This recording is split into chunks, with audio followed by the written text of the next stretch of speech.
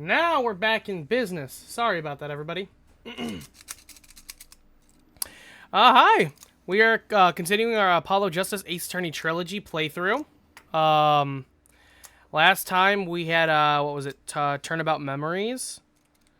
And it was overall my least favorite case of this game, but seeing Prosecutor Blackwell and Athena Sykes, you know, and their little dynamic was pretty cute, at least.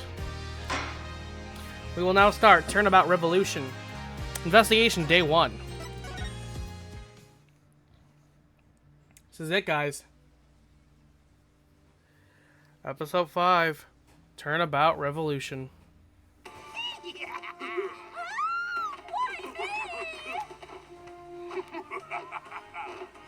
time for a revolution! That's far enough. Huh?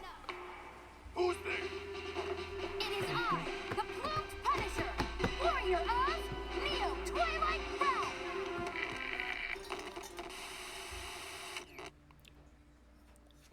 Good people of Kurai, we can't allow things to go on like this. The Defense Culpability Act has done nothing but produce countless victims of wrongful convictions. The time to act is now, for we, the Defiant Dragons, have obtained the ultimate weapon, the Founder's Orb. And to the Garenian regime, make no mistake about it, I will personally dethrone you.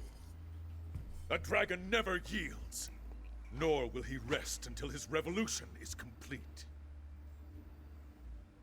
Oh, okay.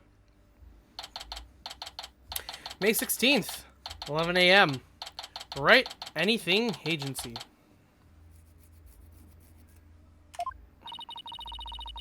And this concludes our report on the recent television hijacking incident in Quran. But really, who could have anticipated such a surprising turn of events? Did you hear that, Polly? Someone hijacked the airwaves over there. It's like something out of a movie. Apollo? Yeah. Dirk, what are you up to this time? Wait a second. Do you know the TV hijacker or something, Apollo? You could say that, but it was a long time ago. And why do you know someone like that? I mean, they're calling him an insurgent. Yeah, about that. Hey now, is that when you talk about the man who raised you? Huh? He's just here. Hey there, Apollo. Long time no see. How have you been, son? It's that guy that was on TV. Ha ha ha ha ha. Guilty as charged. Surprised to see me, Apollo. I just beamed in from Quran, and boy, are my arms tired. This can't be happening. I must be dreaming. Or hallucinating. Or both. No, you're not Apollo. It's a TV hijacker slash insurgent. In the flesh. I'm so confused. Mr. Hijacker, sir, I have so many questions, I don't even know where to begin. But let's start with that bit about the man who raised you. Wait, don't tell me you haven't told anyone about me, son. It's okay to brag about it. Tell everyone your old man's me, the rebel Dirk. I mean, my face is all over TV these days. Practically a celebrity. Ha ha ha ha ha. Tracy, what do you say we close up early today? What? Why? Oh, come on, son. No need for the cold shoulder. I know I'm gonna regret this, but... What do you want, Dirk? Just show up here without warning after all this time? What gives? Came all this way to see you, son. Come, rejoice. Right. Why don't you tell me the real reason you're here? Well, okay, so maybe there is a little something I need your help with, too, but... The fact is I came here to see you. That's the honest truth. Yes, I think we've established that. It figures. I haven't seen him in 10 plus years, and he's already asking for a favor. He really is a rebel in the purest sense. Just does whatever he pleases. Come on, Polly, I need details. The inquiring minds want to know. Okay, hold your horses. First, I've got a few questions of my own.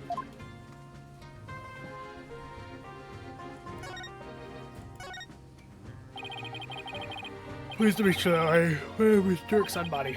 I'm well, A rebel by trade. A rebel? But on TV, they were calling you an insurgent. So which is it? Personally, I vote for a rebel with a cause. A real headache for anyone in your way. Trucy! Ha ha ha ha ha ha. You got me there. I'm the head of a resistance group. The Defiant Dragons. We're like the good, the bad, and the ugly, but without the good part. In Quran, I'm like the boogeyman. It's all tale parents used to spook their kids straight. That's too bad. Seemed like he'd be a fun, cool guy to hang out with. So the lady's a real catch, son. I'm talking bride material if you get my drift. Wait, what? Oh, stop it. You're embarrassing me, Dad. Ha ha ha ha ha ha. She's a plucky one, all right. Someone plucked me out of my misery. Now, about that man who raised you business.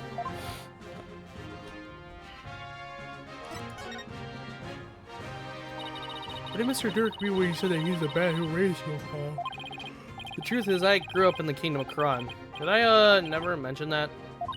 Oh, so you grew up in Quran? Wait, are you saying you're not from around here, Polly? No, it's just I was raised in Quran when I was really little.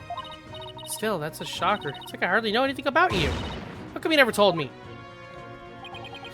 Apollo, you really haven't said a word about your past, have you? What? That I was raised by a wanted criminal? It's like a bad joke. It does sound rather melodramatic. I doubt anyone would even believe you. So, you two haven't seen each other in a while, huh? You could say that. I'd wager it's been at least 10 years. Wow. That's a really long time. Not a chance. It's just, well, starting a revolution takes time, and keeping it going even more so. And being a wanted man, I couldn't just hop out of a plane to come say hello. I get it. It's fine. The truth be told. It's weird having Dirk suddenly show up acting all parental. I'd even almost forgotten about Quran. No, that's not true. I probably tried to forget about it on purpose. Now then, Mr. Dirk, what is it we can help you with?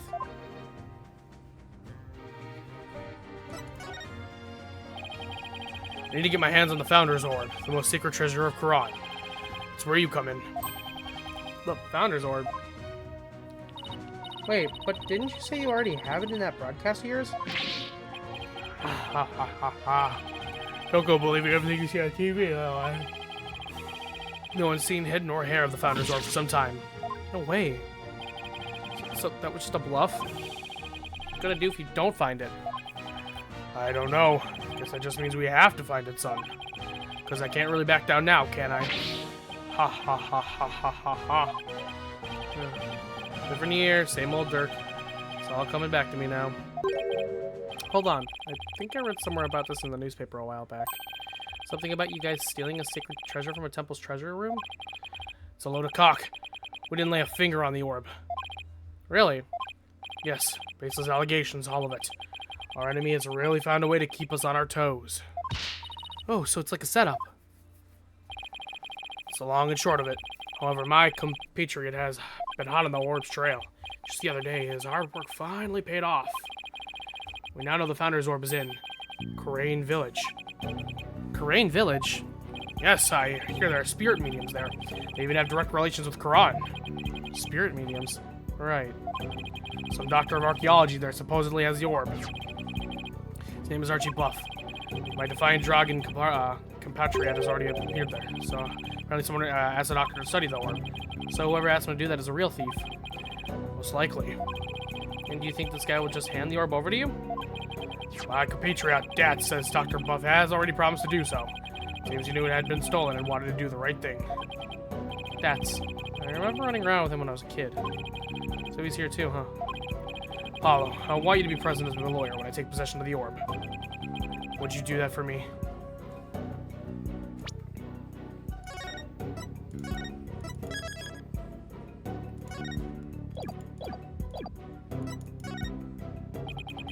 I haven't seen you in years, and you waltz in here asking for a favor? You have a lot of nerve, you know. Of course we'll help. Right, Apollo? Wait, Trucy. Oh, come on. It's not like you have any work anyway. Besides, We're talking about rebels and legendary treasure here. It'll be fun. Why is she always into the things I'm not? Fine, but I'll charge my standard fee. Now tell me about the Founder's Orb. If I remember correctly, the Founder is always depicted as a faceless spirit medium. What do you mean, faceless? Images of the Founder, the Holy Mother of Quran, never show her face. To depict it is to commit the greatest taboo in Quranism. The greatest taboo, huh? I wonder why. I mean, what could she have looked like to make them hide her face like that? So the Founder's Orb was discovered during an excavation 8 years ago, and has an interesting legend that goes along with it. It's said that there's a riddle to the orb, and that any who can solve it will receive immense spiritual power from the Founder herself. Sounds like one big fairy tale to me. In any case, it's just what us Defiant Dragons need to get our revolution started. With it, we can gain the spiritual power, and thus the legal authority to rule Quran. Wait, suppose I believe this legend, then anyone could become king or queen? And that's why you think it'll help you overthrow the Quran regime? Only the rulers of Quran have ever laid their eyes on the Orb Apollo, legendary treasure that bestows immense spiritual power. Doesn't that sound like something you'd want to see with your own 2 eyes? That does sound just a tiny bit intriguing.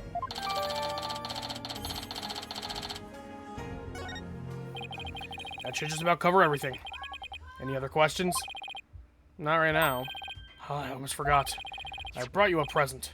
Eat up, son. Sushi? Figured you probably couldn't afford 3 square meals a day, so... Yay! I was just thinking it was time for lunch. You're digging too, little lady. After all, we're practically family, right? Ha ha ha ha ha ha ha ha. Thanks, Dad. Ooh, that tuna looks good. Chomp, nom, nom, nom. The salmon sushi's got my name on it. Aren't you hungry, son? This is some of the best sushi you'll ever have. I'm good. Oh, well. Okay, then. Actually, I have one more present for you. Here. What's this? Picture of your father. It's been 23 years since he passed away. Huh? This is my father. His name was Jove Justice. Jove. I've talked to you about your real father in some time, but as you know, he was a musician. A wandering minstrel, if you will, and a talented one at that. Why? Why are you giving this to me now? Thought it was sad you didn't know what your old man looked like. Searched high and low to find that one picture. What's wrong, Apollo? Don't you want it? Don't know. I mean, it's not like I ever met the guy. Well, I went through all the trouble of finding it, so go on now, take it. And don't ever let it go, you hear?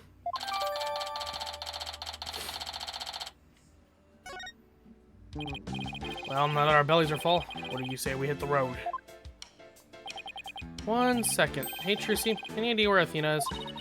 She left early this morning to pick up Daddy from the airport.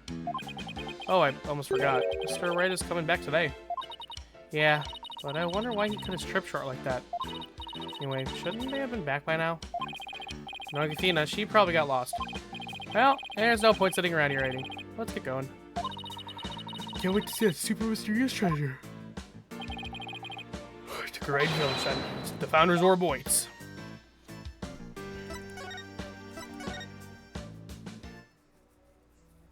Wow. May 16th. Crane Village. It's been a while. So this is Crane, the mystical village of spirit channeling. Where ancient traditions come alive. It's like a really peaceful place. Oh, I love the air here. Nothing beats the mountains, huh, Apollo? I'm gonna think of it. We used to live way up in the mountains too, just like this. Sure brings back memories. Those were the days. The 3 of us living happily in peace. I still can't wrap my mind around it all, you know.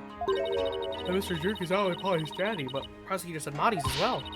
The way you two talked about it like it was nothing, the whole bus right here. Because it is a lot to take in. So tell me, Mr. Dirk, what was Apollo like as a kid? Oh, he was full of piss and vinegar, he was. A real rascal.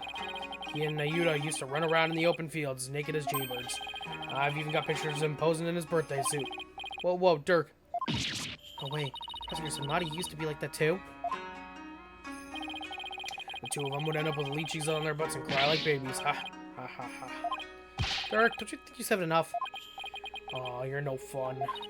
Yeah, I wanted to hear more about the misadventures of Polly. Hey, what are you people doing here? Oh, Emma. You know this lady, son? Yeah, this is Emma Sky. She's a detective. Technically speaking, I'm a forensics expert, but I'll let it slide. Anyway, I can't say I'm surprised to see you here. You always seem to pop up wherever there's trouble afoot. Still, what are the odds of running into you here in the boonies? By trouble, you mean you're investigating a case? Does it look like I'm here to sightsee? Wait, don't tell me.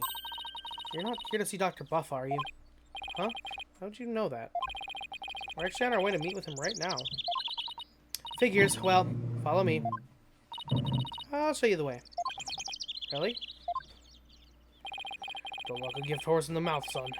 Just follow the nice lady.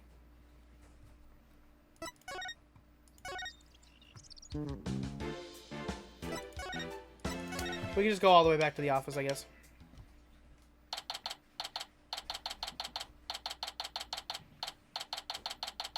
May 16th, Korean Village, Doctor Stone. Wow, look at all those books. Shelves go from floor to ceiling. It's like a library in here. Yes, and lots of artifacts too. True archaeologist's paradise. Look, son, there's so many relics spilling onto the floor. What a delightfully amusing room. Oh no. All I see is a mess. What's with that white outline? Emma, where's the doctor? Well, the thing is, he died last night. Wait, what?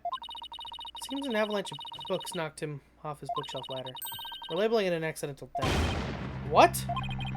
Just tell me you're joking. As if I'd come all the way out here for a few laughs, Apollo. Yeah, I guess not. God, goodbye, what do we do now? I mean, maybe he transfer ownership of the orb, but he's dead. Yes, that is a problem. Emma, can you please tell us exactly what happened?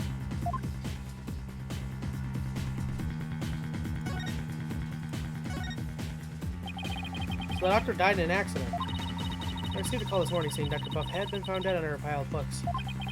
This morning? About bad timing.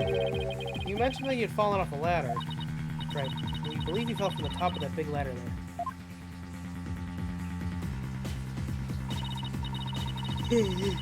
He triggered an avalanche of books while fumbling to reach one. And that sent him heading into a fatal fall onto the hard floor. How sad. Killed by his own books. But at least he was doing something he loved. For a scholar, I suppose it's kind of like a soldier being killed in the line of duty. You could say he died an honorable death. Emma, who was the first one to discover the body? About that, whoever it was, it seems they wanted to remain anonymous. What? It happens now and then. Some people would rather not get involved with the police. I can relate to that. Yeah, being a wanted man and all. Now, Dirk, that man can't exactly hand over the orb. We'll just have to find it. Must be around here somewhere. Just to fill you in, Emma, we're actually here to get something. Pops here had an agreement with the doctor. The doctor was supposed to hand over a sacred relic known as the Founder's Orb. Pops. Oh, I see. That could be a problem, considering he's dead. Do you have a plan B? I have an agreement in writing. My compatriot Dath should have it. Well, there shouldn't be any problems then. So who is this gentleman you're escorting?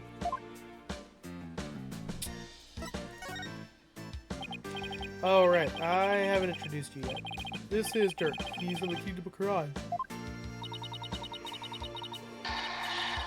Oh, away from Kron, huh? So what do you do there? I used to practice law, but now I'm taking a break from all that. Focus now on making Kron a better place, though. Through volunteer work. Volunteer work, huh? How interesting. Well, it's not technically a lie. So how do you two know each other? Oh, well, he's sort of my foster father. Come again? Hey, it's Prosecutor Senmati's real father, too. What? You mean you and Prosecutor Senmati? I'm so sorry. Seems you've had quite a life. Guess she put a few things together. Actually, Dirk, you look kind of familiar. Have we met before? Not that I recall. Great. She must have seen that news report on TV. Really cocaine. There are a lot of guys who look like him. Sure you're not mistaking him for someone else? Are there? Really? I mean, a middle-aged man with long hair and an eye patch. You don't see that every day. Well, I'm sure you're just imagining things. So, what does that secret relic you're searching for look like? I mean, there's lots of stuff in here that's old and relic-y. Indeed. Unfortunately, I have no idea what it actually looks like. So then how are we supposed to find it? That I do not know either. We'll just have to go through every... Yep. Great plan of an attack there, Dirk. Well, Emma, do you mind if we give this room a once-over? I guess not. But in exchange, you're going to help me with my investigation. Sure. Can't hurt. Ooh. Can't wait to get started. It'll be like hunting for buried treasure.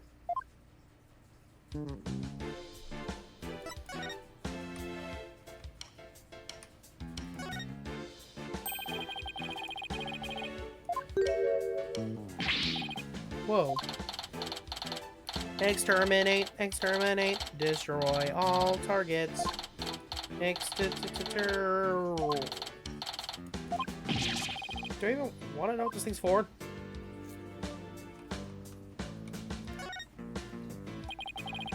So this is where Dr. Buff died. Poor man. He fell right on his head and probably died almost instantly. I see some blood on the book there, but what's that dark stain? It appears to be coffee. It's still damp, so it must have gotten on there recently. Perhaps even last night. It's a mighty big window he's next to. Big enough for someone to see inside. Exactly. That's how the local resident who reported his death found him, to begin with.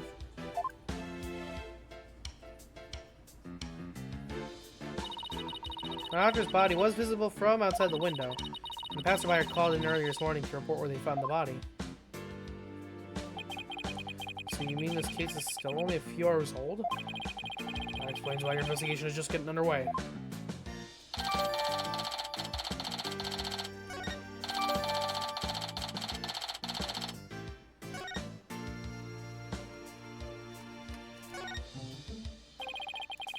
Pair of glasses on this little pyramid here. They belong to the doctor. Scientifically speaking, they appear to be your ordinary run-of-the-mill glasses. I guess they don't pique her interest, scientifically speaking.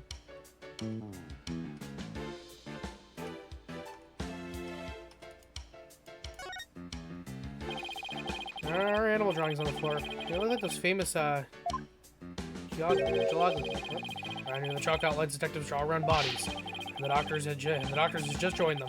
That's what I call dedication to one's field. I don't think it was on purpose. Damn.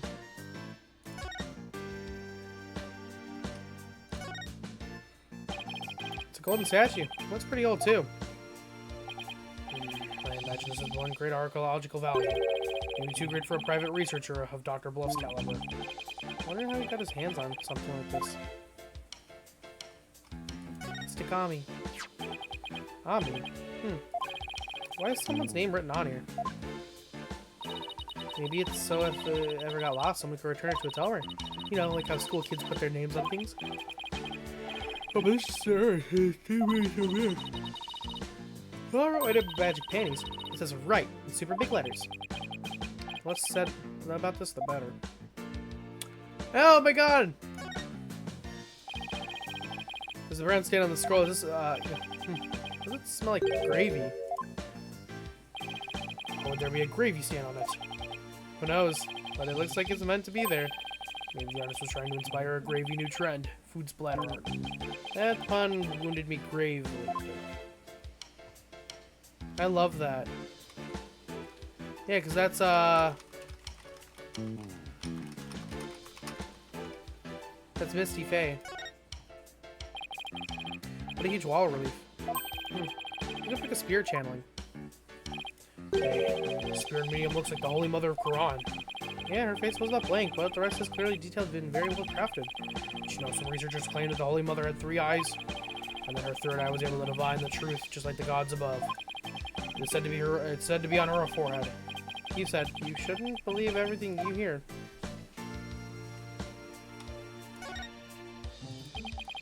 It's a spiral staircase. And it's connected to a hallway up there. Why do they have to place the second floor so high up? Wait, you're not afraid of heights, are you? Oh, well... Oh, Polly's hilarious around high places. It's all wobbly like a baby deer taking its first steps. His face turns as green as a watermelon. It's not nice to make fun of people's phobias, you know. Come to think of it, the visitor's entrance is on the second floor. What an odd layout for a house.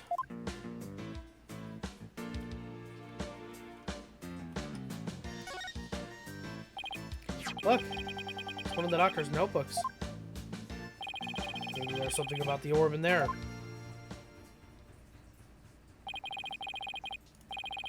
Photo of the treasure box, one from Temple's treasure room. Supposed to be his research notes on the founder's orb. Is that on the right page? It looks like a poem or something. Let's see. Oh, it's the song that's performed during the Dance of Devotion. It's been sung during Qurani's rites of offering since ancient times. Oh, I think I've heard of that. There's also a legend associated with the song. Some say the solution to the orb's riddle is contained therein. It's called hiding secrets in plain sight, Polly. Most magicians know all about that. Oh, that's strange. What is? Dr. Bluff's notes contain the second half of the song. Only the first half is sung during the Dance of Devotion. Most people haven't even heard the second half. Second half? As in the part that begins, "Offer thy prayers"? Impressed. That's the thorough research he was conducting.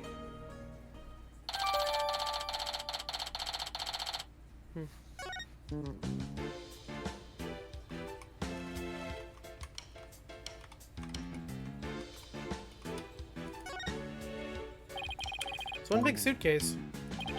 It's locked. Is it the doctor's?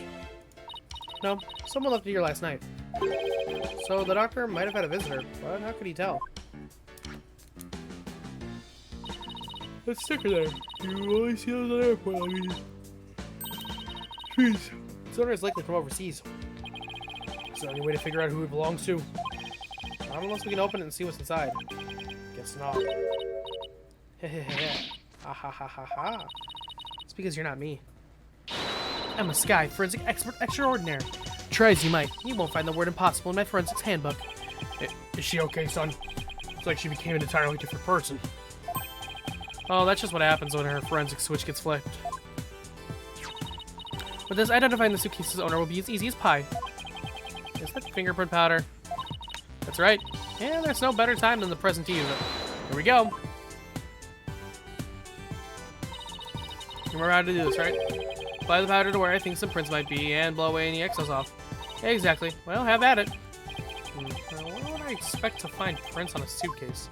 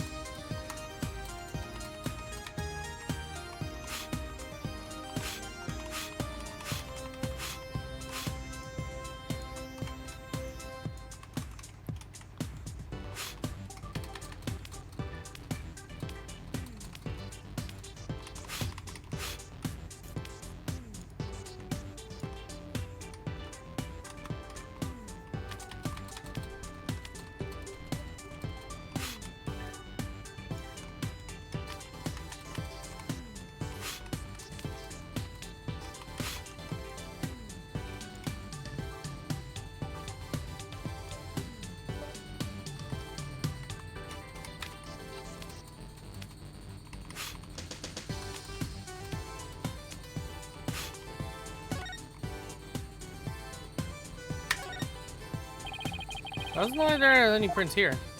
Well, that's a print.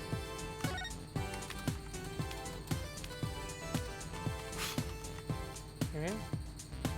So if not there, maybe here.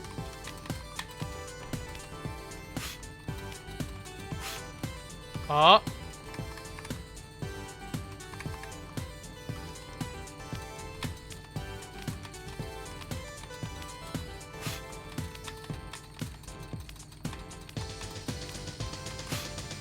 You're seriously telling me that this is a clean handle right here?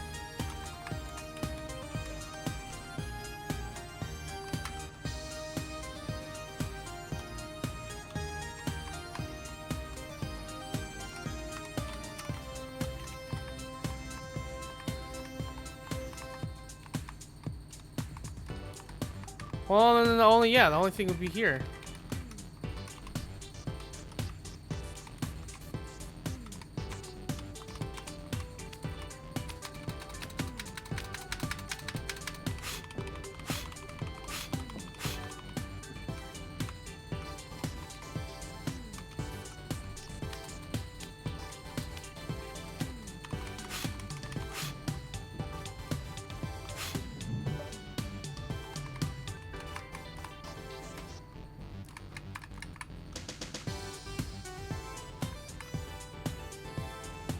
Unless you're saying that these are the fingerprints.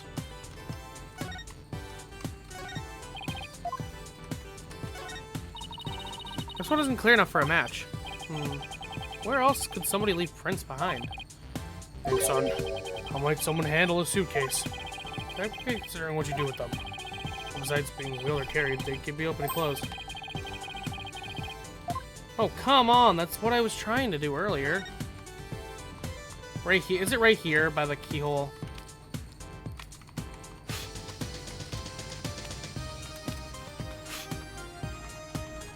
I already searched this thing though.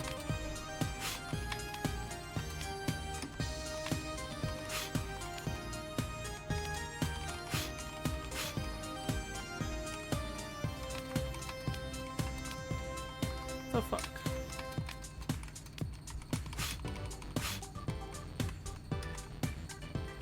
Game.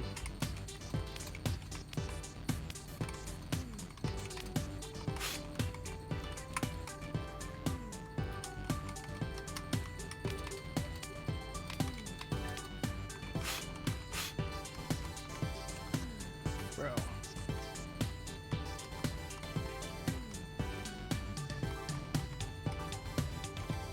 Unless you're saying like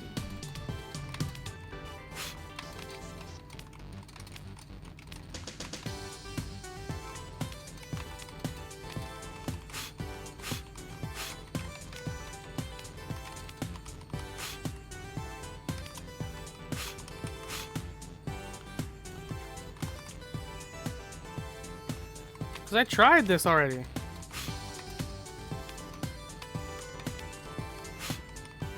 Bro.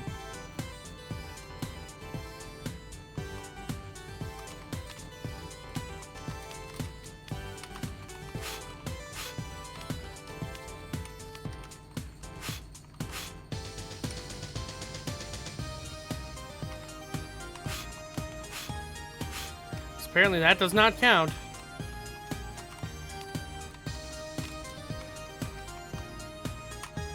Wait, is this it?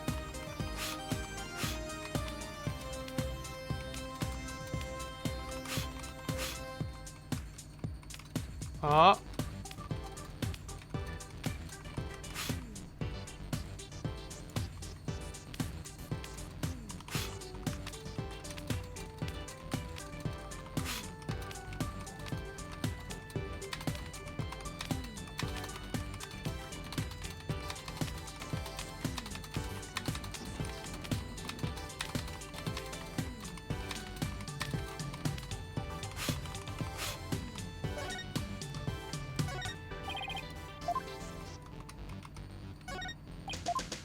Oh, come on!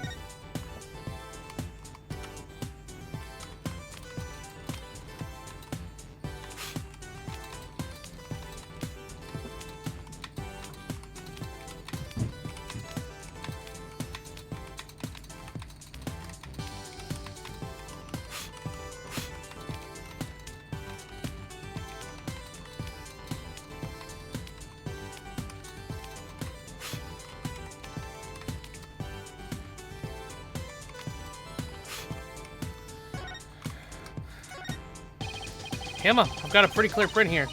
Okay, now let me know who you think it could belong to. Who could it be? It could be someone who would have paid Dr. Buff a visit.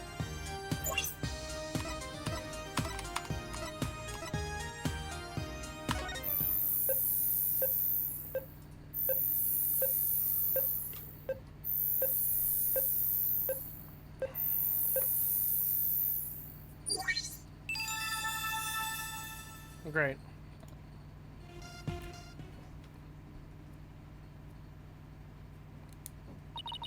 We have a match. Dats. Come to think of it, he did stop by to see the doctor, didn't he? To conclude the orb transfer agreement.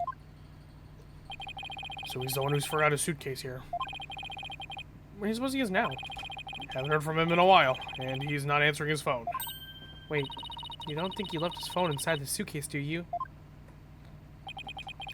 Wouldn't put it past that knucklehead.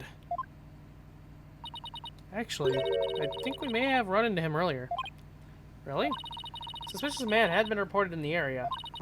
Well, when one of my officers approached to question him, he took off like a shot. What? Sorry about that. Koreanese people aren't all like him. I swear. Well, he's probably still in the village somewhere. Maybe he knows something about the orb.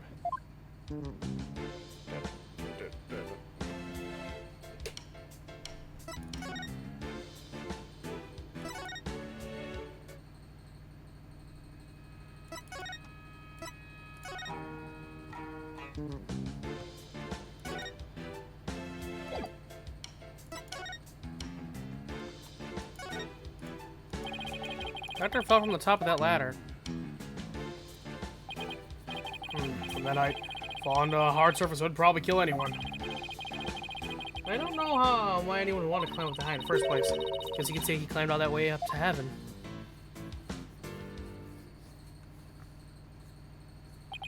Seems the orb isn't here. That means Dats might be our only lead at this point. This guy said he might still be here in the village. We should try to find him.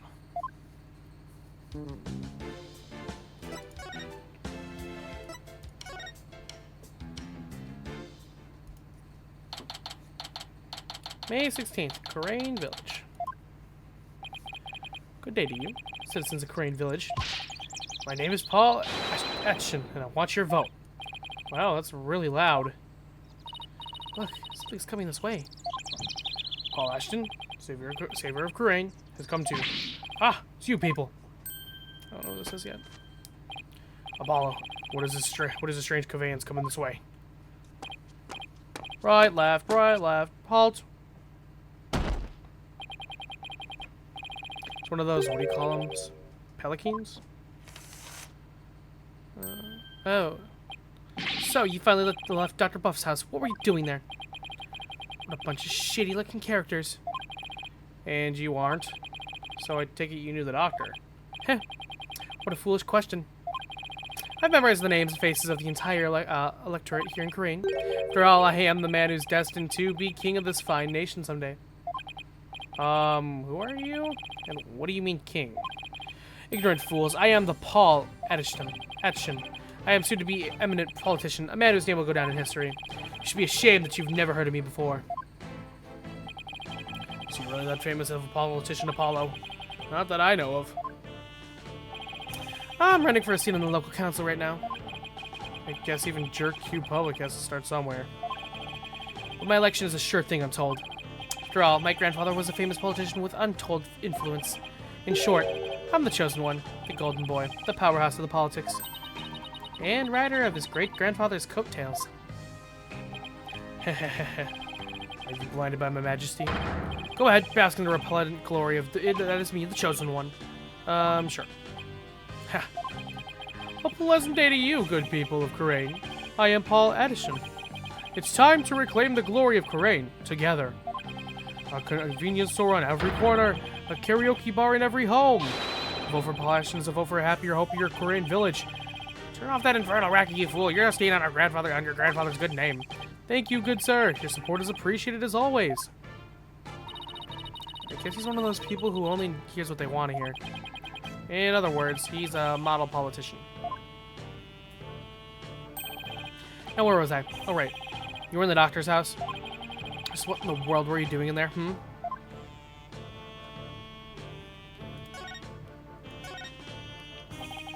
This is what you ride around in when you're campaigning? That's right. It's perfect for the narrow roads and steep hills here in this village. It has a top speed of 5 miles per hour, but it suffers from serious reliability issues. Namely, these imbeciles tire out too quickly. Try harder next time, sir. Poor guys. They're exhausted and covered in sweat. The Ashen family has been in politics for generations. Edison family, even in the old country. Really? My grandfather, Abe Edison, was a prominent member of Congress. And he was born right here in Kurain. There isn't a person here who hasn't heard of him. All I asked about was his pelican. You must have heard of the Addisons. I'm even reviving your old country campaigning style. Oh, politics aren't really my thing. Tracy? I don't recall ever reading about them at school. Heh, young people today. You people really need to pay more attention to politics.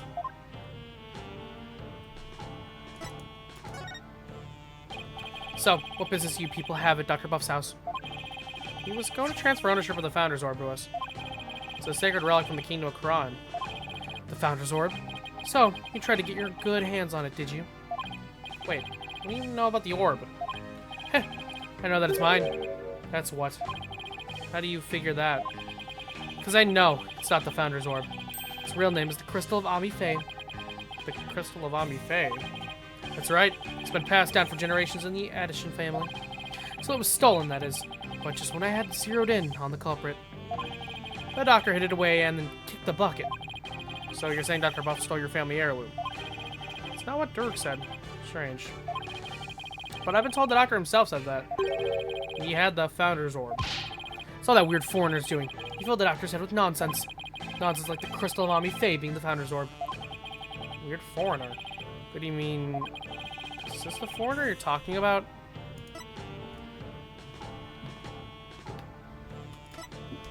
Take that! Yes, that's him. I thought so. I only really have to find Dats. Do you know where this man is now? I imagine he's at the detention center by now. I called the authorities after I found him hiding in my dog's doghouse. What? That buffoon. Well, at least we know where he is now. Let's head over to the detention center and see what he knows about the Founder's Orb. So, you really are after my crystal. No, we're looking for the Founder's Orb, and we have an agreement to prove it. Well, just so you know, you're not gonna lay a finger on it. It's mine. And I intend to give it to my benefactor. Your benefactor? My benefactor is ready to support my rise to the pinnacle of the political world. They have immense influence here, you see, and I intend to harness that influence.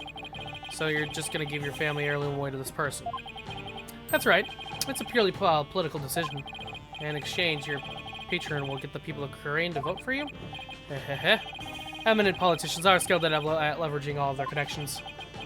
Isn't it illegal to buy votes? Well, good luck with that, I guess. Heh, you just wait.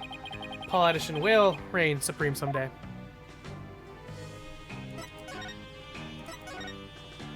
Bye, buddy. Oh, there he is.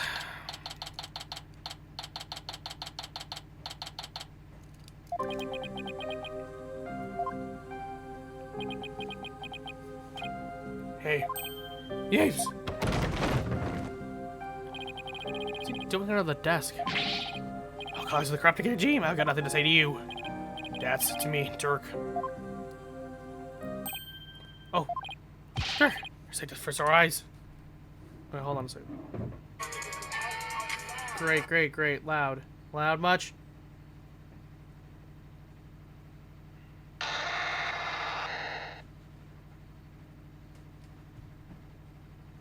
Hold on, I want to see what my voice was for this guy.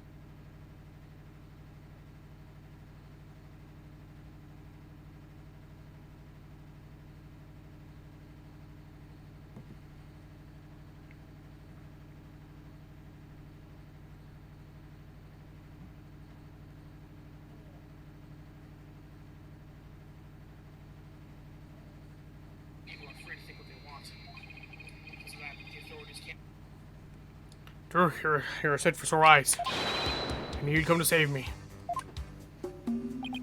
Well, this is another fine mess you've gotten yourself into. Har har har, my bad, my bad. At least the grub here's pretty good compared to that prison back home. You get 3 square meals plus a place to sleep. Why don't you join me, Dirk? No thanks.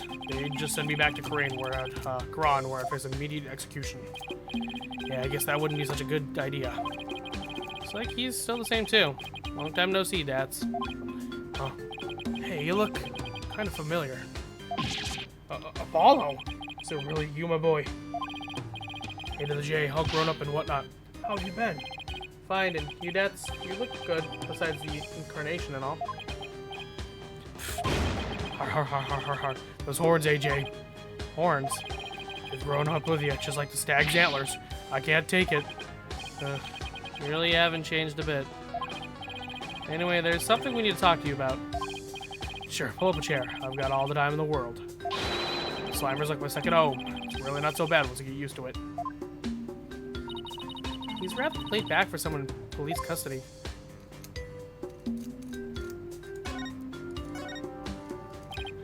Dats, what was the doctor that really... was it the doctor that really had to find his arm? Absolutely positive, like the doc was sure of it. Really? Because someone from the village is calling it the Crystal of Ami Faye. Also claims you were filling the doctor's head with lies. That ain't true. The doc said he was sure it was the real deal. All his fancy research confirmed it was the Founder's Orb. So then that Paul Edison character was lying? Imagine that, a politician who lies. He wants the orb all to himself. I wonder who's telling the truth. Well, take a look at this. Proves the doc believed he had the Founder's Orb. Let me see that.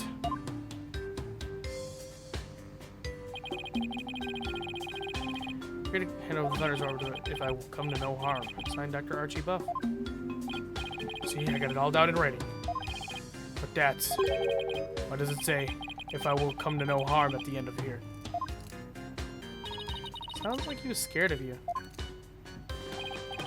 Dats, did you bet the doctor in any way? No, you got it all wrong. It's the doc's friend. He told me the old man has, all us rebels are dangerous. This is what the doc thought I might hurt him. Sounds like the work of that politician. He's really made a mess of things.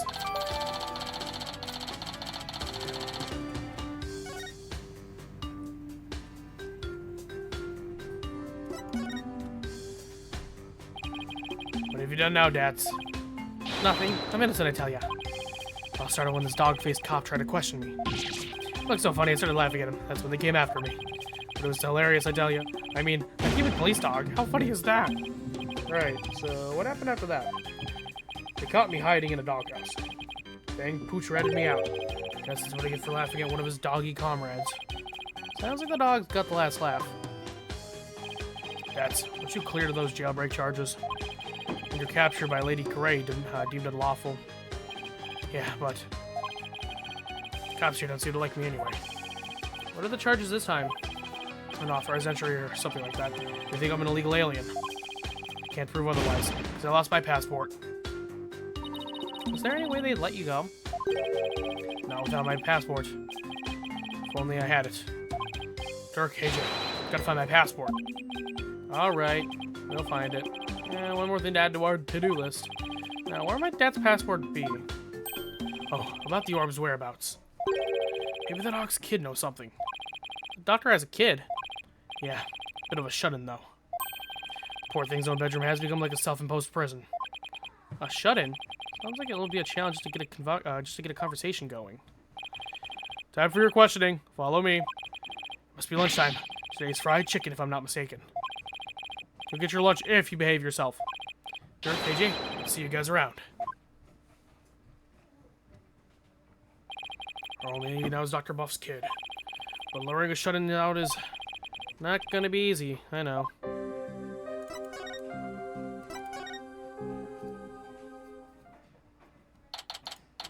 May 16th. Korean Village. Doctor's study. Oh, it's you again. Looking for Mr. Wright.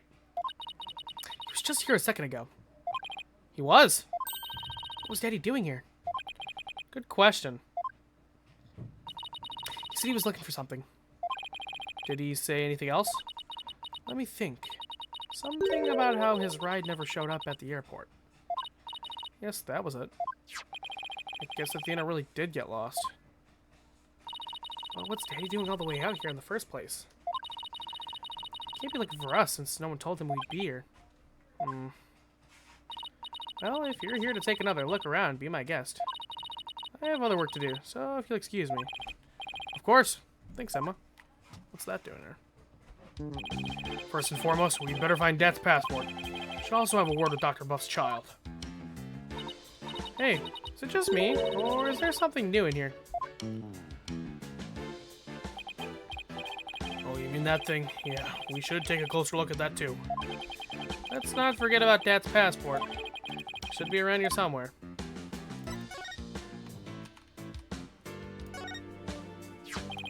What's this? A model helicopter. Don't you know anything, Apollo? It's a drone. They're all the rage right now. Bet it belongs to the doctor's kid. You need to ask them about the orb's whereabouts. Yeah, but luring out a shut-in isn't going to be easy.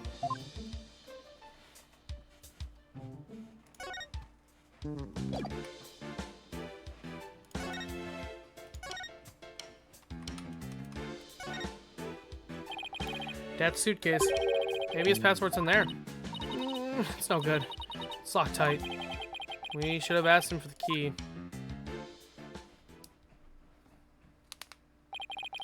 What are we gonna do about Dad's passport? It's probably right there inside a suitcase, but we can't get it open.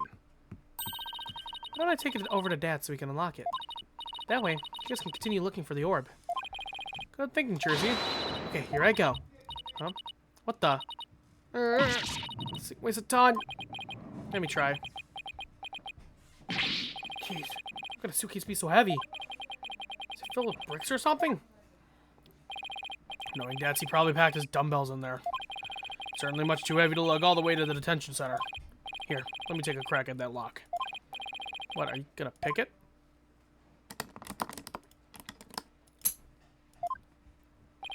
There you go. That was fast. Ha ha ha ha ha ha ha. A lock like that is a child's play to me. Especially after all the wrongly imprisoned compatriots I busted out over the years. Sure seen a lot of action for an ex-lawyer. And here we go. Dad's passport. I'll take it over to him. Thanks, Jersey. No problem. Now you guys enjoy some quality father-son treasure hunting time, okay? See you later. There she goes. Wish she wouldn't make such a big deal out of our little family situation. Father-son time, eh? Been ages since we've had a father-son talk. Huh, son? Yeah, well, over a decade. So, Apollo, how have you been? Oh, fine. I'm fine, I guess. Is that so? Fine, you say? Well, fine is fine by me. Good to hear. Okay.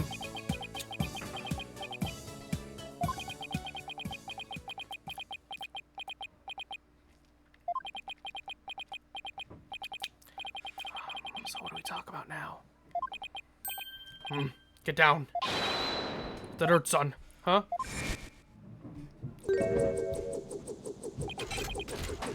What the? Ah!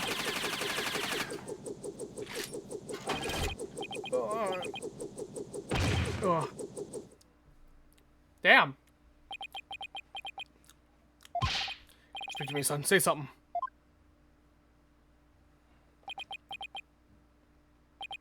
Ugh. That's smart.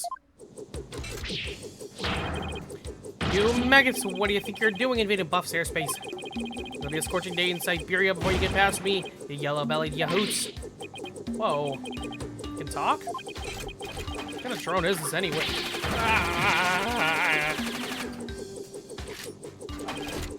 Drone nothing. That's Sergeant Buff to you, soldier. Got that, you lowly grunts. Ow. What the who now? Buff. Sounds like the doctor's son is behind the controls. He's controlling this thing? Apollo, let's play along for now. At least until we can get the information we need out of him. Got it. Sergeant Buff. Sergeant Buff, sir. You forgot to say sir. Ain't you never seen a war movie before? Oh, right. Let me try that again. Sergeant Buff, sir.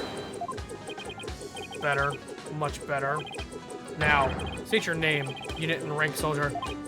Well, I'm Apollo Justice. I serve with the Red Anything Agency. My rank is, fledgling lawyer, sir? Affirmative. Private Justice. Private? Listen up, diaper baby. Your commanding officer's orders are absolute. Disobedience means a one-way trip to the firing squad. Do I make myself clear? Oh, sir. Yes, sir. Good. We might make a man out of you yet, Private. Now for you, Cyclops. Oh, you want my name? Unit in rank 2. I'm Dirk Sidmati. I command the rebel group, the Defiant Dragons, and my rank is, leader, sir. Excellent. Welcome aboard, Commandeer Duke. Wait a second, look at the ridiculous mop you color hair. Soldier should be clean cut. So sorry, but this is my signature look. I'm not going to. Wow. Fine, I'll get a haircut before we ship out. This is not for you. It's kill or be killed out there on that battlefield. No place for leaving conditioners. All you've got is your life, and you're lucky to have that. He's oddly obsessed with field survival for someone who never goes outdoors. This is gonna be harder than I thought, son.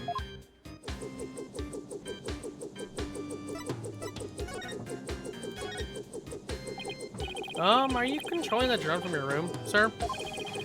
Affirmative. But I can see everything you do from here, so...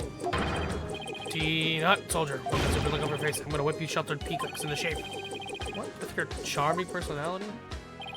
Look, it's got a camera and speakers, too. And that's not all, Commander.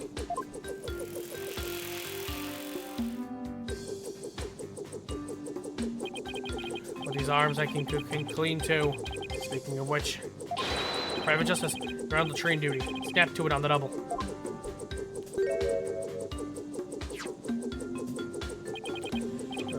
As if I don't see enough of the toilet back at the office.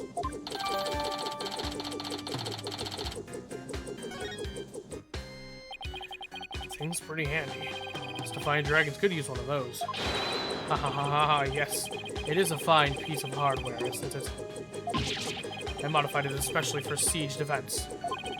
Siege defense? You mean how you won't leave your room?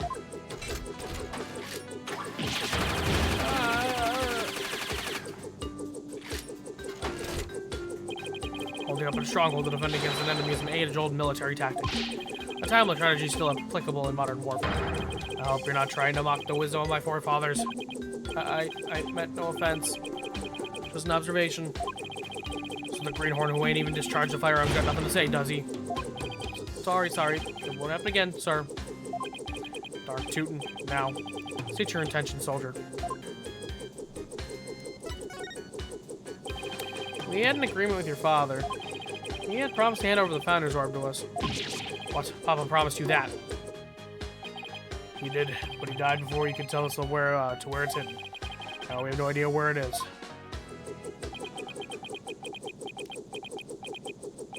Oh. But Papa, why? Why do you have to die? It was an unfortunate accident. I'm sorry for your loss.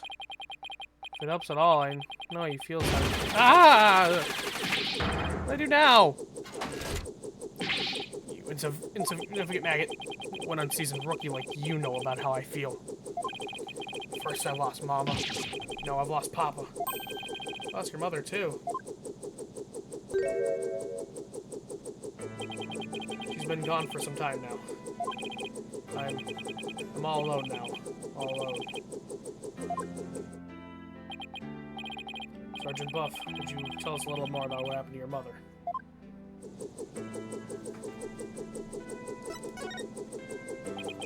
Mama passed away about 6 months ago. We were still living in our apartment in the city. Back then, I had yet to engage my siege defense strategy. In other words, something caused me to withdraw from the world. It was arson. It happened so suddenly, and before we knew it, our apartment was a sea of flames. Mama and I were trapped inside. But help never came. So Mama cradled me in her arms. Kicked out a window. And jumped. She did what? She was like a walking, talking medal of valor. My mama was. She delivered me safely to terra firma with a perfectly executed PLF. It's a 5-point landing technique used by paratroopers to land safely on the ground. She sounds like a superhero or something. But from that height, she suffered massive injuries in order to protect me. She died so that I could live. Ah, Mama. I don't know what to say. And the person who started the fire was immediately apprehended. They say he was standing outside laughing while the building burned. His justice was served. I hope that brought you some solace. I've lost both my parents now. Can't possibly know how I feel. Papa. Poor kid. It's hard losing both your parents at such a young age. Must really feel alone now. Apollo. I imagine you know what he's going through. I do? The road to recovery begins by talking to someone who suffered the same hardships. I know you have something that shows you understand.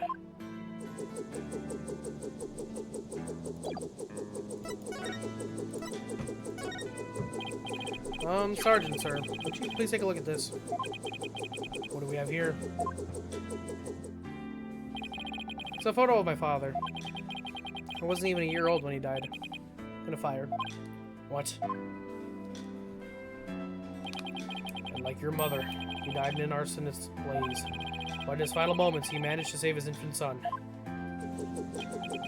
Oh, private justice. You suffered a loss just like mine. I have, and that's why I know how you feel. But you still have your mother, don't you? No, I lost her too. What? She disappeared after the fire. I don't know if she's still alive or dead. Heck, I don't even know what she looks like. Wow. Sergeant Buff, his experience is very much like your own. If anyone can understand the sadness in your heart, it's him.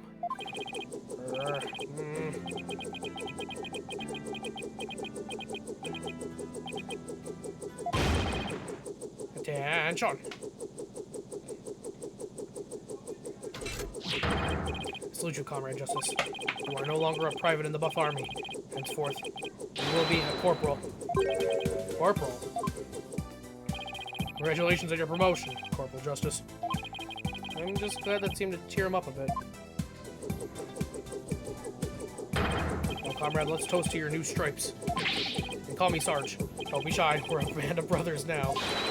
How's your chance, Corporal? Ask him about the Founder's Orb. They're just getting way too much of a kick out of this.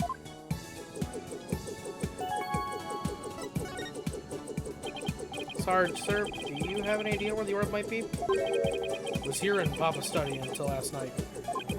But he said he was going to go hide it somewhere. Imagine something about a shady character being after it. Where do you think I hid? Somewhere in the village, I'd guess. Said he found a suitable hiding place for it. So it was here last night. That is, until he went out to hide it somewhere in the village. Only question is where. Maybe you'll have some clues here in the study. Let's search the place again. We should also find out more about Dr. Buff. It might steer us towards the hiding place.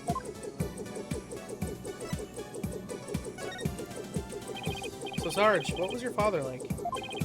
Papa was as kind as Mama was courageous. His whole reason for moving to the countryside was for me. What do you mean? I initiated my siege defense strategy after Mama died. Papa was so worried about me, he moved us here to the countryside. He thought the fresh air, blue skies, and natural surroundings might alter my tactics. What a fine father. He even quit his position at the university to move here. He did. He did. Gave up his beloved research position just for me. Parents must be prepared to sacrifice everything for his child. That's what Papa said. I'm feeling about 2 inches tall right about now. There's no one in the world I respected more than him. But that just makes his passing all the more devastating. Pop, may you continue your beloved research up there with the angels.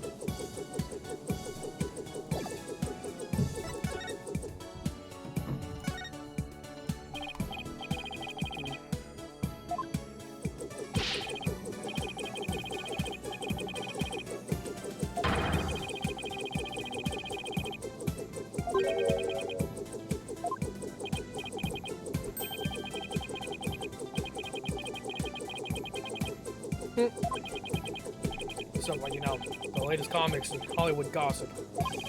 Oh, I see. You're not reading or writing arithmetic? Well, I'm rooting for you, Sarge. Thanks, I'll try my best. I love that.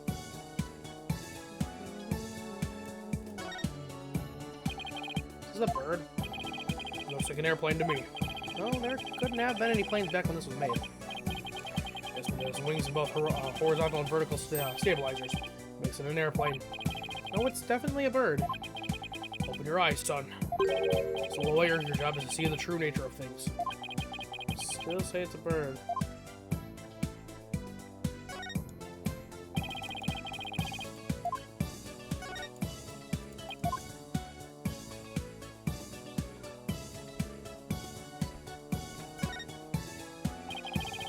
It's a raincoat. Good plan. There's fresh mud on it.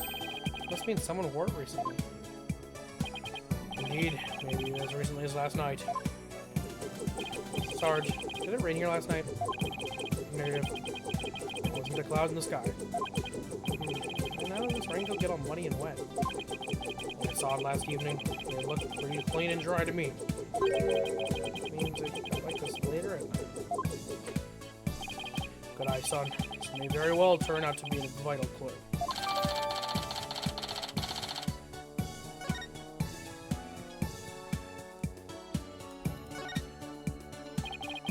Shoe cover. These shoes I had the belong to Sergeant's dad. My boots here, a little damp. So it looks like there's something inside this one. Maybe Dr. Buff wore him last night? Not as to where he hid the orb. Let's take a closer look.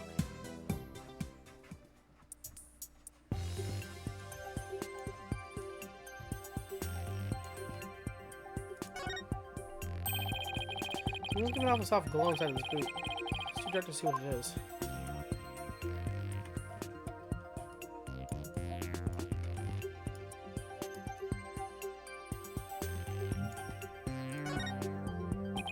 We might get a better look inside if we undo these straps. Throw or Velcro.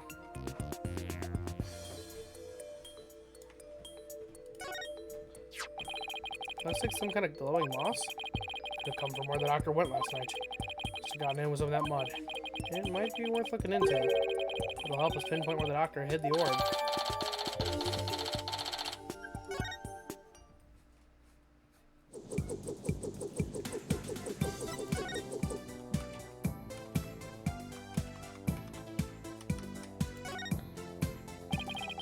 This computer can provide some use for information. Yes, I am. Drat. Password protected. Dirk, you're good at getting into places you're not supposed to go. Don't look at me. I don't know the first thing about computers. Leave it to me. A modern-day warrior must be well-versed in technology and have mean pride. After all, he who controls information controls the battlefield.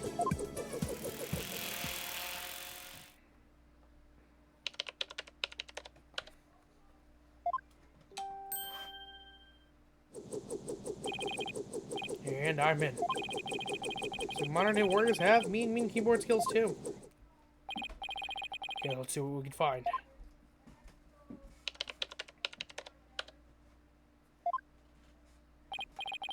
What's this? An email message. Now this is interesting. It's a research report to whoever asked the doctor to study the orb. Here, I put the data on this. Take it and use it well, soldier.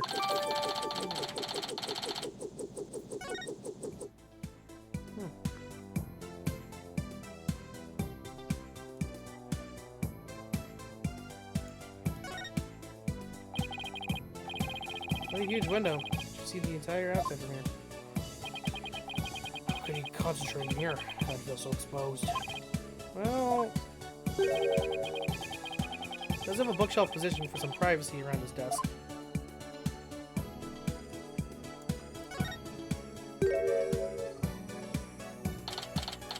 Exterminate, exterminate, exterminate. This thing's problem. It's an old part. And out of a police artifact. Papa won it in an online auction. On an auction? Yes, he said it was an alien weapon that destroyed the entire ancient civilization. Why do I even start with an explanation like that?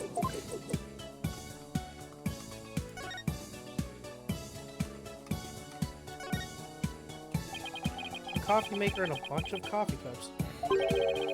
Let's take his coffee breaks here. Oh, there's a filter with old coffee grounds in there. Yeah.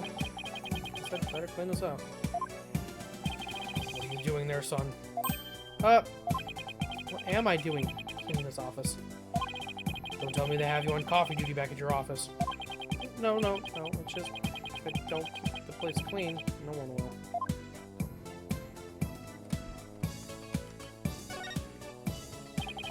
Turn with the Omni painted on that looks really old. But I don't think it's going to provide any info we need.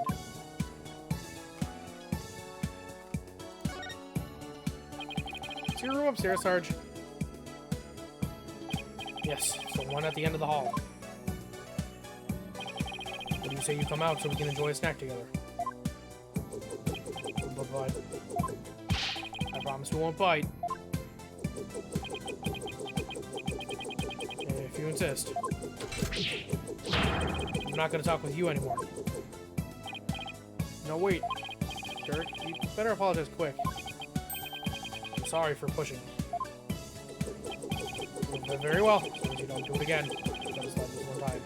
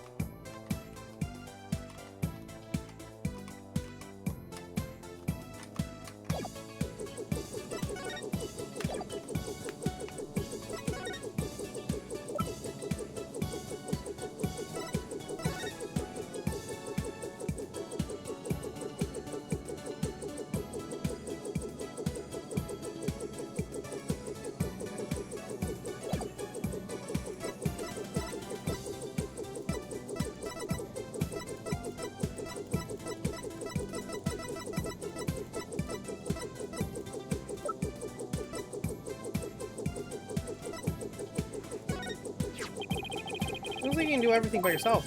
Indeed, I can even cook and build things whenever I want. So there's really no reason for you to leave your room, huh? Yes, but there is still one gaping hole in my siege defense. Going to the bathroom. Then nature calls, it's best not to fight it. Yes, all great tacticians will say never wage a battle you have no hope of winning.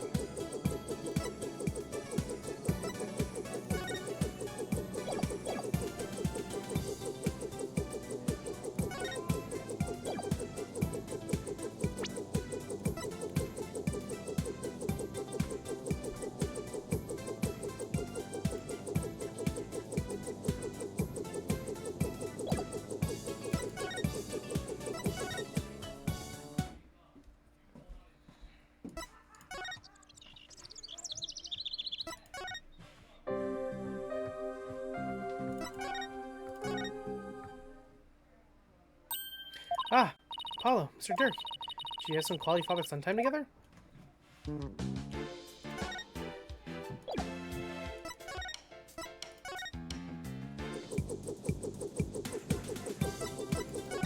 Let's maybe there's something I'm also supposed to present to him. Let's take a look at this. Let me ask you something, Corporal Justice. What does that aid you on the battlefield? Well, if you count the partner man on the battlefield, it's a fairly useful weapon. Good answer. A military man must know his weapons inside and out. Good work, Corporal. Sir, yes, sir. What do I have to say about that?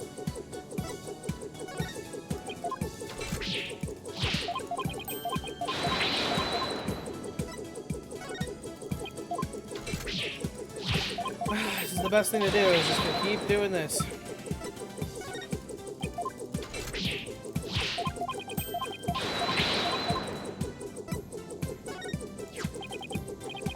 Why did Papa have to fall in battle? I'm gonna brave face, but he's still just a child. Our Papa's heroic sacrifice. Let us march on, comrade, to victory. No? I mean, sir. Yes, sir. You're too serious about the waging war against that bookcase.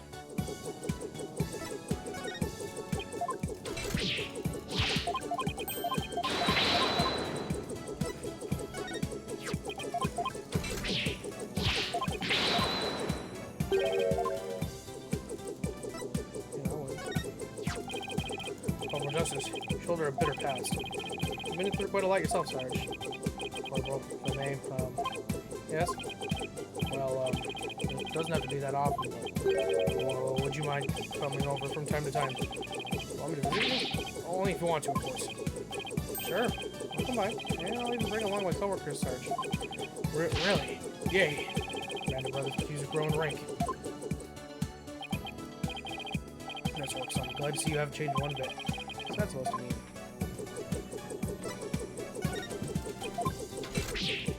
Alright, well, I presented everything I could. What's that? It's my attorney's badge. Sir, you mean like a medal? One act of valor earned you such an honor. I rescued my clients from those who would ban the friendly's guilty, sir. Heroic act indeed. Thank you for your kind words, sir. This sir thing is getting real quick.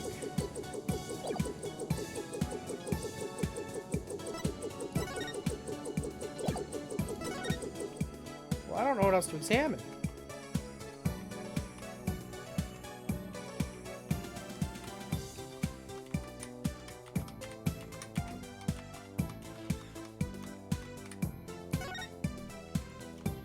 There's literally like nothing left to examine.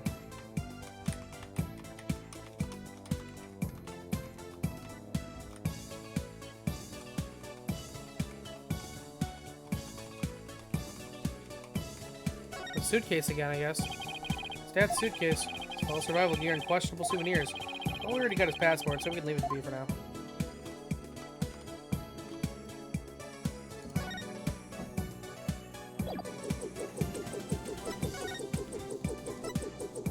Well, then I have no clue where to go.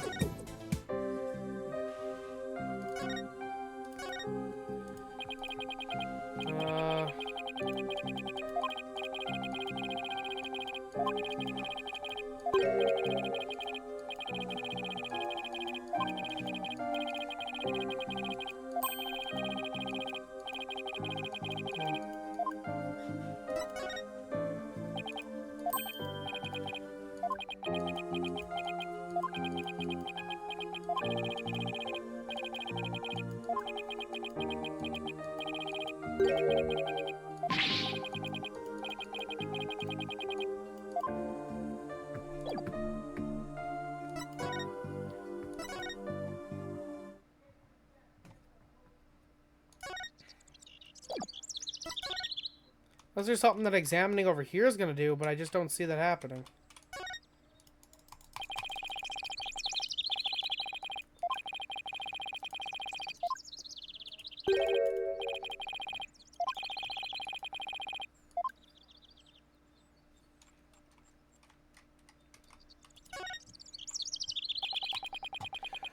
I don't know. Crane boulder.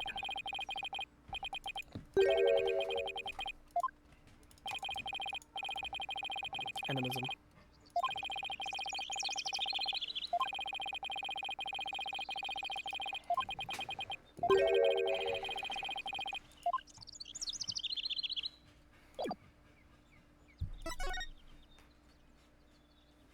But there's nothing else.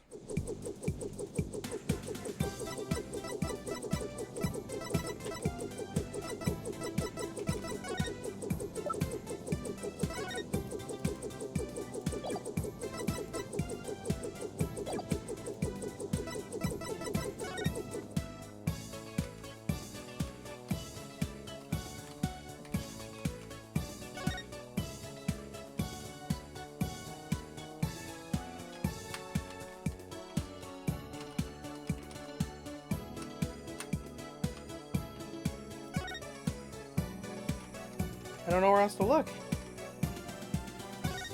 This. Are these the doctors? Yes, those are Papa's reading glasses. He said he's been having trouble reading lately. Those glasses seem to help.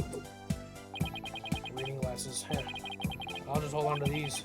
Dirk, I'm telling you, you're having trouble reading too. Curse the thought. I just don't want to leave any stone unturned.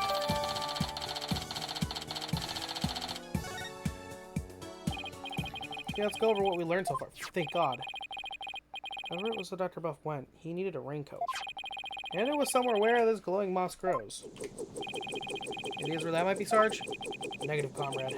I hate to say my intel's a little thin on this one. Been occupied in my siege defense strategy ever since we moved to the village. Well, son, it seems we have no other choice. I have to ask the locals if they know of a place like that. Finally! No, that seems new. Oh, not seems, it is new. I think somebody's watching me. It's really creeping me out. Oh, just Paul Edison's campaign posters. Let me put these up. Whatever. Got more important things to be paying attention to. What grid weather? It really lifts the spirits. I know, after our little treasure hunt. What do you say we go hunting, son? Hunting? We do that a lot, didn't we? Just look at that mountain. I bet there are some feisty wild boars up there. I think I'll pass, but thanks. Oh, so hunting's a no-go. Well... Guess that wild boar stew will have to wait then. Apollo, something seems different from the last time we were here. You mean the posters? No, not those. What's he talking about? Guess I should take a look around myself.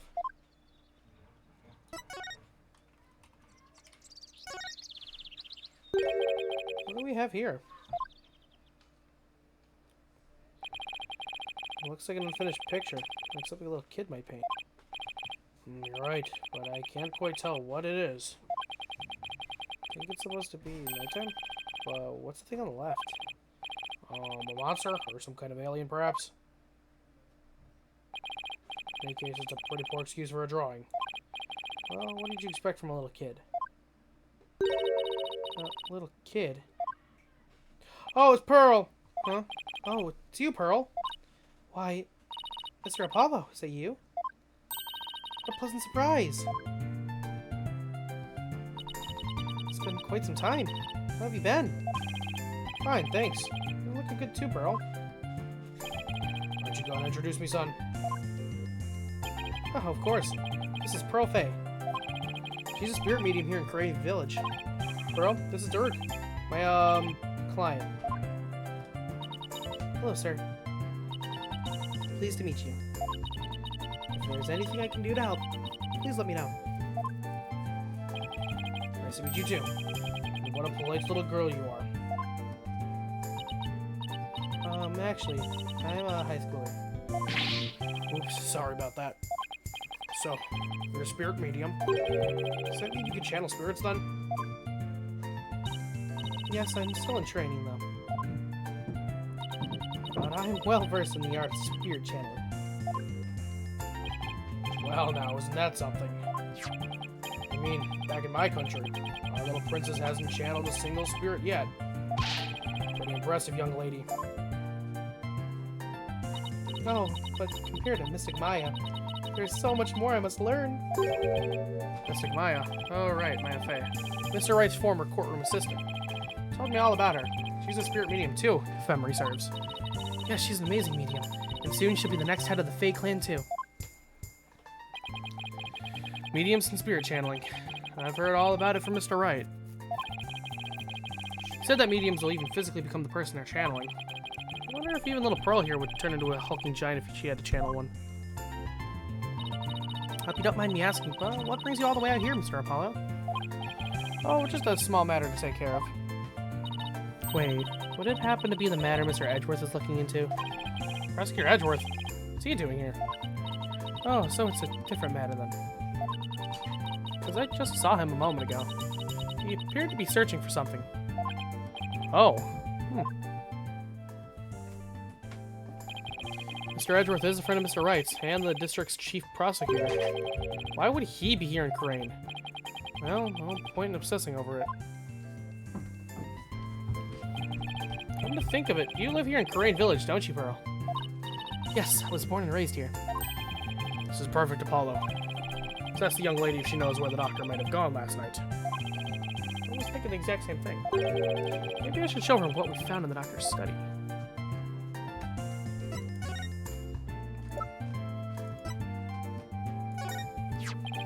Pearl, do you have any idea where this moss might grow? That looks like Minima moss. Grows on Mount Minima and gives off a soft glow in the dark. Mount Minima. See that mountain over there? That's Mount Minima. And how would one get there? You can take a bus from that bus stop over there. May I ask why you are so interested in that moss? Well, Dr. Buff was supposed to give us something. But it seems he hid something last night. He did? Maybe that's why he, Pearl, do you know something that might help us? Well... Sounds like I'd better find out what he knows.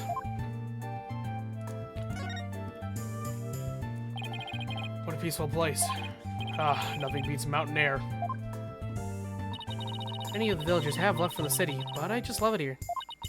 Blue skies, lush forests, star-filled skies at night, and fireflies in the summer. Plus, the big, beautiful blue ocean is just beyond that mountain. The ocean? What do you say we go for a swim, son? Oh, I think I'll pass. Besides, I can't swim.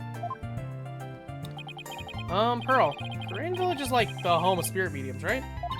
Yes, and I'm part of a long line of mediums. I've never seen a channeling before, but... Is it possible to channel the spirit of anyone who's passed away? No, not just anyone. You must know their face and true name. Really? Channel a spirit just by knowing their face and name. It's an amazing ability. It is, but it can only be learned by those with a gift occurring in certain bloodlines. And years of intense training. At present, Mystic Maya and I are the only ones in our village who can channel spirits. Looks like spirit mediums are highly valued here, much like they are back in Quran. I hear there used to be many more of us a long time ago. But now we are in very short supply. Most of the women nowadays don't want to stay. They want to throw the big city.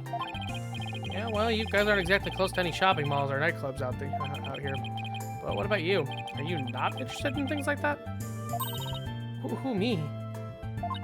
Well, I wouldn't mind a new outfit or two. And well, oh, never mind. It's okay, Pearl. You are at that age, after all. Pearl, do you have any idea where Dr. Buff might have gone last night? Well... about that. All I know is Dr. Buff was somewhere on Mount Minima. Oh shit, she's lying. Bracelet. It's reacting. Which means Pearls is hiding something from me. Was it that sweat? Oh, we met this weirdo earlier named Paul Edison. Do you know anything about him? Yes, he's been campaigning a lot around here lately. And the noise he's been making has become quite a problem. People are especially upset that he's campaigning at all hours of the night and day. Well, the local police should arrest him for disturbing the peace.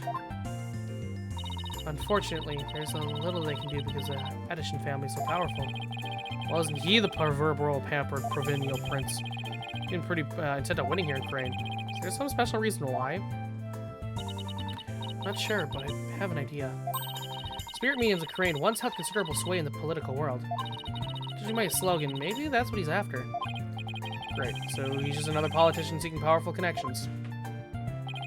The ability to commune with the dead gives comfort to those anxious about the future.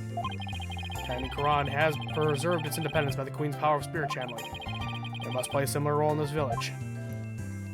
Yes, even today, many here revere those with spirit medium blood flowing in their veins. So basically, as Paula Addison's benefactor goes, so goes this whole village. Who's this benefactor? How could hold this much sway over Crane Village?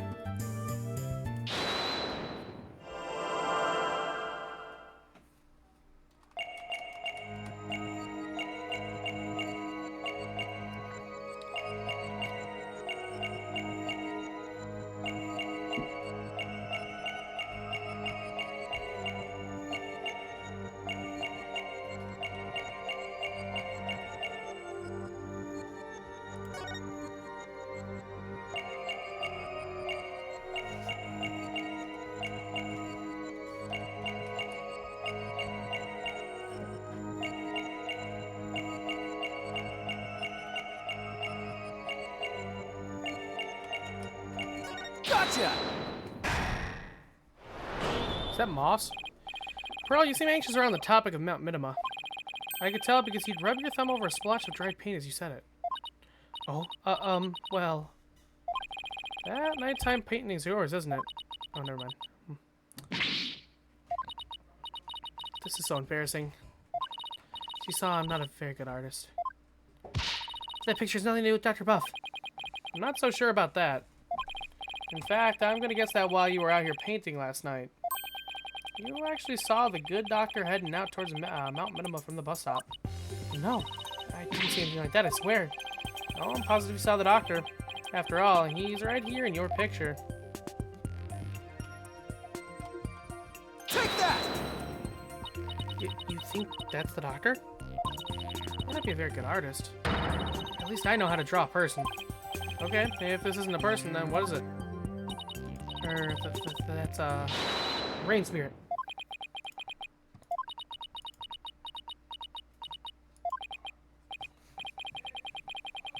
What's a rain spirit doing at a bus stop? Oh, rain spirits have places to go to. This is getting ridiculous.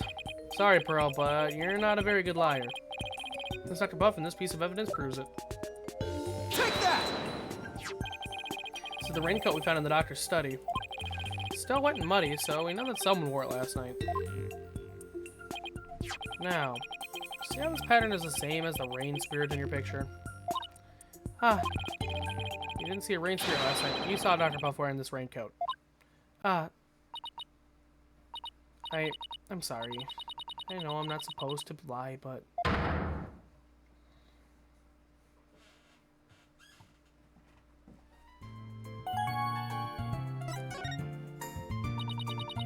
Sorry I didn't tell you before, Mr. Apollo, but I did see the doctor last night. It's alright, just please, tell me everything you know. Of course. I was painting out here last night. When the doctor came up to the bus stop. He was wearing a raincoat even though it wasn't raining, and a helmet with light on it. Sounds like he was well prepared for something. I know, that's why I asked him if he was going off exploring again. He looked startled, like he hadn't noticed me there. And then he suddenly said, "Please don't tell anyone you saw me here." Why would he want to silence you like that? Something must have happened to spook him. And he didn't want anyone to know where he was going to hide the orb. But where could he have been going dressed like that? My best guess is a cave somewhere in Mount Minima. I heard there's a cave there where mediums of the Korean tradition went to train long ago. Legend has it, there are some sort of mystical ruins in there. Mystical ruins? Sounds like the exact sort of place of an archaeologist might go. Well, we should be getting going now, but thanks for all your help, Pearl. You're welcome, Mr. Apollo. Please take care. What do you say we go find that cave, son? It seems that the orb might finally be within our grasp. This treasure hunt is shaping up to be the real deal. Really gets the blood pumping, doesn't it? Now what are we waiting for? Let's go.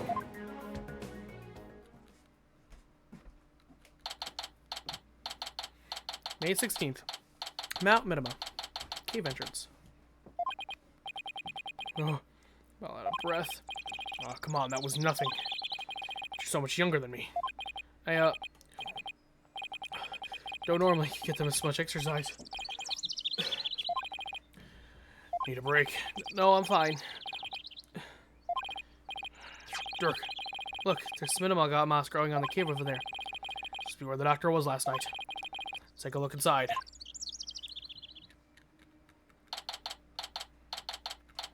May 16th. Mount Minima. Cave. Can't see a thing. Relax, your eyes will adjust eventually. Now follow me. I really think we need a flashlight, Dirk.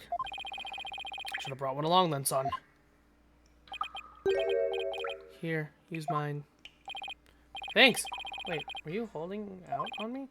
Who are you talking to, Apollo? You? Whoa! Someone just pushed me. Apollo? What the? Apollo?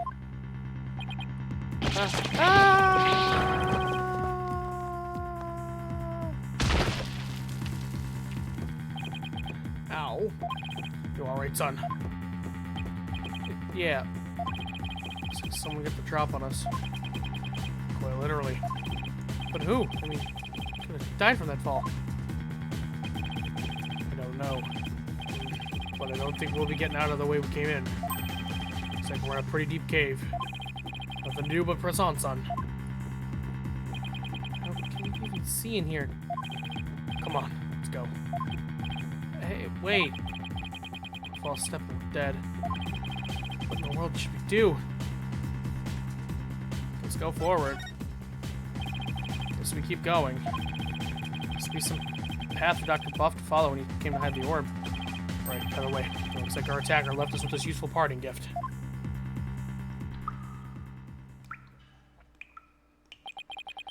From lawyer to splunker. Why do I always get myself into these situations? Never gonna make it out alive, hope you know. Don't tell me you're scared, son. Just getting started. The greatest treasures are only ever found at the point of a blade, or at the edge of a cliff. Yeah, sure. But no one will wind up at the bottom of this dark, damp cave. I've never taken your request, Dirk. Save your breath, Apollo. Just keep putting one foot ahead of the other. I really better be a way out of here. File one before you know it. You'll see.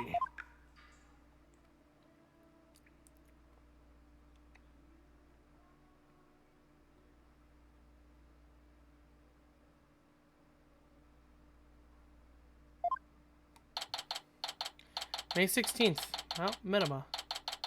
Cave. We've been walking for over an hour. It's like a maze in here. I couldn't get back to where it started even if I wanted to. Yeah, this cave goes deeper than I thought. Wait, don't tell me there really is no way out. Where there's a will, there's a way. You're ever the optimist, aren't you? Maybe we should cut our losses while we still can. Forge ahead! If we were to turn back, we wouldn't make it up that wall of solid rock. So I guess we keep going. I get stuck wandering around in a dark cave again. It's definitely not in my job description. Hey, listen, son. While I the truly accomplished have the luxury of being so choosy. When I was just starting out, I did everything from street performing to yak milking. And that helped you become an accomplished attorney? How? It didn't. But when you need to earn a living, you'll take on any job just to survive. Say, how is your career going, by the way? Well, it's been a harrowing adventure so far, to say the least. My first trial really put me through the ringer. Yeah, my next case had me investigating a pair of stolen panties.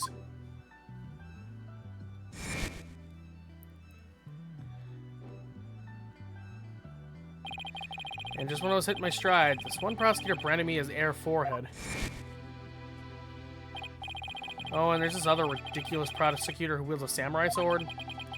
Sounds like you've, seen quite a bit.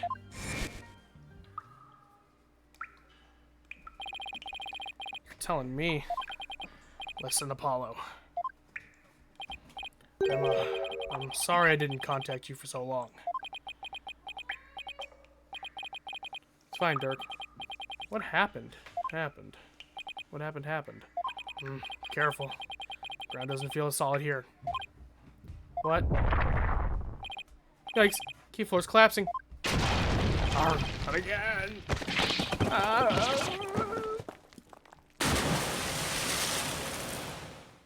Does my light still work? May 16th.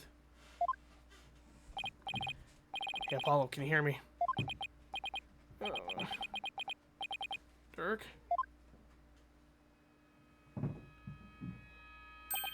Huh? Where are we? Whoa, what is this place? Did we fall from there?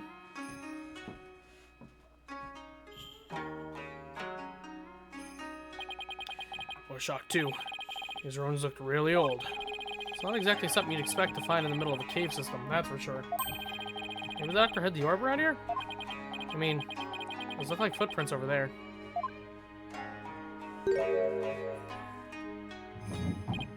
Son, I think our little adventure is about to pay dividends. Time to find that orb. Alright, people. I'll be back.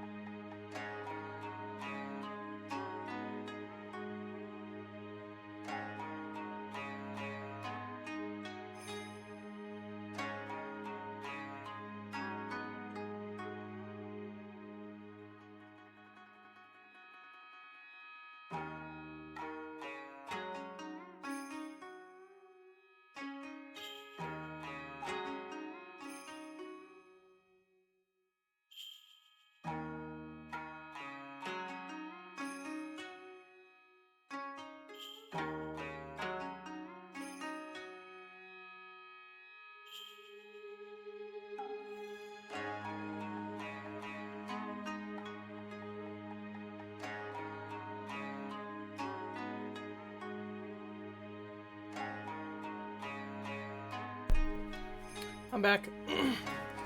Sorry about the delay.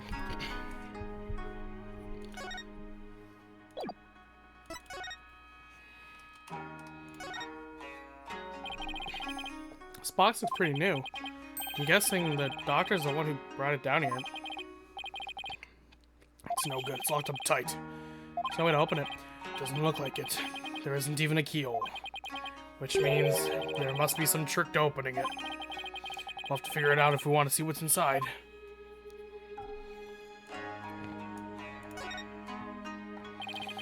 These have got to be the doctor's footprints. They match the bottoms of the boots we saw in his study.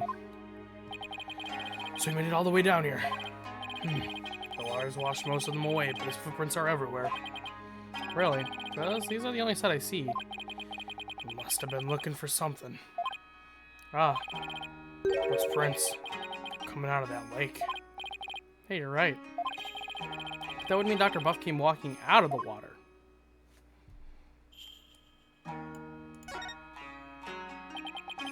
What's a plastic bottle doing here? There's seaweed stuck to it, which means it probably came from the ocean. It's possible this cavern is connected to the sea somehow. Oh well.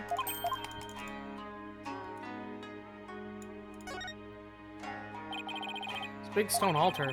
One false move and some god might come and smite us. Oh, come on. It's not all doom and gloom. I dare you to look at our surroundings and say that again, Daruk. Ha ha ha ha ha. You've got me there, son. Dear God, please let me know.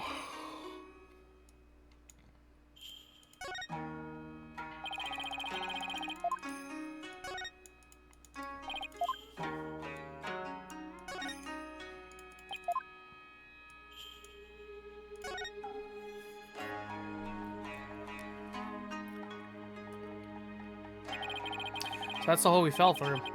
Doesn't look like we'll be going back up that way. Lucky we survived the fall from way up there. Indeed, if that hole hadn't been above the lake, we'd be history. Passed out the moment you hit the water. Yeah, well, water's not really my thing. This cavern is solid rock all around. Looks like we either go back through that hole, or find some other way out. Ugh, why am I always between a rock and a hard place?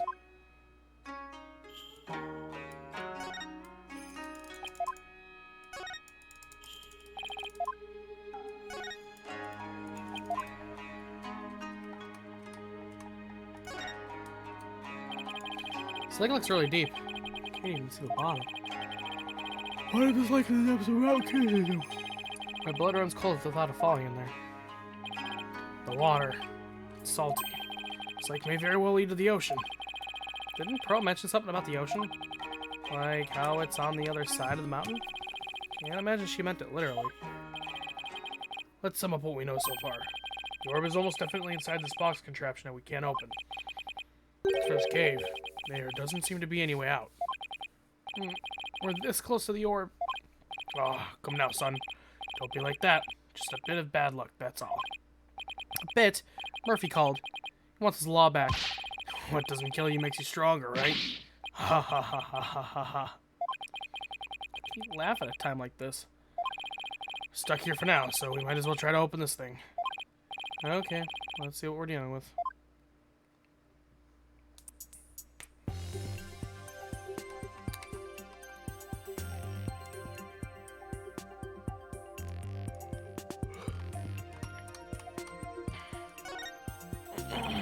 There's a big button here. Nothing happened. This thing is covered with pictures, and hey, each section also rotates.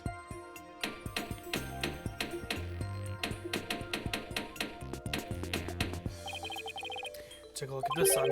See the picture of a dragon battling a tiger, and this green and purple one is a Cronese butterfly and a minima. I wonder if they're clues for figuring out how to open this box.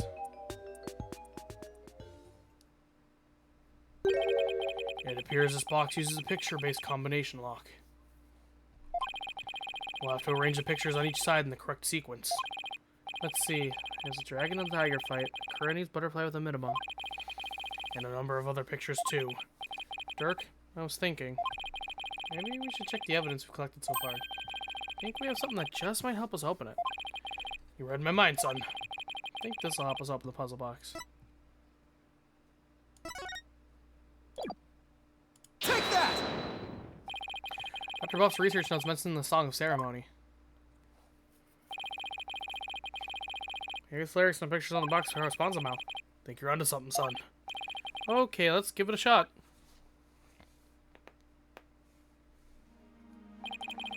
Each dial 6 pictures, and there are 4 dials in all. The box should open once the pictures are arranged in the right order. Here comes justice. When dragon and tiger is battled, the founder offers divine protection.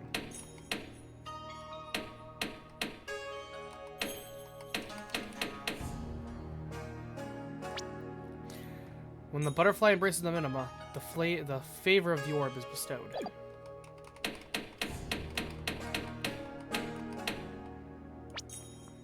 Offer thy prayers as fervent as fire, only then shall the Holy Mother return.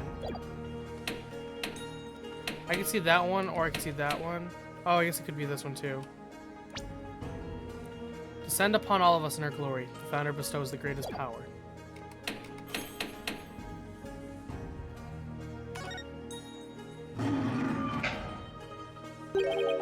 Yeah, it won't open. Maybe the pictures aren't in the right order.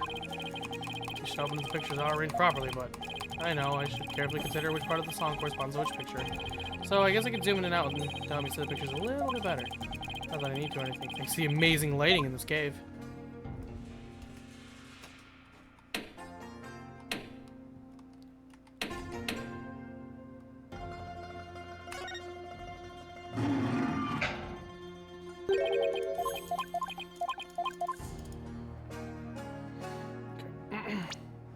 Dragon and Tiger battle. The founder offers divine protection.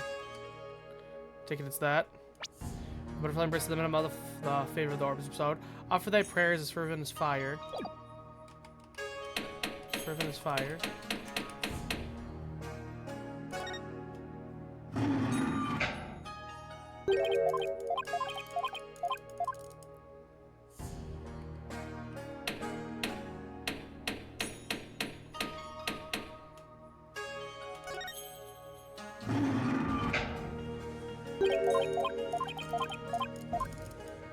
Watch it not be top to bottom.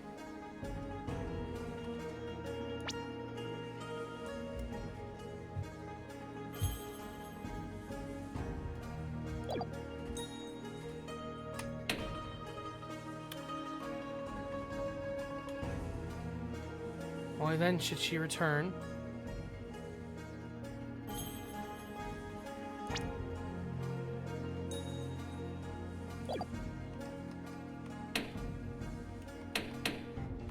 Okay.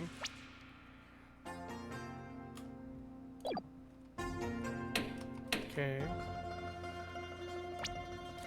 Offer their prayers as fervent as fire, only then shall the Holy Mother return.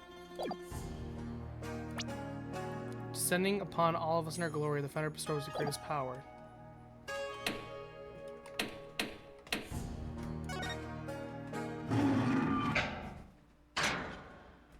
Got it! It opened! So this is the Founder's orb. Did it, son? The orb is finally ours. I don't know if we're stuck down here.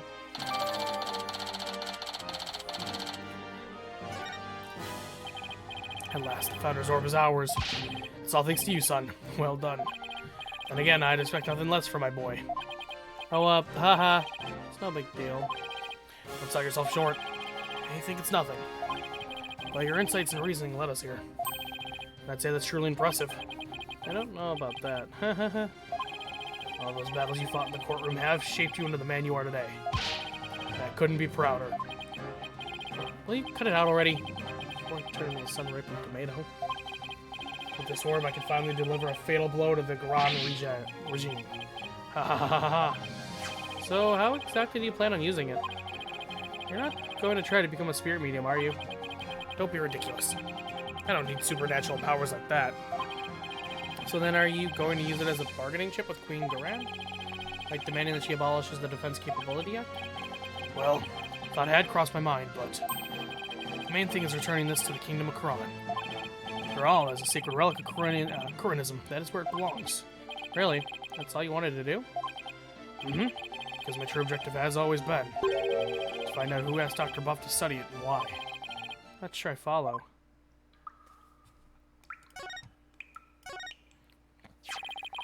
The official story is that the orb was stolen from the temple treasure room. Yeah, I heard about that one on the news. They also said your group was behind the theft. That's not good. Probably on an international most wanted list now. Let me ask you something, Apollo. Who do you think really stole the orb? I really haven't had a clue. Well, I think it was one of those royals. Really? Someone from the royal family? Yeah, and I've got a pretty good idea which one it was. He knows who it is? Care to share your hunch? All I'll say at this point is this. Security's pretty tight. The royals have unfettered access to the treasure room. Plus, they seem to be turning a blind eye to the orb's loss. But why would a member of the royal family do that? That I haven't figured out yet. But whatever the reason, it can't be good. I mean, the Kuranese royal stealing a national treasure of such religious significance, then pitting the crime on us, the defiant dragons. Sounds like a conspiracy or something. I agree, and if the truth were to come to light, it would be a scandal of epic proportions. To allow a foreign national to study a treasure so sacred that it's off limits to the public would be seen as an utter sacrilege to those who truly revere the Holy Mother. So, if this were to go public, support for the Grand Regime would weaken. That's not all. It's just a hunch. But I believe there's something even bigger here. Something that would explain why the orb was being studied in the first place. Something that would shake the Kingdom of Karan to its very core. And I'm going to find out what. He's probably right. His intuition is usually spot on. Dirk, why are you so bent on revolution anyway? Is it to reform the legal system in Karan? There's that. But I'm also doing this for my children. I want to save Nayuda. What do you mean? This is for your ears only. It's the other reason why this revolution needs to succeed. Yuta, I never thought that our reunion would take place in a courtroom. Oh, so you've run into each other already? Yeah, but it was like he was a different person. He used to be such a kind, cheerful kid, always smiling and stuff, but now... He tried to convict Trucy for a crime she didn't even commit. Plus, he kept telling me I had a putrid mind and to let it go and move on. Has it really gotten that bad? Must be Garon's influence. He wasn't like that when he first stepped into the courtroom. Back then, he still had a keen sense of justice. I vow to bring the Garon regime down and reform the legal system. That's what he swore to do, but that was also 5 years ago. Even the shining star of the Defiant Dragons and our greatest hope. Wait, Mayuta was a dragon? He was, but these days he's more like Garen's lapdog. Talk about a complete about-face. Why would he do that? Something must have happened to him. Something that sparked a radical change. Still, I don't think he truly believes in the new path he's taken. It's not conviction that fills his heart. It's resignation and despair. I see.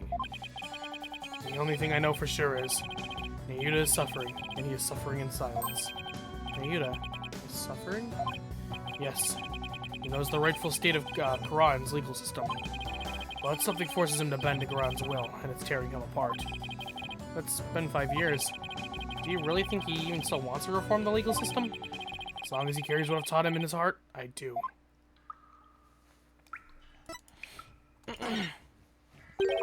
A dragon never yields. That's what you always told us. That I did. It's a belief I've held since back when I was a lawyer. A dragon stands as the pinnacle of the natural world. Nothing and no one can bend its will. That's why we lawyers must pursue the truth like an unyielding dragon, right?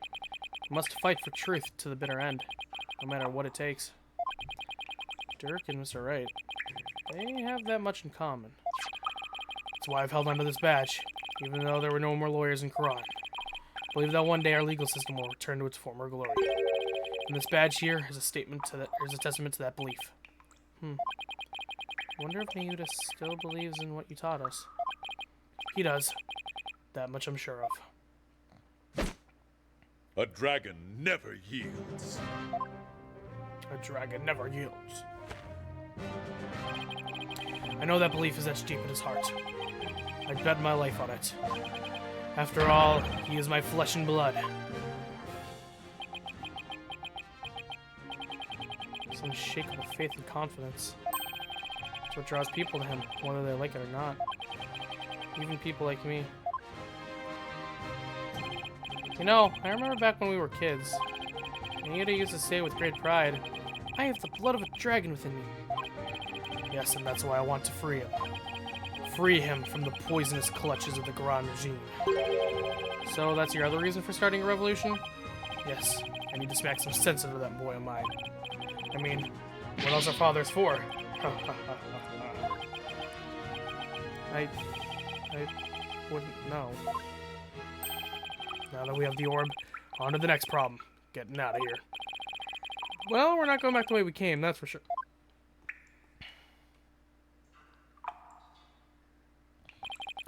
That all we fell through is way too high to climb back up to.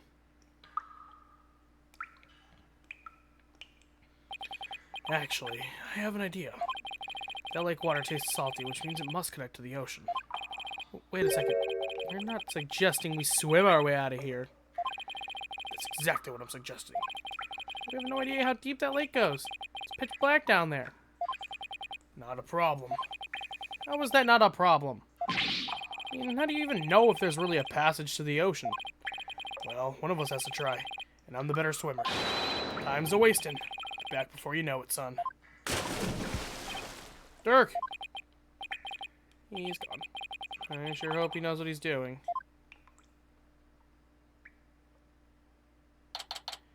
May 16th, Mount Minima, Kureni's ruins. It's been 20 minutes. Hope he's okay. What's going on?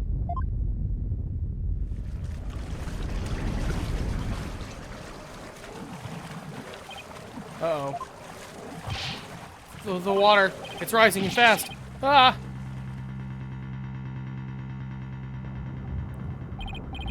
Need air. Ah. Don't know how to swim. If I don't grab onto something that floats.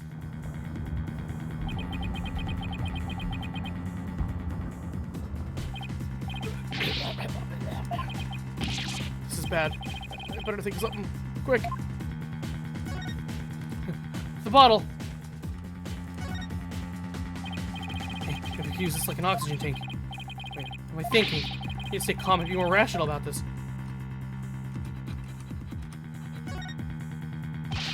Got it.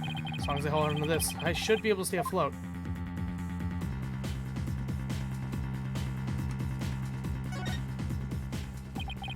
This is not good.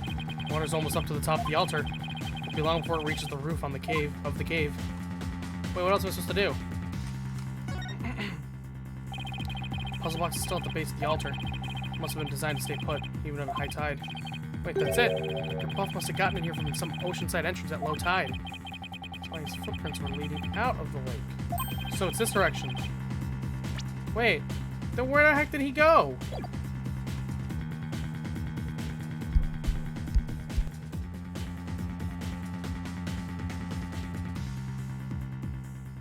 The ocean? Maybe he didn't go through the mountain. Not that it helps. I drowned before I made it out. What?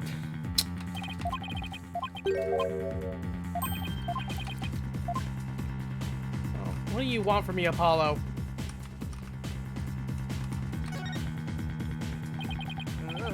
He's still too high up. I'll find another way. Quick, before I drown. I don't want to stop rising. I'm getting swept away. Please, stop! Oh shit. This is bad.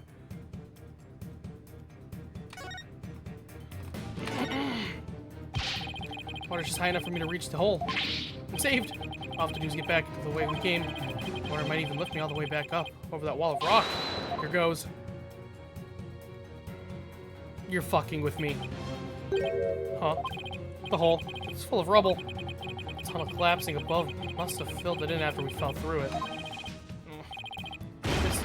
This can't be happening.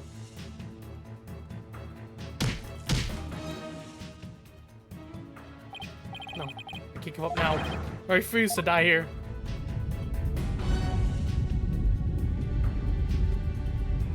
The water, I can't. I can't breathe.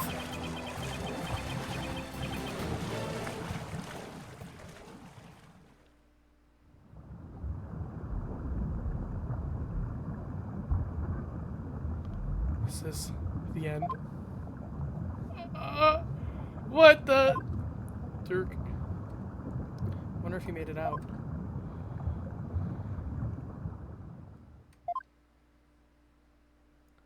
So this is what it feels like to drown. I would have eaten that sushi if I'd known it would be my last meal.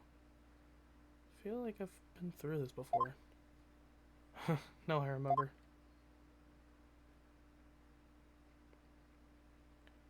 It was back when all three of us were living in that shack in the mountains. Yuta and I were playing by the riverside when we got swept up in the rapids.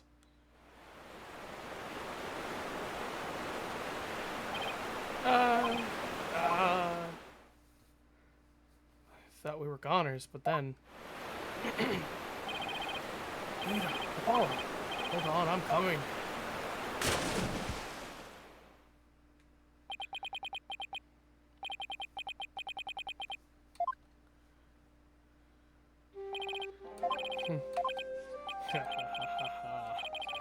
That was a close one. Thought I lost you two. I'm sorry, dude.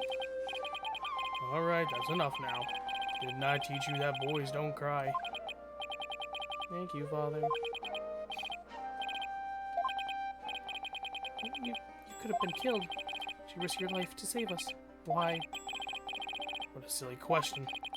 What father wouldn't risk his life to save his own children? Yuta, Apollo, don't you ever hesitate to call when you need me. Understand?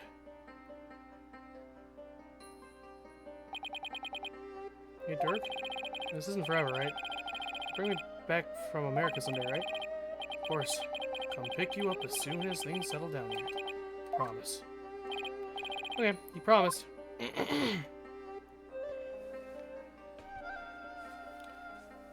Dirk, I waited and waited for the day you'd come and take me home. But you never came. That's why I tried to forget about you. And my life back in Quran.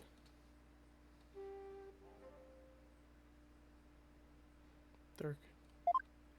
Why? Why? Didn't you?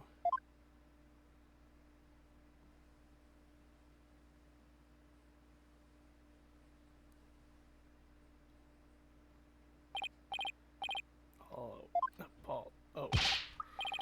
Apollo can hear me.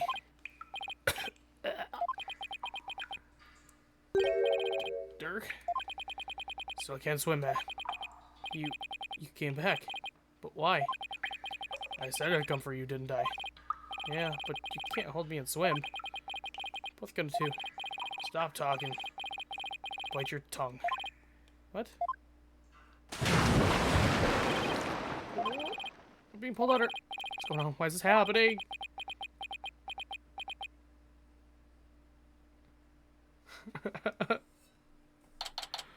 May 16th.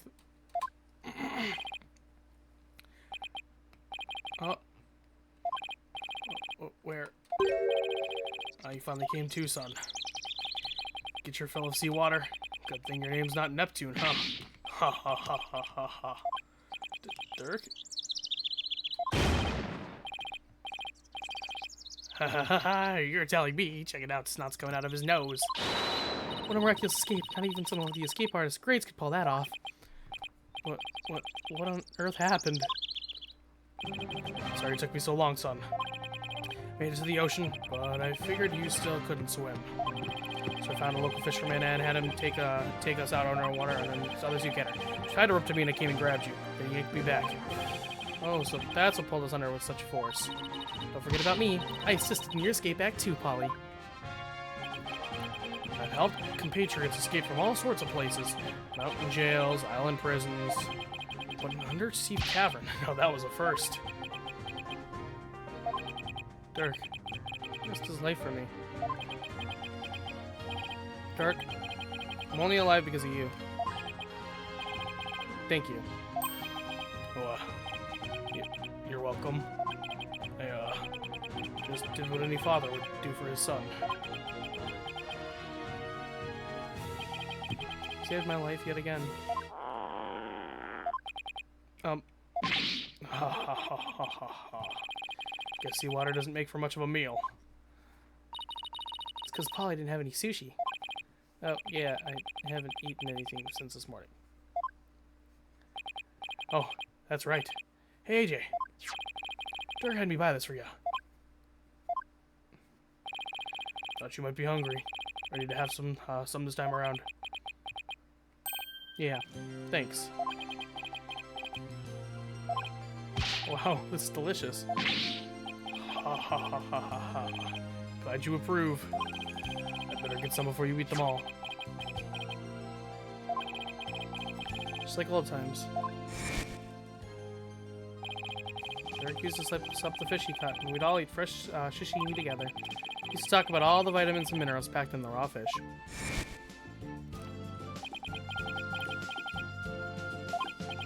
Hey, by the way, let me see that orb, AJ. Here you go. Oh, so that's what it looks like. You found the legendary treasure. Nice work, Polly. Thanks. Guess you could say mission accomplished. With the orb, our revolution can take a big step forward. Let's celebrate the eve of our revolution. We'll all get dressed up and feast till dawn. Yeah, now you're talking. Time to party.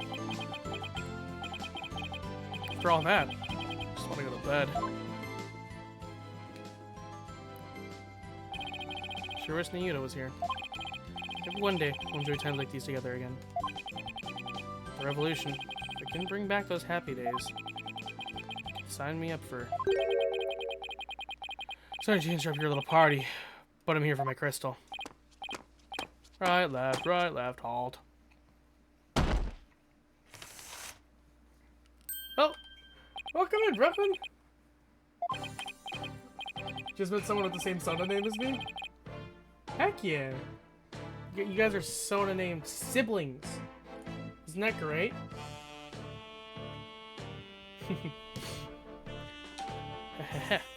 Well done. Then again, I always knew you could do it. After all, we politicians must be excellent judges of character. Still, I'm impressed you both made it out of there alive. Wait a second. You're the one who shoved us into that pit? Sounds so bad when you say it like that. All I did was give you a little nudge in the right direction. So, it was you.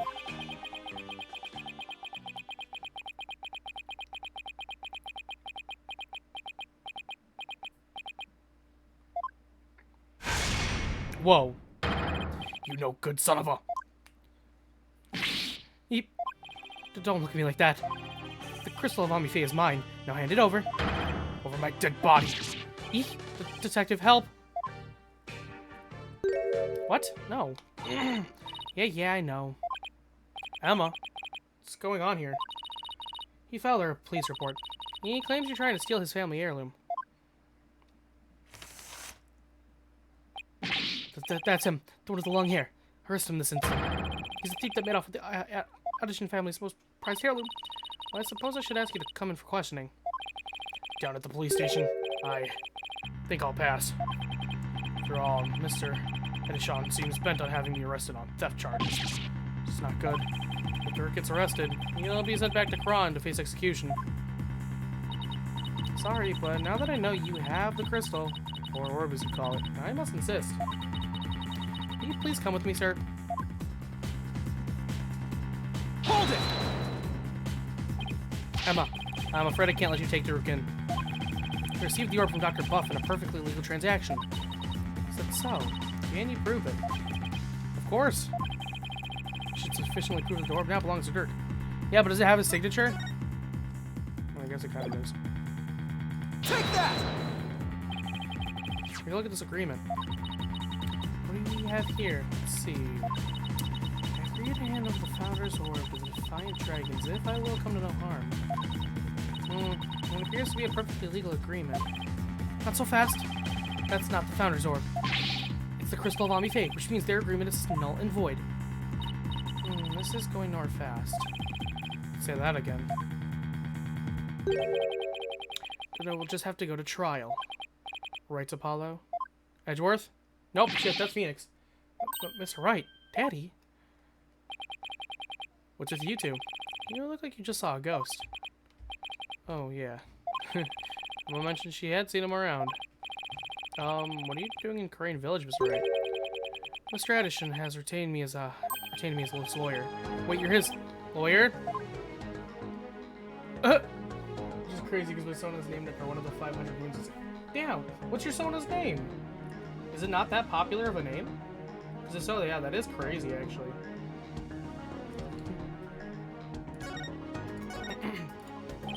Mr. Wright, are you serving as Mr. Edison's lawyer? Because he hired me. He needed my help in getting a family heirloom back from Dr. Buff. And it seems he correctly foresaw that something like this might have happened. It's because those shifty insurgents were harassing poor Dr. Buff. So I knew I might need a lawyer if things went south. I figured with a celebrated lawyer like Phoenix Wright, couldn't go wrong. She came back from Kron for Mr. Wright. It was just good timing. My work over there just happened to wrap up, so here I am. Plus, Mr. Addison is a very important client. They know each other, but I've never heard Mr. Wright mention his name before. Mr. Wright, are you sure this is Mr. Addison's family heirloom? That's my client's assertion. He says it's the crystal of Amifei. Apparently, it's the crystal she once used when channeling spirits. Who's Amifei? She brought Kurani's channeling to Japan, and her descendants brought it here. Her true origins are still rather murky. But what's clear is she is the founder of the Korean channeling technique. Oh, so she's like the one they call the founder in Quran, the Holy Mother. Apollo, I don't plan to betray my client's confidence. I may not know all the facts yet, but I do know we won't be handing the crystal over to you. What? Are you saying... I'm really sorry it's come to this, but... Mr. Wright, I don't understand. Let me spell it out for you then. If you continue to claim that the crystal belongs to your client, then I will be seeing you in court. What? What's gotten into you, Daddy? Nothing. This is strictly business. Two lawyers from the same firm facing off? What are the odds? Lucky for me, I believe I have the right man for the job. Whatever you couldn't do, remember, he is your boss. How did it come to this? But Mr. Wright, please, don't do this. Apollo, there's no point in arguing about it here. When it's now clear we're headed to court, that's where we'll find out who the crystal really belongs to. I don't believe it. Am I really going to face Mr. Wright in court? Daddy, Apollo, no. We can't have our agency's talent competing against each other. It's too late, Trucy. The die has been cast. We each have to fight for our client's best interests. But... So, what's it gonna be, Apollo? Are we going to have to take this to the trial? I have to battle Mr. Wright in court? The legendary Phoenix Wright?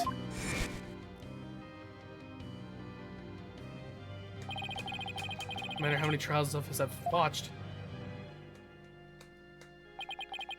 no matter how dire the situation, he's always pulled out a win in the end.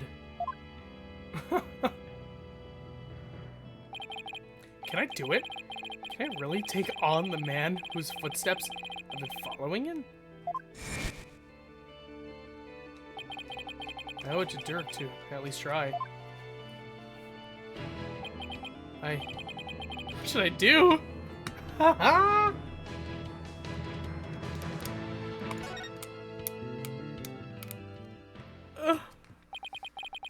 no turning back now. If it's a trial you want, Mr. Wright, I'm more than happy to oblige. I'm ready to fight for my client, even if it means facing off against you.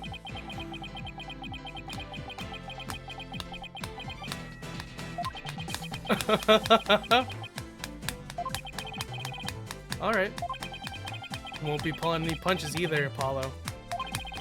The kid gloves are officially off. May the best attorney win.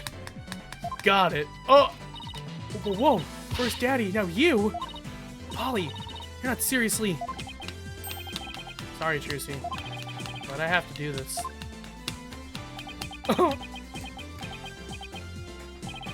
Apollo? Alright then. I'd better go prepare for tomorrow. See you in court. Danny, no, wait! Fine mess I've gotten you into, son. I mean, all the lawyers we're gonna face had to be him. He's practically a celebrity in Quran now. They're calling him the Fighting Phoenix. I'll be fine. After all, I've come a long way too. Who knows? Could even end up winning. There's always a chance, right? You know, it's maybe a blessing in disguise. The trial proves what we found is indeed the Founder's Orb. And whoever has Dr. Buff to study it may be revealed too. Is there a chance to finally pull them out of the shadows? First step of your evolution, huh? Yes. The revolution restored Quran to its former glory and saving the Yuta soul. I swear to fight as hard as I can in court to make that a reality. We're gonna win this one. You'll see. I know you can do it, son. Oh! Doesn't matter that I'll be going up against Mr. Wright. I have to win this for Dirk. And for Nayuda. His salvation, along with all of Quran, depends on it. Oh!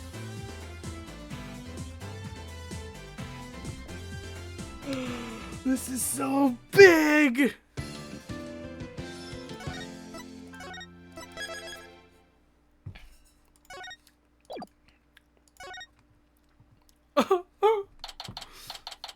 May 17th, 10:08 a.m. District Court. Defendant lobby.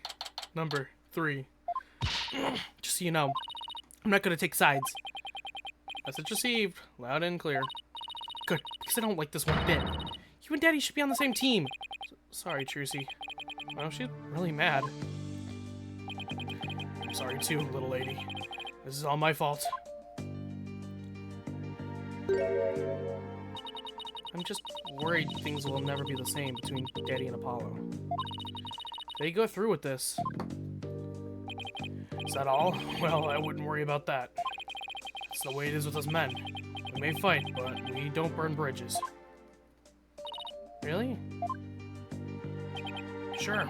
One minute we're trading blows, and the next, we're having drinks together. We're simple creatures at heart. Ha ha ha ha ha ha. I sure hope you're right. Sorry I'm late, Apollo. Athena! There you are. What happened with you and Mr. Wright yesterday? Oh, how about that? I ended up going to the wrong airport. I was waiting there thinking his flight was really late, and before I knew it, I dozed off. By the time I woke up, it was already dark. I figured something like that had happened. Being late and dozing off are the two things you do best. Ugh, guilty as charged. So then I take it you have no idea what today's case is about. Not a clue. Sorry. What is today's case about, if I might ask? Another locked room mystery, a suspect with a flimsy alibi, oh, or a dying message. Sorry, strike 3, you're out.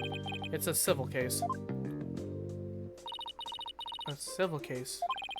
You act like I'm speaking Swahili here. It's just the rating agency specializes in criminal law, or so I thought. In civil cases, there are no prosecutors, right? Instead, both parties retain an attorney. Right, and the other attorney is someone you know very well. Really? Who? The trial will begin shortly. Please proceed to the courtroom at once. Okay, let's do this. Apollo, wait. Who's the other attorney? And where's Mr. Wright? No time to explain.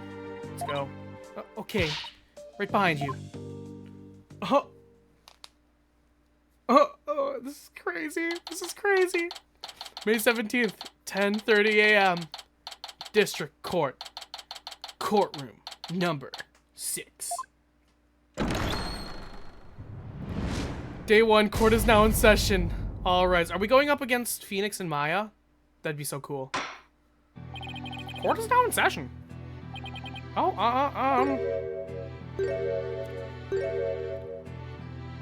Oh, is this some sort of practice session? A mock trial, perhaps? No, it's not, Your Honor. It's the real deal, Your Honor. So then you two have had a falling out. I won't have you use my courtroom for that, you know. It's nothing like that, Your Honor. Exactly. It just so happens that we have different clients in this case. I see. Well, here's to hoping that this has no adverse effects on your working relationship. Say that again. I had no idea we'd be going up against the boss today. You sure this is a good idea, Apollo? What? You want to switch sides? Honestly, I'd rather be anywhere but here right now. Well, at least she is here. I'm really going to need her help. Mr. Justice. Yes? Don't expect me to pull any punches just because you're the opposing lawyer. As I said, the kid gloves are off. And come what may, they'll stay off. Oh, same here, Mr. Wright. It's a fight you want, it's a fight you'll get.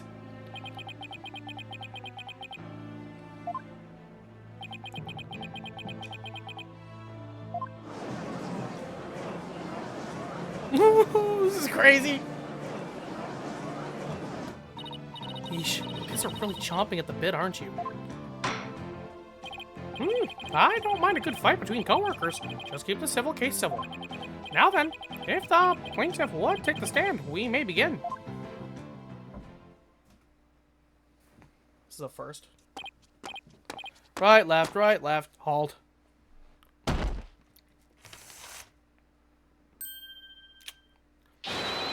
Noble Judge, members of the gallery, good day to you. I am Paul Edison. This is but the start of my epic campaign, and you all have the honor of witnessing it. I believe the youth of this country are our very future. Too long have they been locked down on and given the cold shoulder. So to them I say, Ask not what you can do for your country. Ask what you can do for me. Mr. Ashton, what is your crazy contraption you're riding in? It's my custom-made election winning campaign mobile. Beautiful, isn't it? You're a witness. You're at a witness stand, not a campaign podium. So come out of there this instant.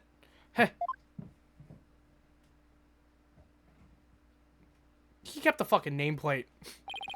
All right, now would the plaintiff's attorney, Mr. Wright, please explain the complaint filed against the defendant? Mr. Edison's complaint against the defendant is simple. Defendant 1, Dirk Sidmati, stole my client's family heirloom, the Crystal of Ami Faye.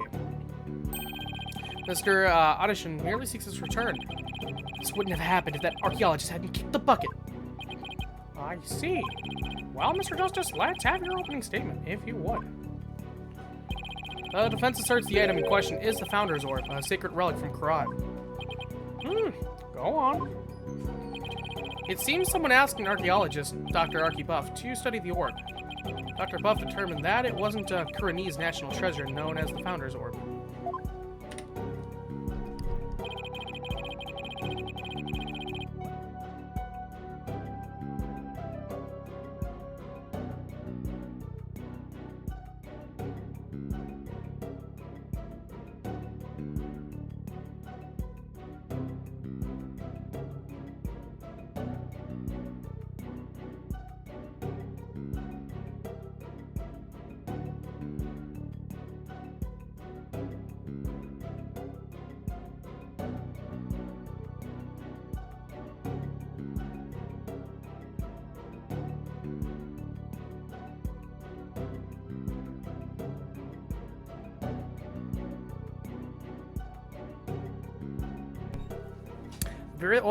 The very orb that was stolen from a treasure room in Quran several weeks ago. Why, yes, I saw a news report about that. The theft of a Kuranese national treasure caused quite an uproar in the kingdom. Well, we believe that it was not, in fact, a theft in the traditional sense, but rather that it was spirited out of Quran by someone for Dr. Buff to study. You don't say. And around the time, an acquaintance of the defendant learned of Dr. Buff. He made contact with the doctor, who agreed to hand over the orb. Apparently, the doctor wanted nothing to do with it once he learned that it had been stolen. It seems you even have a transfer agreement between both parties.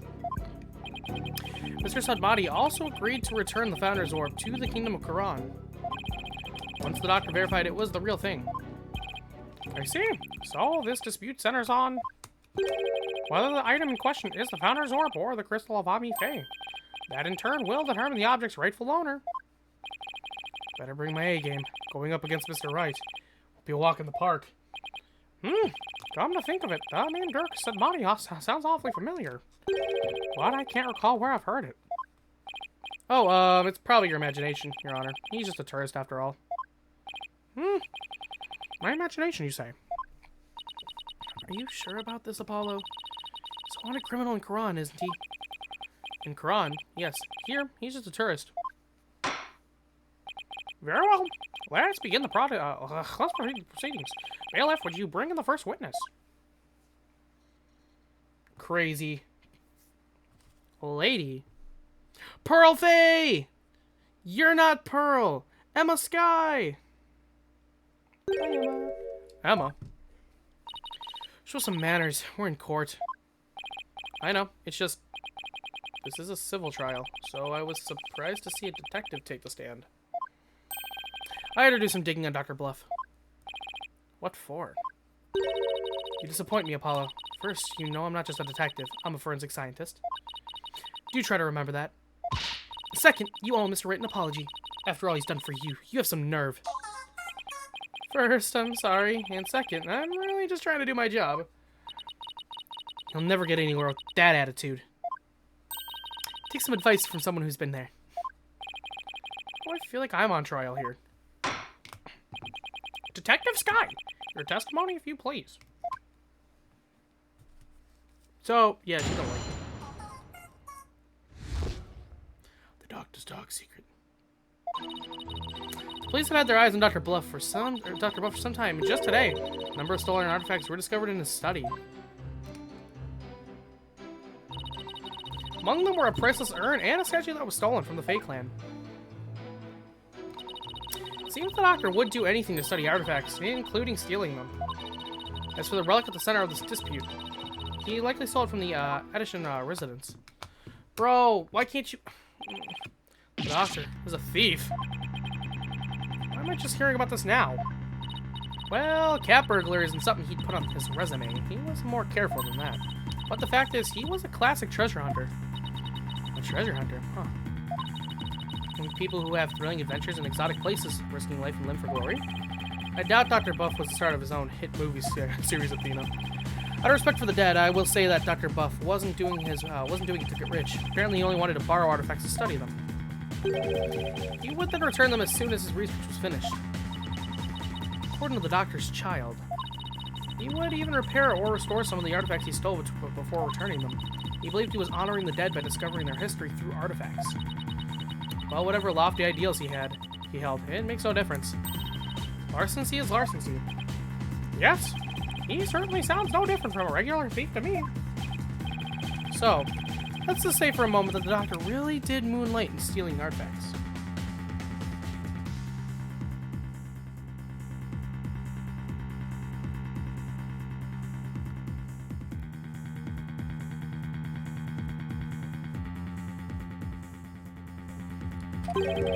Might he not have stolen the Founder's Orb in Quran and brought it back here for himself? Nope. There's no record of him traveling overseas over the past few years. Plus, he couldn't very well leave his reclusive child at home all alone. Then this really must be the Crystal of Almy Faye. Yes, he stole it from the Edison residence, probably so he could study it. This is the left hook I did not need. I bet you never saw that coming, Apollo. Yeah, when Mr. Wright said the kid gloves are off, he wasn't kidding.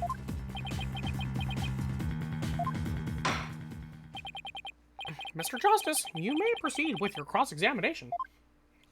Doesn't that mean, right, Mr. Felix Wright gets to do a cross-examination as well? If I have a witness? The Doctor's dark secret.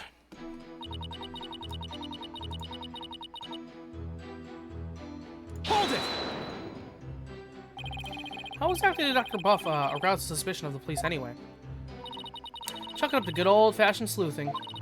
After investigating countless artifact thefts over the past few years, the police finally zeroed in on him, and the Doctor became their prime suspect. A number of those artifact thefts occurred in Korean Village too, if I might add. And they started right around the time the Doctor moved there. But he was never arrested. I take it there was nothing concrete linking him to a crime?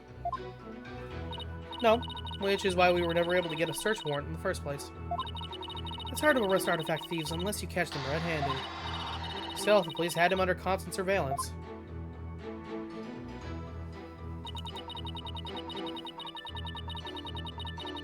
Hold it! These allegedly stolen artifacts are the real deal. They're not fakes, that's for sure. Take this urn, for example. Apparently, it's an extremely intricate work of art. Its design, cracks, and other features would be impossible to replicate perfectly. Actually, I've had a few run-ins with that urn myself. So, I was shocked to see it there in the Doctor's study. I can say without a doubt that urn was stolen from the Fey Clan. I see. Detective Scott, please continue with the testimony if you would.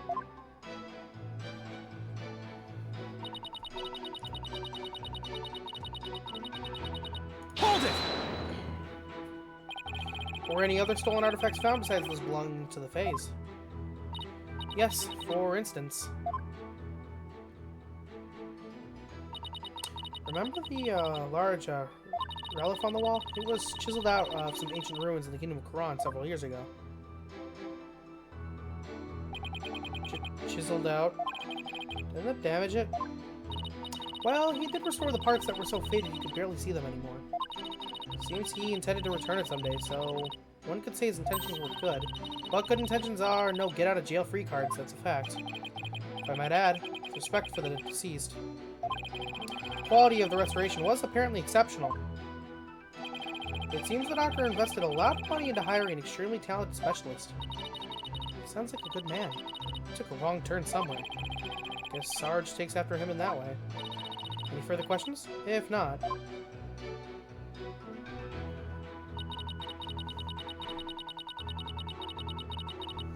Hold it! Have these alleged thefts been going on for some time? At least 5 years, as far as we can tell. All the recent thefts have been local. But before moving to Crane Village, he had been stealing from ruins across the world. Puff was an international criminal. This data lends itself to one conclusion. Dr. Buff is a thief. Hold it! You claim he stole a family heirloom from the Addison residence, but claiming something doesn't make it true. Unfortunately, it is true. How can you be so sure? A police report was filed concerning the theft.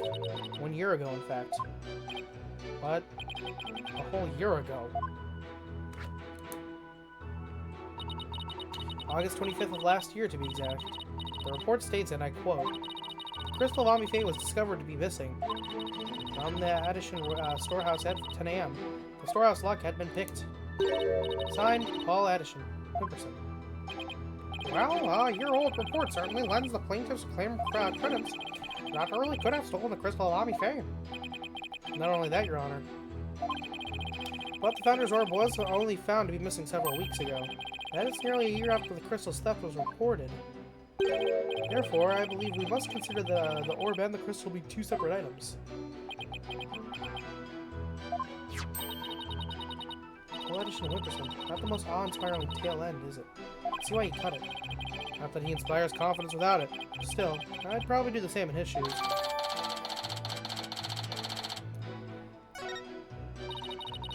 This report was filed about the crystal's theft a year ago. But the theft of the Founder's Orb was only reported a few weeks ago. So the crystal's police report was filed away before the orb was found missing. Suggests the stolen relic is the Crystal of Amifei, as Mr. Addison Wilkerson asserts.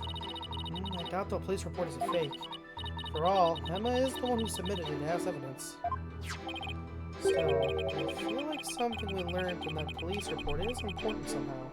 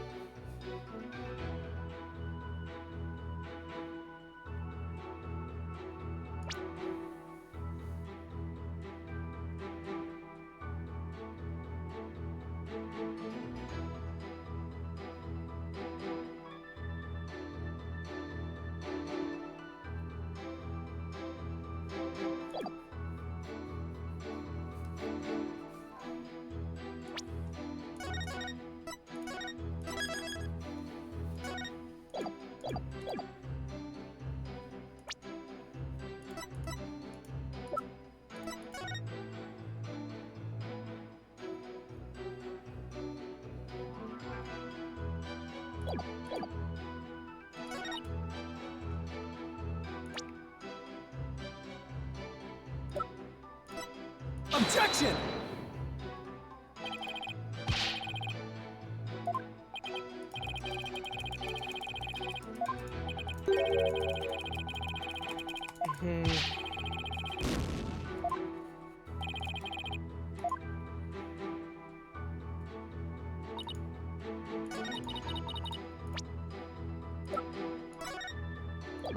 Objection!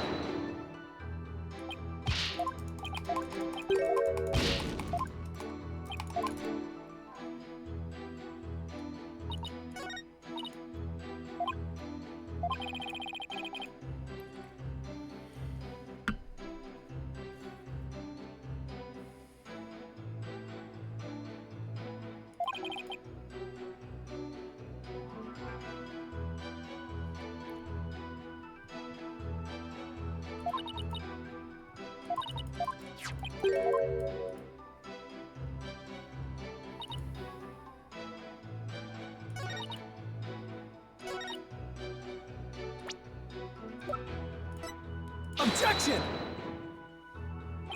Something off about that statement. No, there's not.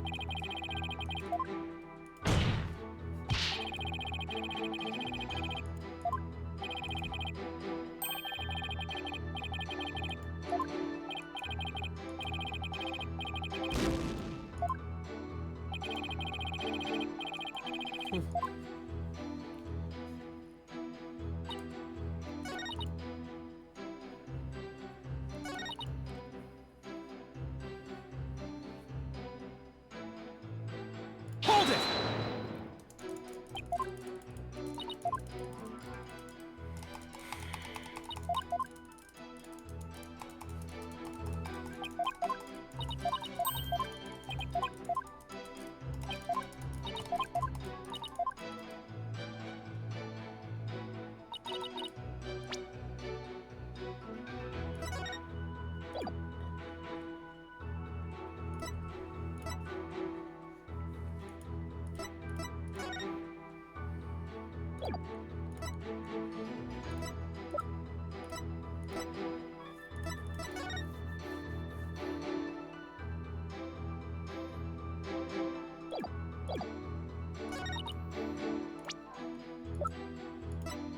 Objection!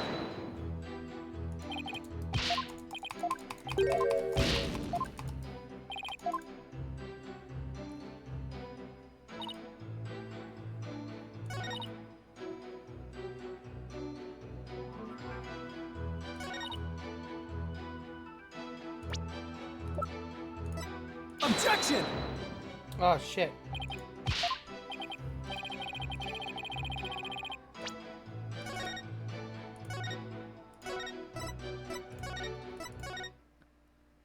Oh god.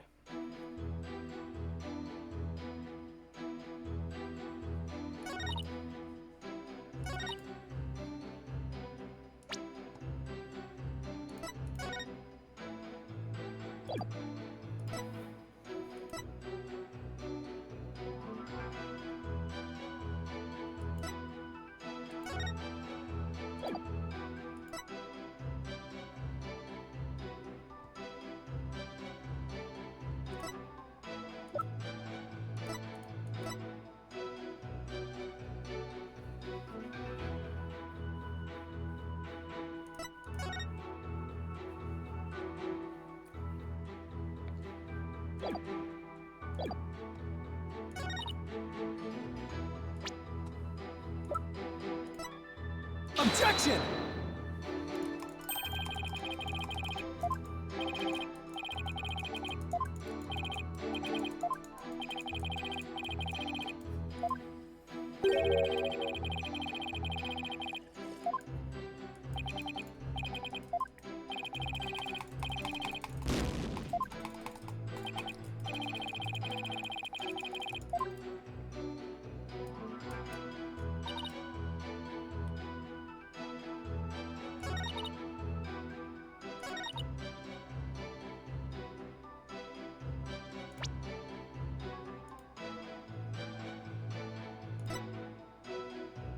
Objection!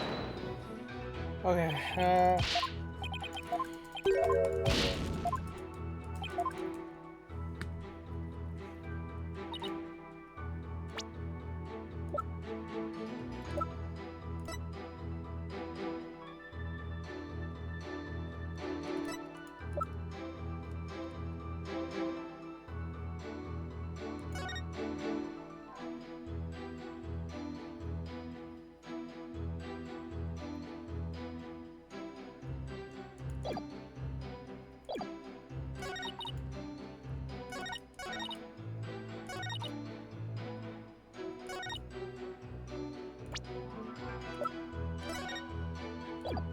Objection!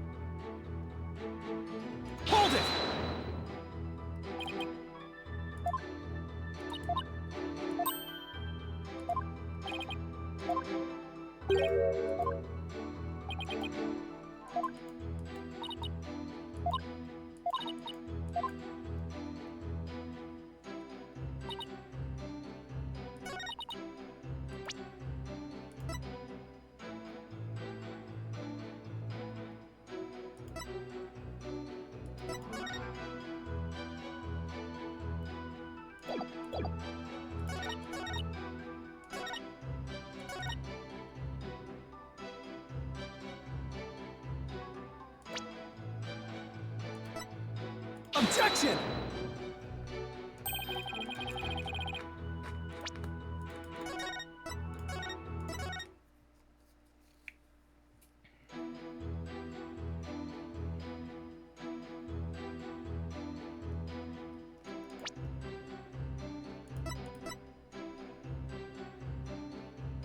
Objection!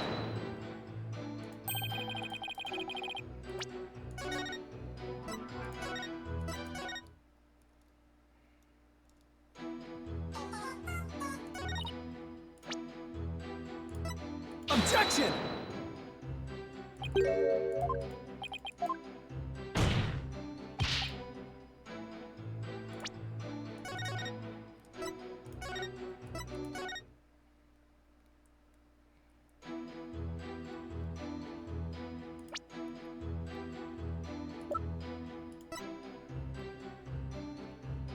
Objection! Damn it. The doctor stole a relic from the plaintiff. Are you sure? This statement doesn't agree with a certain piece of evidence. What do you mean? Take a look at this.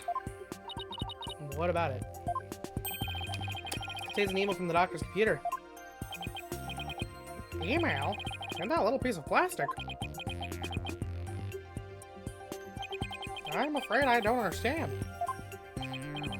Oh, this secure can store all sorts of computer data. I still don't get it. Here, just look at this. Apparently, the doctor was reporting his research findings to a certain individual. Now take a look at this. Some police report Detective Sky presented to this court. See the plaintiff's legal name on it. Oh, Paw! See why he dropped Whipperson from his name, but that's probably breaking news. Look closer, Your Honor.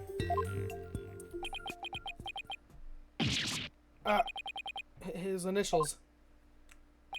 Right. The plaintiff's full legal name is Paul Ashton Wimperson. Edison. Now consider this. The email's recipient address starts with the 3 letters. PAW. Ah! Don't tell me. Oh, but I will anyway.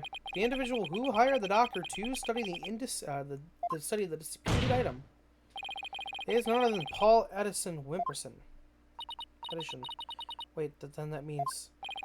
Exactly, he wouldn't have asked the man who stole his family heirloom to study it. Therefore, how could this possibly be the crystal Vami Fae? Ah!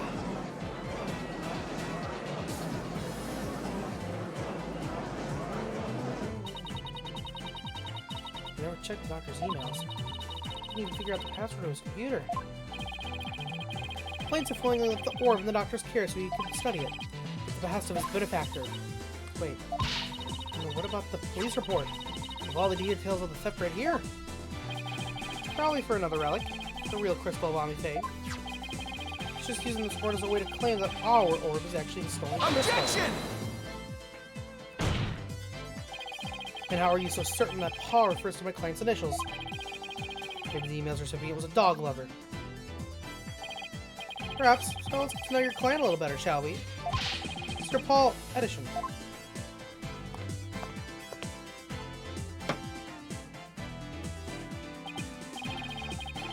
Suppose shutting down detractors is all part of a politician's job. Answer me this, Mr. Edison Wimperson. What is...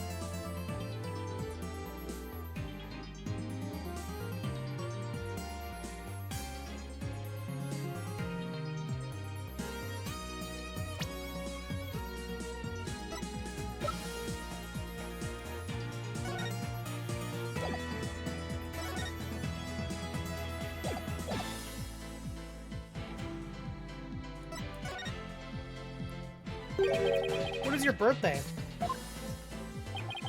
My birthday? It's July 11th. Oh, what's it to you? Oh, I see. I'm gonna address birthday gifts to my office. But, full disclosure, I only accept gifts valued at $1,000 or more.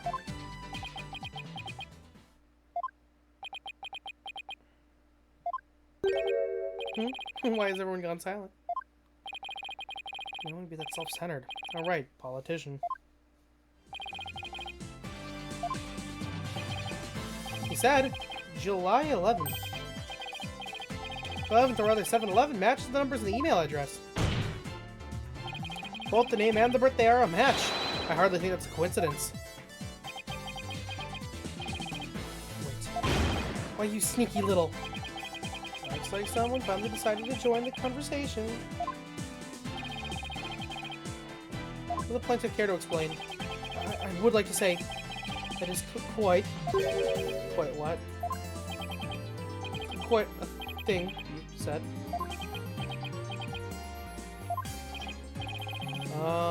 Any other thoughts? Over the comments, stay by my previous statement. Hold it!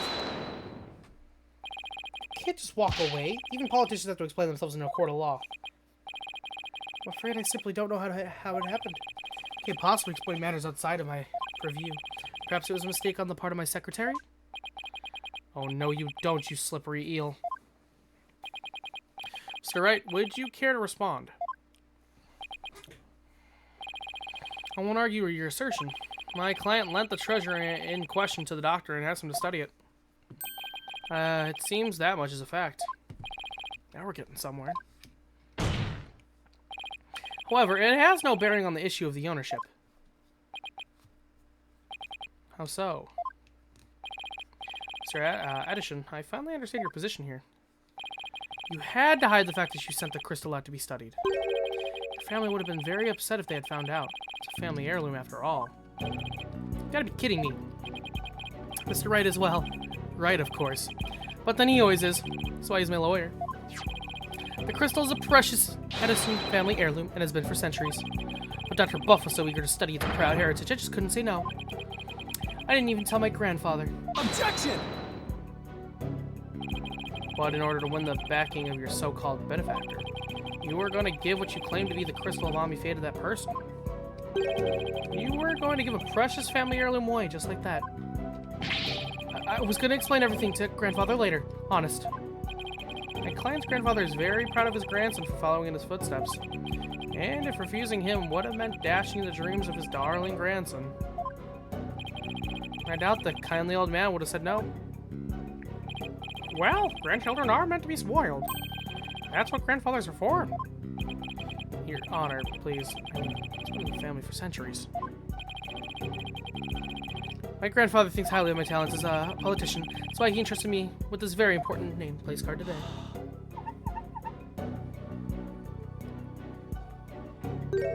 Oh. So I'm sure he would have been okay with me using the crystals as I saw fit. Grr. Grandpa's spoiled little brat. I think the judge is buying it, Apollo. No surprise there. So he's going on about his own grandchild, after all. Excuse me. Can I leave now, Mr. Wright? I believe my work here is done. By all means, Detective Sky. Thank you for your assistance. You're welcome. It's nice to testify at a civil trial once in a while. See you around.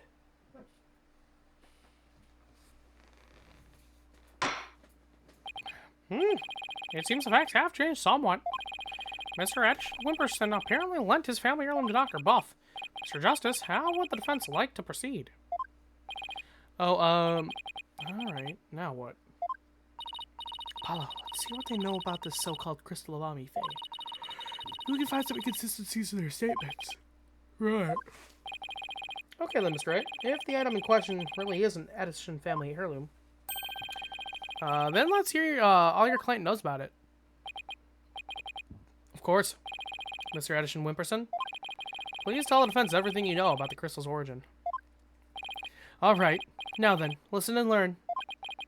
This is the tale of the crystal of Amifei, and the illustrious... Yep, okay. Are you ready? Our story begins back in the old country, when the Edison family reigned supreme.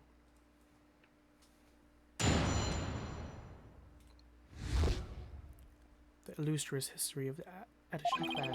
My ancestor was praised as a benevolent ruler. He protected the spirit mediums, a minority back then, from the rest of the locals. Some discriminated against them, you see, while others tried to abuse their power. As thanks, Amifei gave the crystal she had especially made as a gift to him. I am a descendant of that great lord. As such, my political power and influence is backed by centuries of history. Well, that evolved into a great load of self-aggrandizing propaganda fast. As you can see, the crystal of Amifei is an heirloom of the esteemed house of Edison. And you have proof that it has always been in the Edison family. I have someone who gave a statement to that effect. My client's neighbor, one Eve Shintio, age 85, gave the following statement. The Edison showed me the crystal back when I was but a lad. Objection! Can we really trust the memory of an old man? Mr. Justice, would you care to explain that statement to the judge? Oh, I didn't mean... What I'm trying to say is, never underestimate the memory of your elders. I may forget my verdicts the next day, but the memories of my past are clear as day. Therefore, I find Mr. Ives Shinto's statement to be perfectly credible. Wow, did you see how Mr. Wright got the judge on his side? It's definitely a trick I want up my sleeve. Ugh, you're not helping, Athena. You may cross-examine the witness, Mr. Justice. Just do not talk about old people like that again. Otherwise, I will have to hurt you. I will hit you with my gavel. The illustrious history of the Addison clan. Hold it! That object you set down there. Is something of importance to you? It's an airplane star. This one here belonged to my grandfather, Abraham Addison. It had been custom made during his distinguished political career.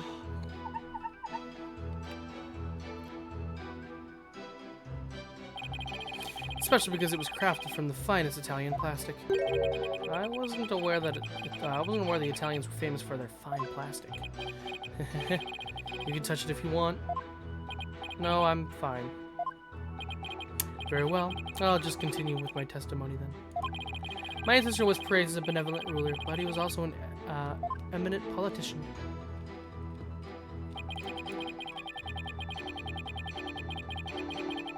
Hold it! So I take it the relationship with the Fae clan was a close one.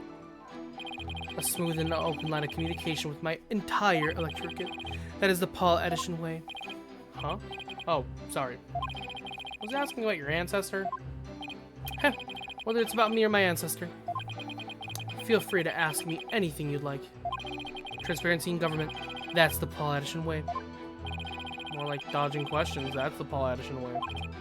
Thanks, I'll be sure to ask when I have something you'll actually answer.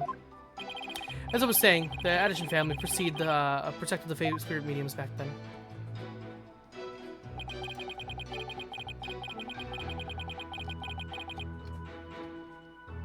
Hold it!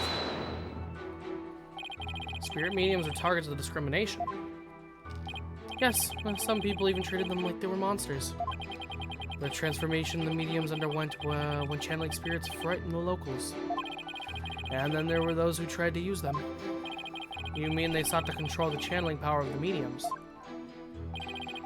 Discriminating against the minority is absolutely despicable. Will vote for me as a vote to end discrimination. I vow to root it out wherever it may be. That is my promise to you. He's totally ignoring your questions.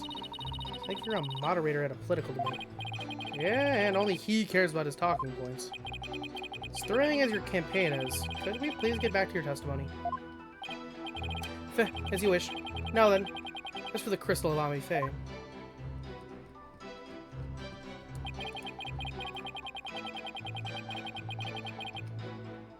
Hold it! You said she had it made, so then it was made in Japan. That's right. They say she hired a famous craftsman to make it. And they say it's quite valuable too. And you were going to take such a priceless family heirloom and just give it to your patron. So typical of your ignorant, common types. Making difficult decisions when the chips are down is what being a politician's all about. But only when it's in service of your own political career, you mean. The crystal is a testament to my ancestors' remarkable achievements. And furthermore,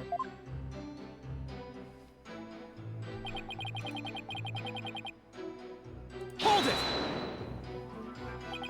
so tell me, Mr. Addison, are you famous in Korean Village? You could say that, but I find my popularity to be rather bemusing. Bemusing? Yes, my campaign posters keep going missing as soon as I put them up. My avid supporters and female fans are likely taking them home and to hang in their bedrooms. I guess ignorance really is bliss. All this only proves my fine lineage. As such, my political power and influence is backed by centuries of history. Hold it! I'm sorry, but is any of that relevant to the issue of the relic's rightful owner? Have you never heard of kingcraft? Kingcraft? It's the art of ruling as a king. My father drilled it in my head from a young age. And one of its precepts states, ruin awaits a ruler who responds to every single issue posed by the masses. Well, that answered my question about what he meant by king of this nation. Progress. Oh, what is this Abi fan anyway? Who's the fire queen? Which claims she's a crystal made for his ancestor. That wouldn't mean it was made in Japan, right? Yes, I suppose it would.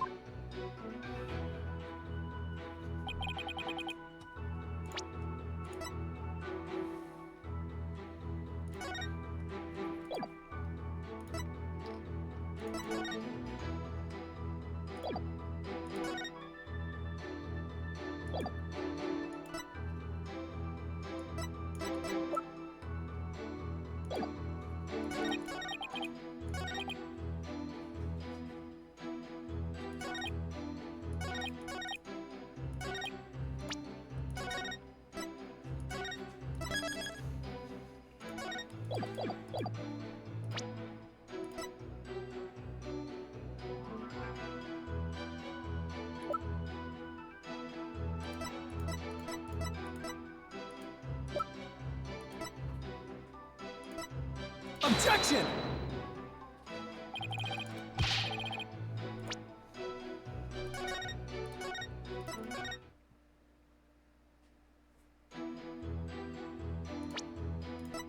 Objection! You stated that Ami Faye had the crystal made for your ancestor. So am I to assume it was made in Japan? That's right. Craftsmanship is unbeatable. Well, that's strange. I don't see how your so-called crystal could have been made there. What are you talking about? It's quite obvious if you take a closer look at this.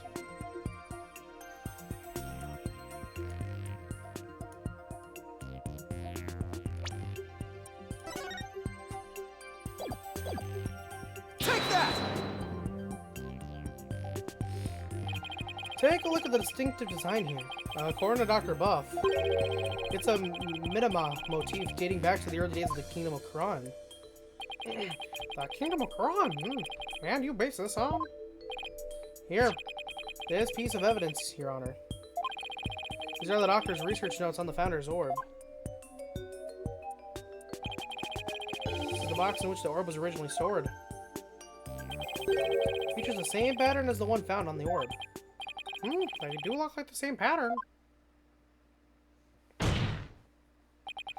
Therefore, I assert that the disputed items must have been made in the Kingdom of Kron.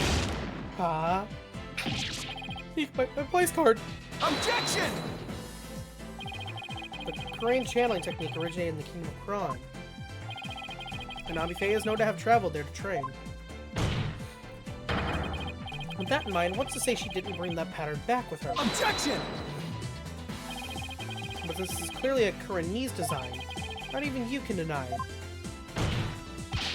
The possibility that it was made there, in the Kingdom of Kron. Objection! And if it's possible to some extent, that doesn't make it true. So you can't conclude that the orb is from Kron based solely on that pattern. If it were that simple, you could just as easily say it's Japanese.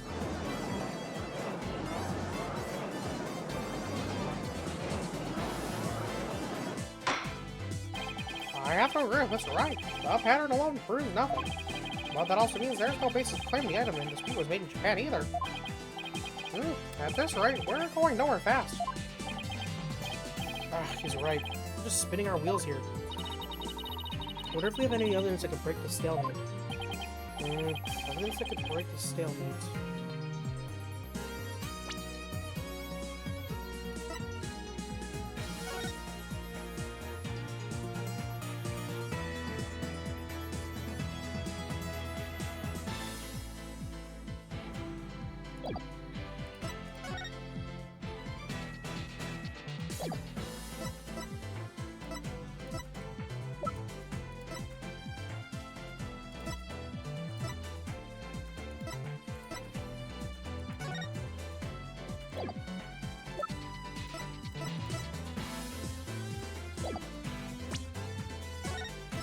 I don't think it exists.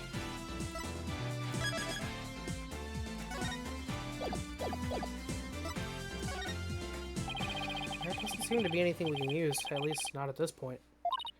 Well, unless we can find something, this trial won't be going anywhere.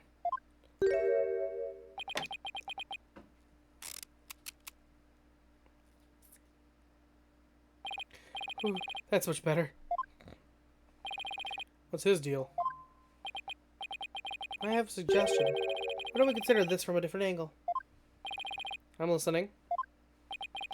What if the Defiant Dragons really were authorized to take possession of the relic? I'm afraid I don't know where you're going with this, Mr. Wright. Consider the Orb Transfer Agreement, which states, I agree to hand over the Founder's Orb to the Defiant Dragons if I will come to no harm. What if, as the last part suggests, was written on your dress? That would render the agreement null and void. What are you suggesting, Mr. Wright? While you were on your little cave expedition, I was investigating Dr. Buff's accident. And there was something you overlooked, Mr. Justice. Namely, that his accident might have actually been murder. What? Murder?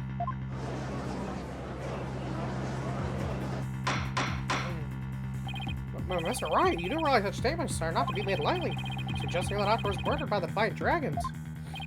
Yes, but follow me on this for a sec. The books that came tumbling down were from the archaeology shelf. However, among that mountain of books was a single volume of psychology. What's more, there was some blood on it. And do you feel this is important because... books that came tumbling down were from the top shelf. The archaeology books. We know this because the Doctor's books were meticulously organized by subject. Archaeology took up the entire shelf, so that psychology book is completely out of place. Come to think of it, shelves were arranged quite carefully. It's also worth noting that psychology books only take up a tiny part of the bottom shelf. You might wonder why a book in psychology was found amid the pile of archaeology books. But I believe I can explain that with a single out-of-place book, what a single out-of-place book was doing there. The Doctor was struck from behind while selecting a psychology book from the shelf. And that's when the blood got on the book? Precisely. And make it look like an accident. It's buried under a mountain of archaeology books. Objection! Wait a second.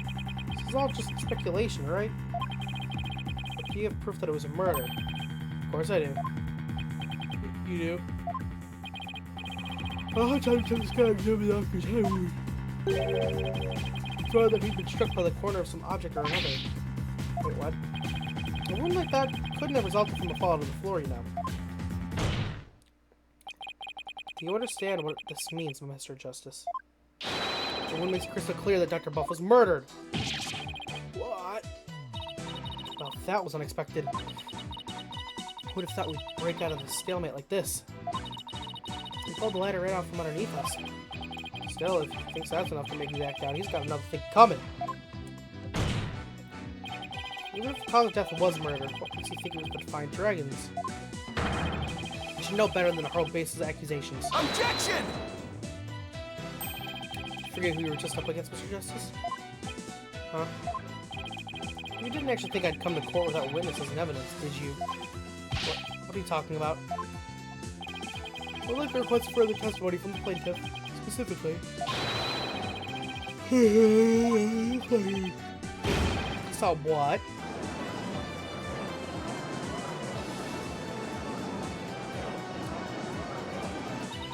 If you can prove it was murder, that's the end of our client's right to the orb. Did he have this up his sleeve the whole time? Grr. Mr. Wright do this to us. He's just waiting to spring this trap.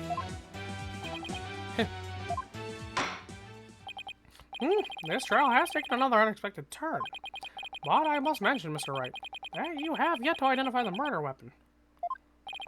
The object used to commit the murder was not located at the scene of the crime. The murderer likely disposed of it elsewhere.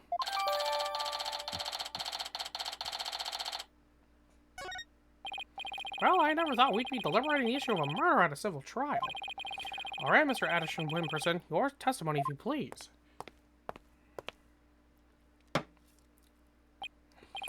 Prepare to be dazzled. Dazzled by charismatic orated, forged in the crumble of Yeah, fuck you. Hate this guy. The rebel's crime. That evening, I was walking alone, lost in thought.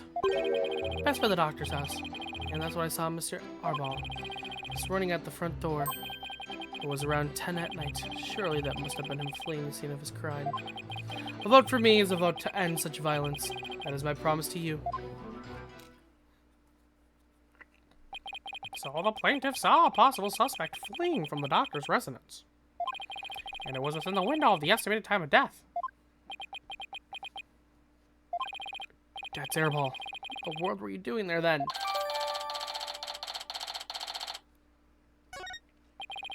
You, Mr. Arbol was loitering about Parade Village that day. And that was the doctor's story as well. Isn't that right, Mr. Justice? Ah, you mean the suitcase. Exactly. He must have been in quite the rush to leave that behind. Oh, and by the way, Your Honor, Mr. Arbol just so happens to be sitting in the gallery today. Ah, see? That's him trying to escape as we speak. Bailiff, don't let that man get away. Where's your backstabber? Why are you doing this to me? Alright, the counsel slash defense may question their plaintiff slash witness once more. Ahem. Please proceed, Mr. Justice. Okay.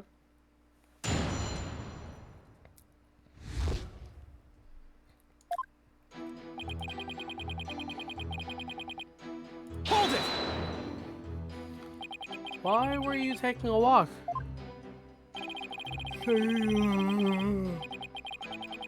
And as a politician, I'm always on the job, thinking hard about possible solutions, even on my walks. Thanks for the non-answer. While we live out our country lives, there's starving children suffer in the back alleys of our major cities. It's not me to torture suffering. A vote for me is a vote to end hunger and for world peace. Yes, Mr. Addison Wimperson, we are well aware of your outstanding character. Now, please continue with the testimony. I could practically hear my poll numbers surging. Now, on with my speech. After all, the voting public must be informed of the magnificence that is me.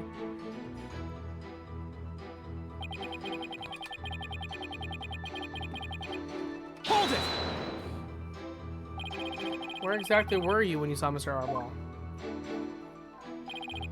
Right here, under this tree. I saw him dashing out of Dr. Buff's front door.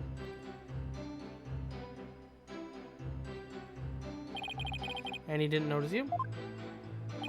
No, it was hidden by the tree. Is it really that important to know all where the plaintiff saw Mr. Airball? Yes, I believe that matters a lot. I asked that it please be added to the witness's testimony.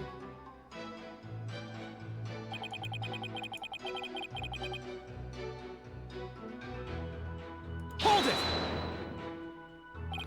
What were you doing under that tree? A lack of lateral thinking.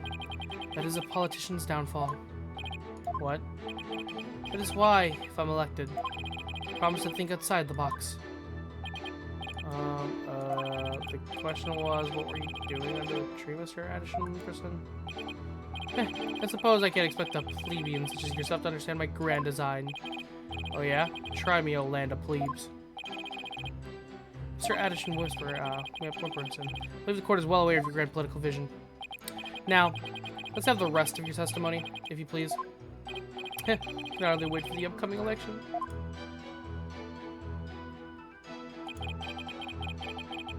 Hold it! Did you notice anything unusual? Yes, his behavior was incredibly suspicious. His eyes were darting all over as he ran off in total panic. As soon as I saw that, I knew he had done something, and it probably wasn't good. Despite that, he still didn't report it to the police. Who would have thought he had killed Dr. Buff? Not me. That's what I did. That's why I didn't report him. So the witness didn't notify the police. Is that an important statement, Mr. Justice? Yes, it is important. I request that the witness add it to his testimony. Sure, why not?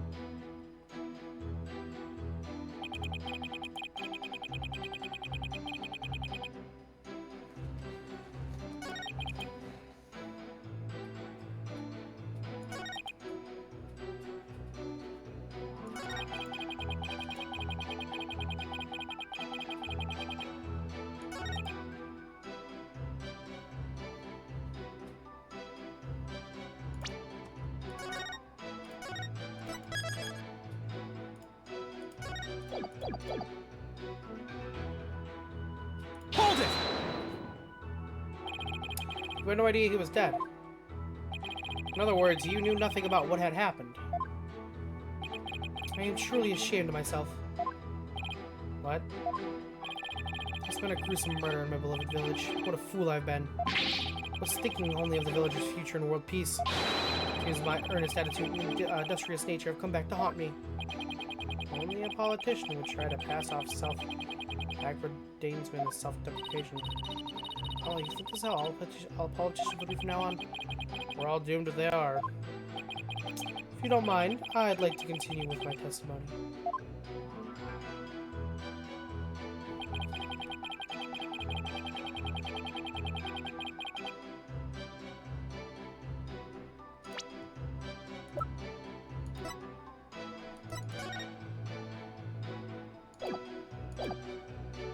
Hold it!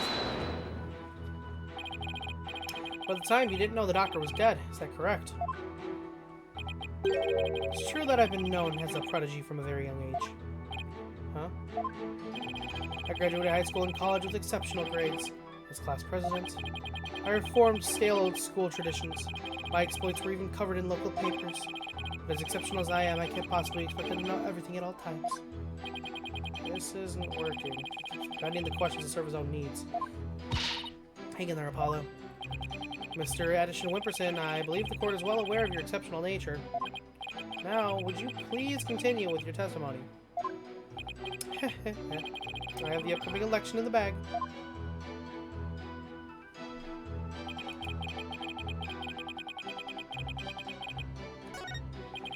Said he saw Dad from under the tree. If that's true, then... Did you figure something out? Yeah, I think he's hiding something. Let's take another look at the evidence, Athena.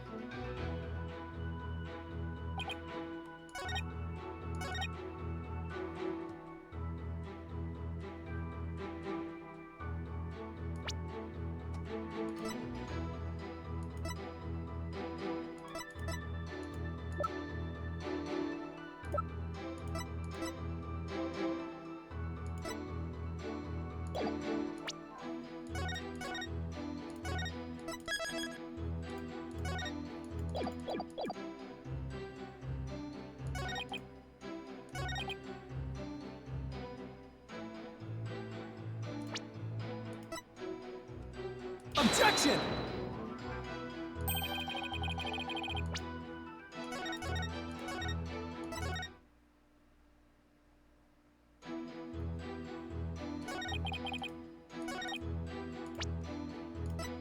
Objection! Nope.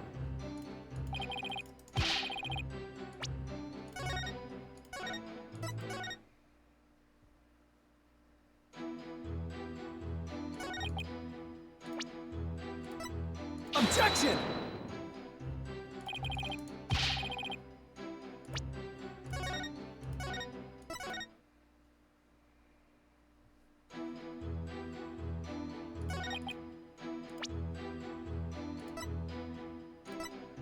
Objection!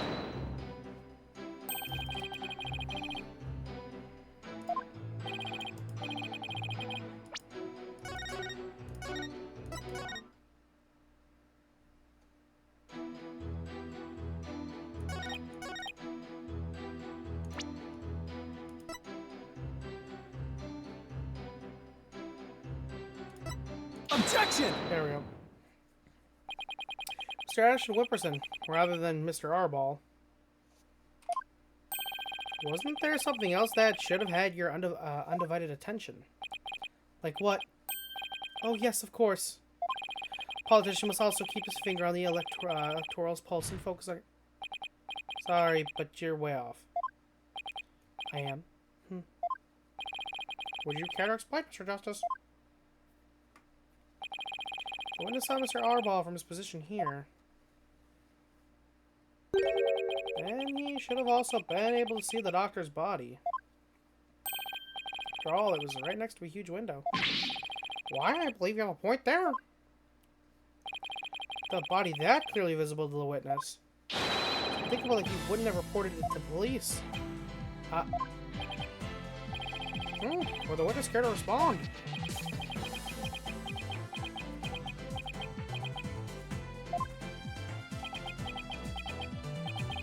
Did he fall asleep? Oh, Mr. Addison Wimperson.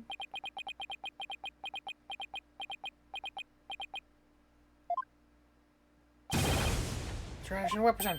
Huh. Well, there are many sides to any issue. Did I ever deserve this? In any case, I'd like the court to acknowledge the inconsistency in the witness's testimony. Mr. Addison Wimperson, did you really see Mr. Arball? Yes.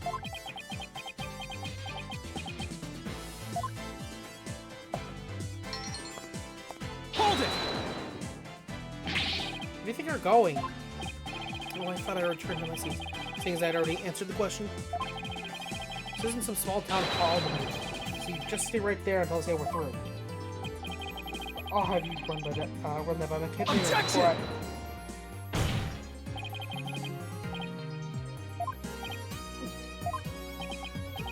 Mr. Addison Wimperson, I think it's time for you to come clean. Huh? So then, does this mean he didn't see Mr. Arball?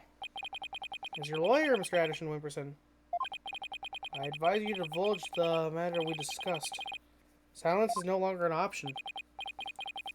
Are you sure about this? I'm in the midst of running for office. Can't afford to let any strange rumors get out. Don't worry, you won't suffer any blowback for what you're about to reveal. Blowback? I'm not sure I like the sound of that, Mr. Wright.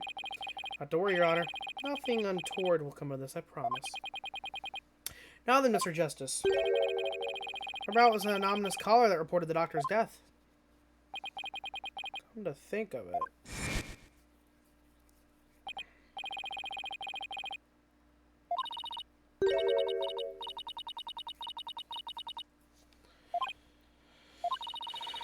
Yep.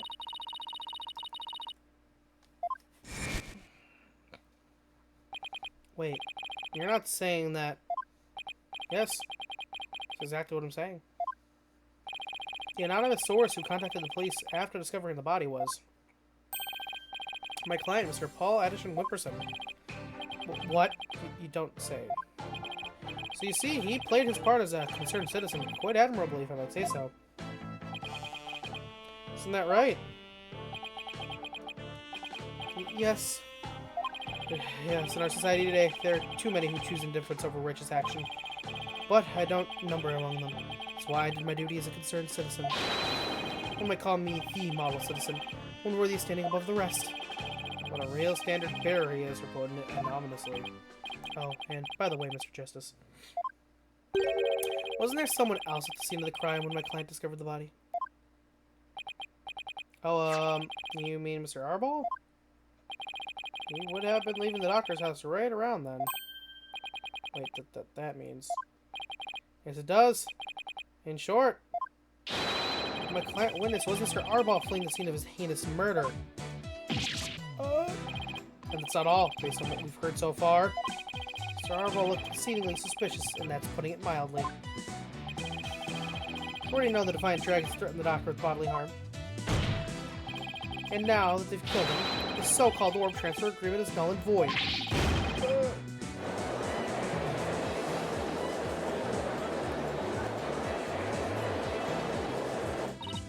Apollo, we'll come up with some sort of counter-argument.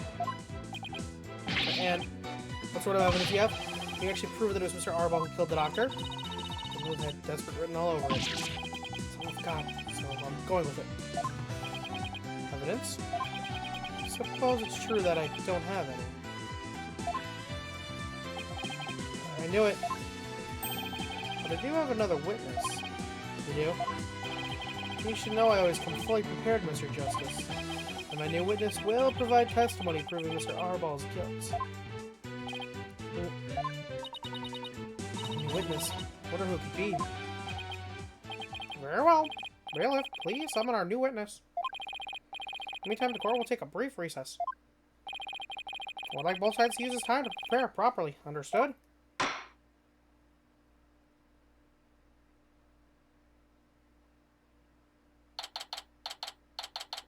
May 17th. It's your court. Defendant lobby. Number 3.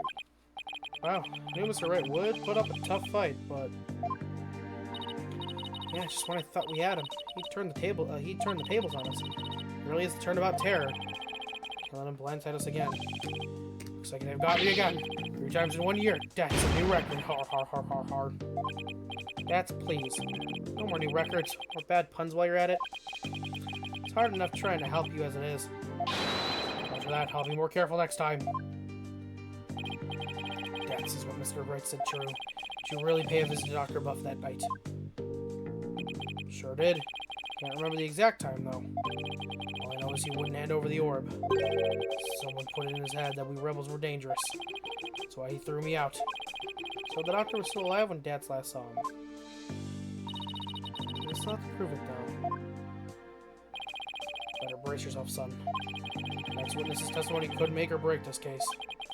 Yeah, I know. Hey, where's Trucy? She went to go see her dad.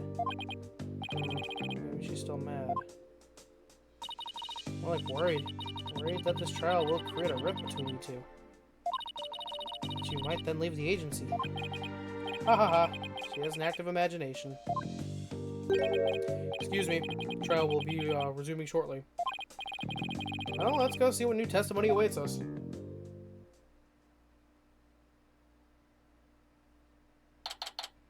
May 17th, District Court, courtroom number 6.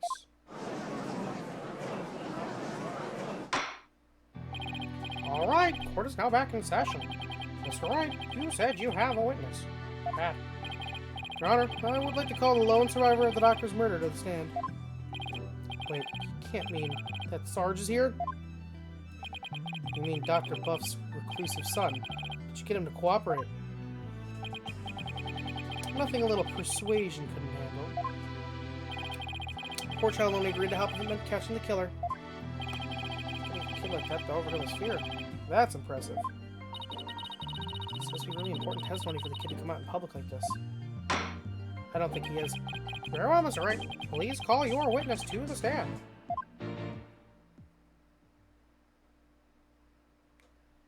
The kid's not there. It's the helicopter.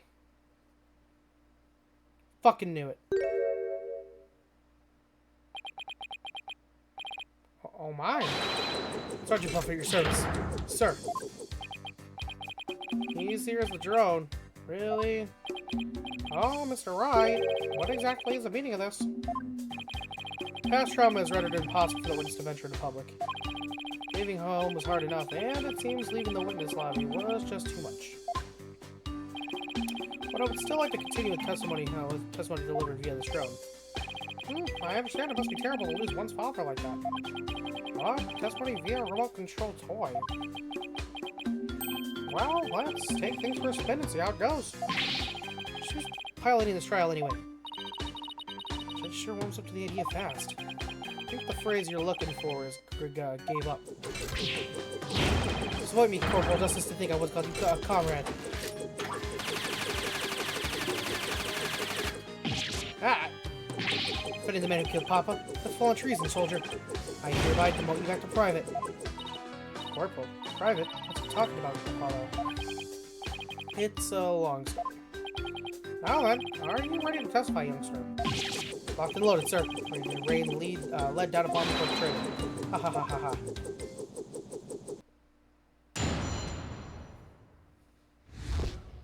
What happened that evening? Helped him out with someone the night he died. Didn't have eyes on the ground as I'd already mounted my siege traps. I could hear him arguing with someone in the study. In my window, I saw the one designated death getting ejected from the premises. For that, the man lingered around the perimeter for some time. He must have killed my papa in the study later. I just know it! So he was thrown out. Well, later returned and committed murder, did he? Yes, Your Honor. So, the man my client saw... Well, he must have been the fleeing Mr. Arbol. Objection! Right, you backstabbing no good. I didn't know what. It's the enemy. Ready all missiles. And fire! Oh! Ah, capitalistic pig, I'll turn you into a pork stroganoff. That just is my ultimate anti-swine weapon. It fires missiles too. Yes, well, the witness is all yours, Mr. Justice.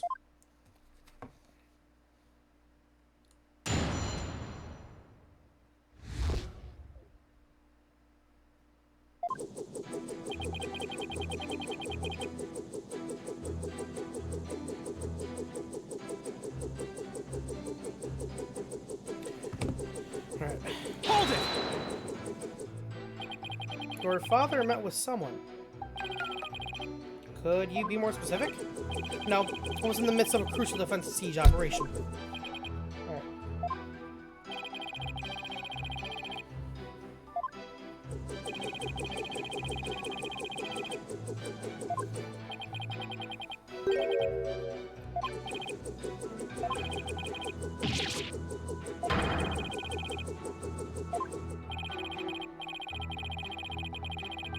Mm-hmm.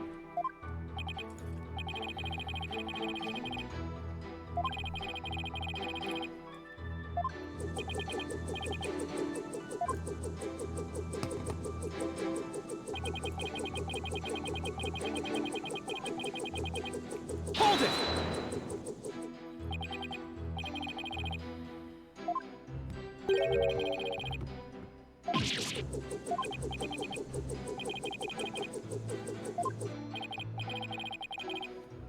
Objection!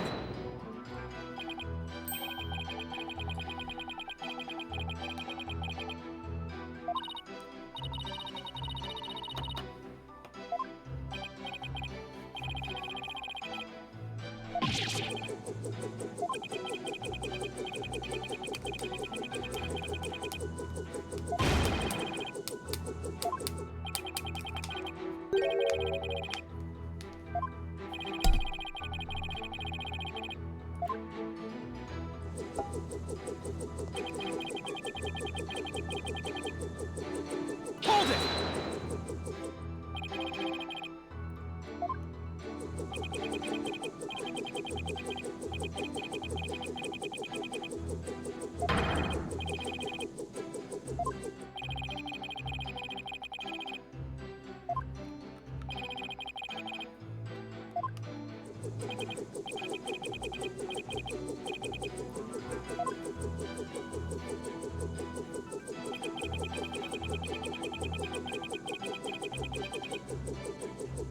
Hold it!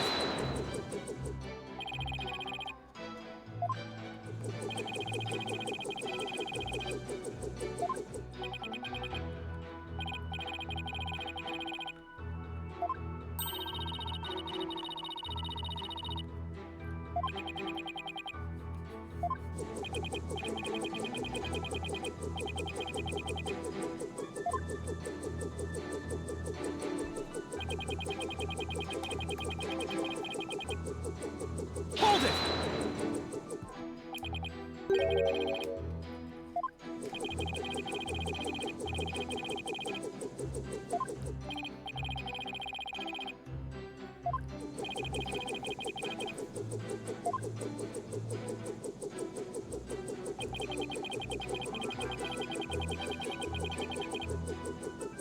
Hold it! Why did you keep your front door unlocked? So, then anyone could have got in. That's true. Papa didn't keep our house locked up.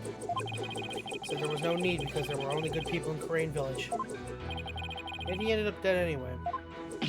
No monster could do what they did to my kind, trusting Papa. There'll be no mercy. I found swift and terrible vengeance. I'll carpet bomb the killer with everything in my arsenal. Fire!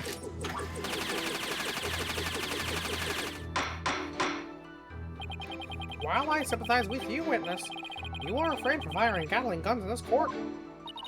So Sarge thought that too. And just when I thought things couldn't get any worse, your way hung around after being thrown out. I hate to say this, but if Dats is proven to be the killer, we'll lose the orb to the plaintiff. So our only option is to prove that the Defiant Dragons had nothing to do with the murder.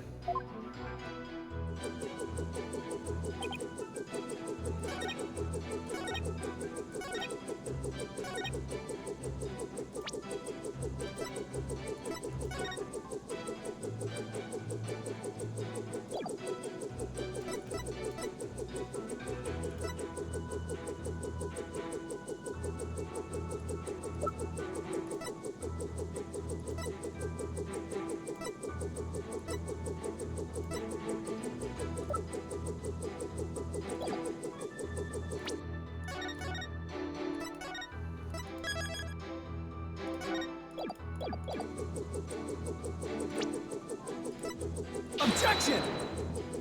Nope.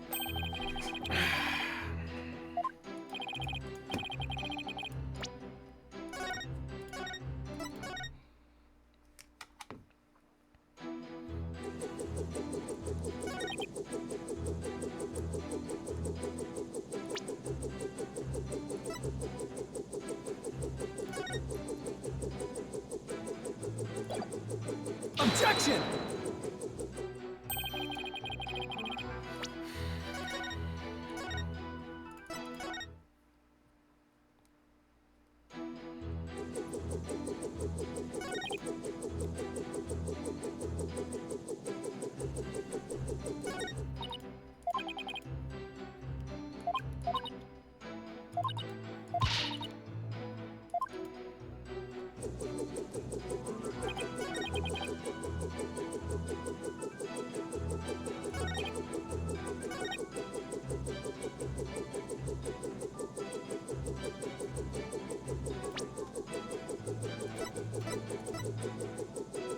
Objection!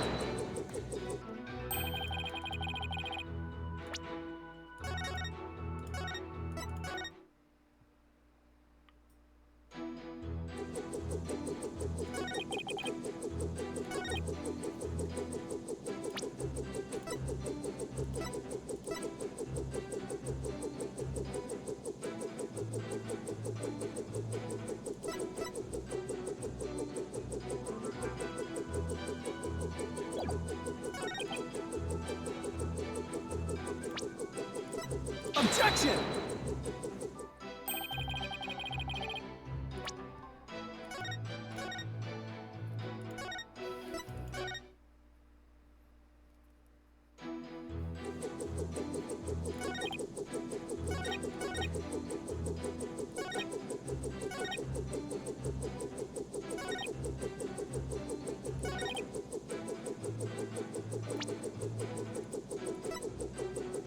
Objection!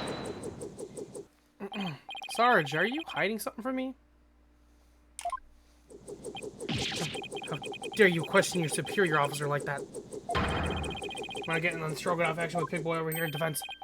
Sorry, but I'm afraid lawyers aren't missile-proof. What? Well, the defense care to explain. Simple, Your Honor. Just as he is able to see what is happening in court right now, Sarge was able to see what was happening in the study then. With his cherished drone, of course. Ah, now that you mention it. And to think, the answer was right before our eyes this whole time. Sarge, perfectly capable of patrolling the study that night. So you must have seen something. Ah, I'm hit. Is this strange weaponry you're using against me? Courtroom warriors don't use guns or missiles because evidence is their weapon of choice. Evidence to expose your bald-faced lie. A truth bomb, Sarge, has stripped your defenses bare. Truth bomb? No! Ah! Mayday, I'm going down!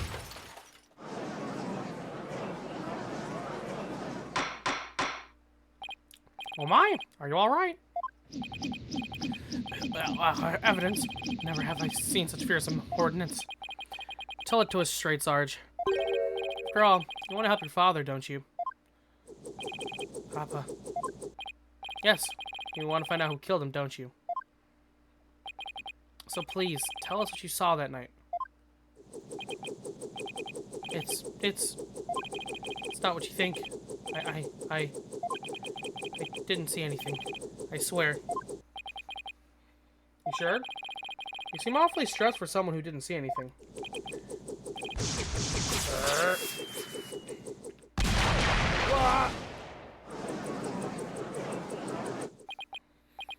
So, Sarge, you need to answer my question. Shut your pie hole, maggot. I'll be a scorching day in Siberia before a lowly private like you orders me around. I'm in Siberia of all places. A scorching day is what it'll take. And maybe it's time to turn up the heat. Hey, Athena. You think a therapy session might help? Well, it could help alleviate some of his anxiety. But I'm picking up a lot of discord in Sarge's voice. Which means the patient wants to say something, but can't for some reason. In Sarge's case, I imagine whatever's plaguing him is pretty severe. In that case, I'll leave it to you and your mood matrix magic. You got it. Your Honor, I believe I could be of help here. Time for a therapy session, is it, Miss Sykes? Yes. I hope the witness with this anxiety, maybe even enough to testify. Then by all means, please bring the poor child out of light into the day. Oh, but I assume this will be alright with you, Mr. Wright. Why not? It's not like we all haven't been through this before. Well, what are you putting in for, lady? Ready to place on this battlefield for you. Objection! I beg to differ, Sarge. This G.I. Jane's always ready for a fight in the courtroom. Wait until you see what I've got in my arsenal. Analytical psychology. With it, I'm gonna blow a big old hole in the armor you built around your heart. What? First, evidence, now analytical psychology. Where are these WMDs coming from? Well, if it's a battle you want, bring it on. You may have started this war. I'm gonna end it. Corpse woman Sykes. Got it, Sarge. Time to seek out the agony buried deep in your heart. Raise yourself.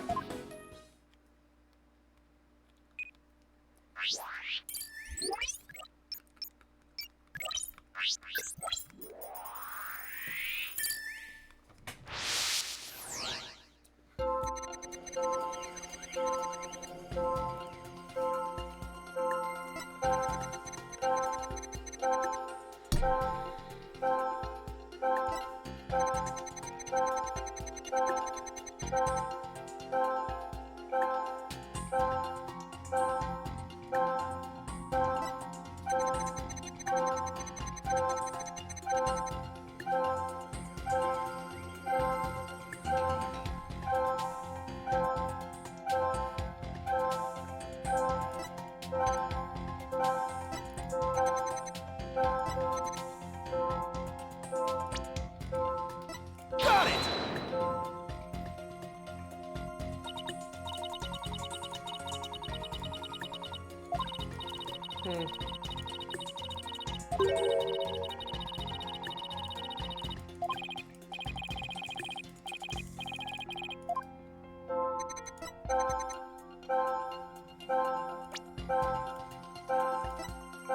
Got it!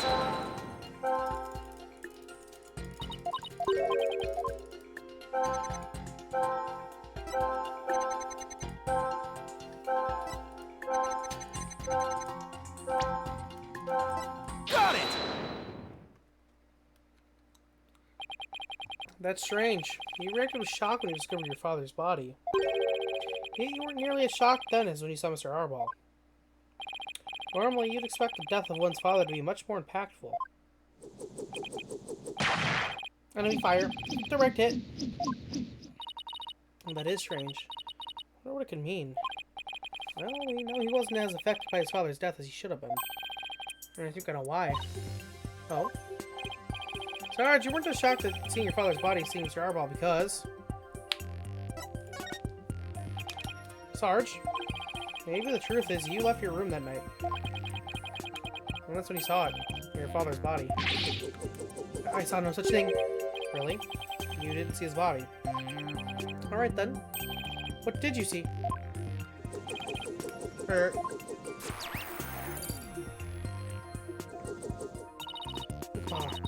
Lost some noise. Just as I suspected, he really did see something. Sarge, please, tell us what you saw. But...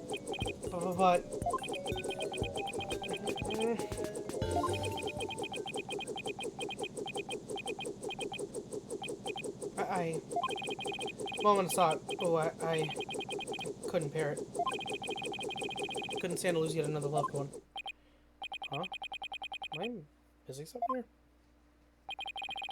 that why you weren't very shocked when you found out your father was dead? So you already sensed that he was a goner somehow? But maybe.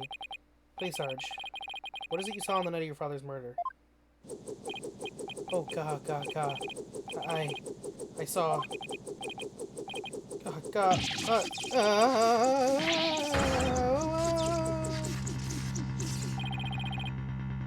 What's happening? I don't know where this is going. Yeah. No more, please.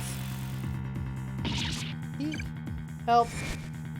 Took widget? Let's get your little toy. Gotta flip over for otherwise equipment. Widget! Hollow. Can't continue the session without him.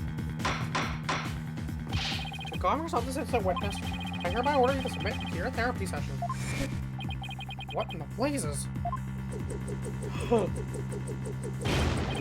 Look at me, I'm a judge. Sure, yeah, the answer's true now. I hereby convene a military tribunal.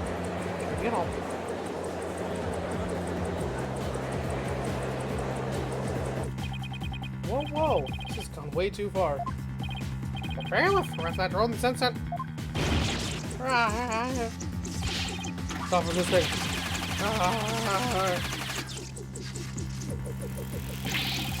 Don't go fire! This is the back right.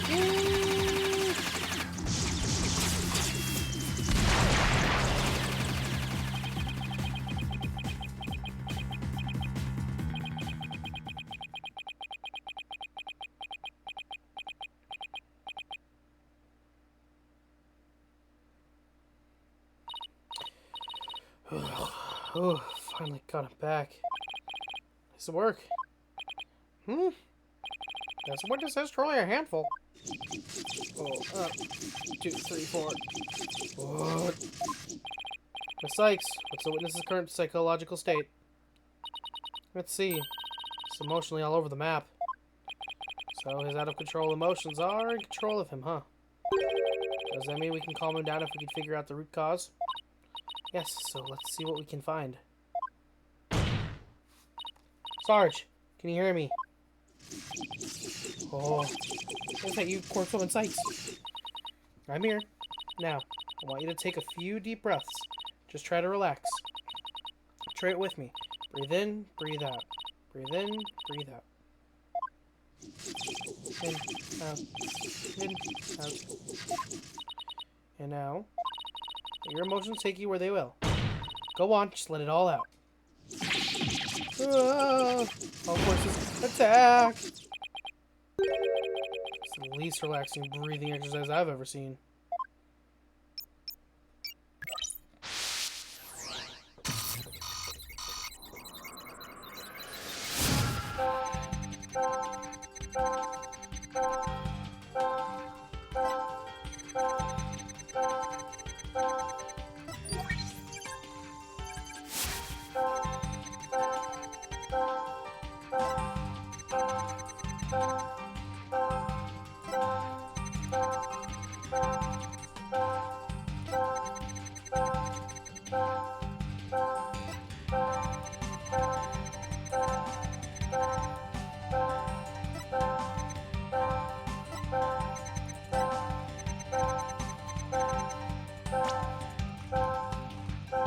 Got it! That's it.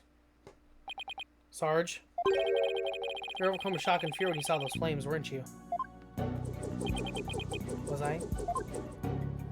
Yes, just 6 months ago. You and your mother were caught up in an arsonist blaze, so it's no wonder you'd be extremely scared of fire. Yes, that does make sense. And maybe, just maybe, your subconscious fear of fire was what caused you to withdraw from the world. What do you mean, Corpswoman Sykes? In the outside world, you were bound to come across all sorts of fire. Candles, cigarettes, heck, even the grill at a dinner. Even if it's not that often, just the idea that you might see them grew bigger and bigger until you couldn't shut it out. I think you might be onto something. Candles, cigarettes, just thinking about them sends a chill down my spine. Wow, things I take for granted. Now I see. I was afraid of the fire. Strange, I didn't even realize it myself. About that fire, Sarge, can you tell me what it was burning? Stay calm and maybe something will come to you.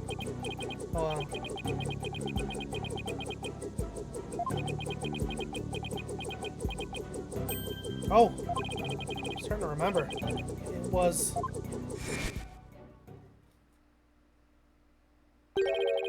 that relic? The relic Papa was studying was on fire.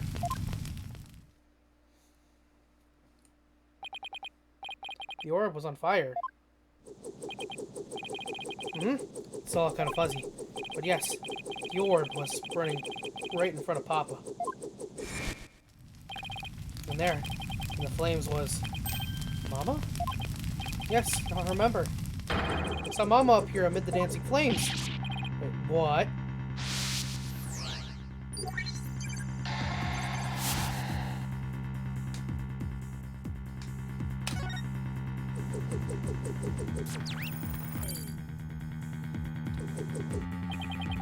What's going on here?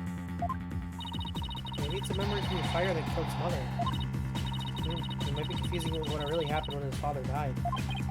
So let me guess. No therapy? Yep. Well, this time, it seems there's an inconsistency in his statements. I think we should be able to prove it with the evidence at hand. Well, this inconsistency is the key. Proving that the relic really is the Founder's Orb.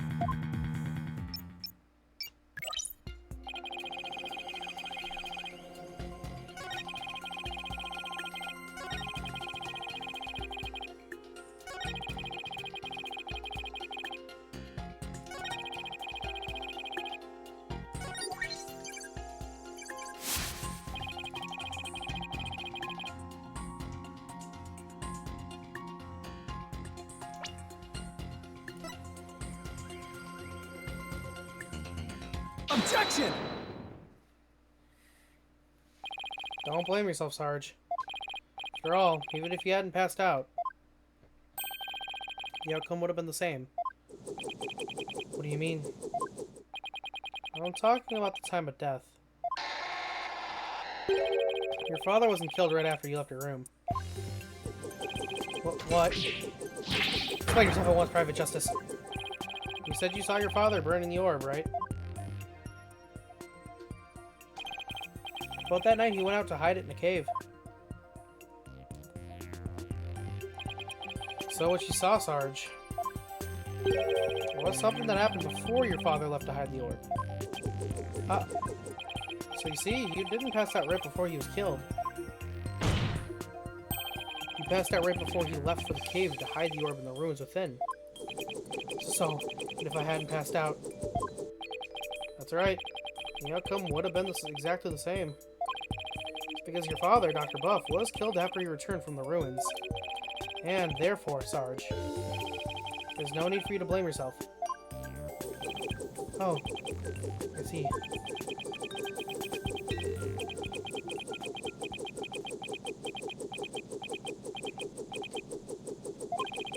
Private Justice, can you really say I bear no blame in this?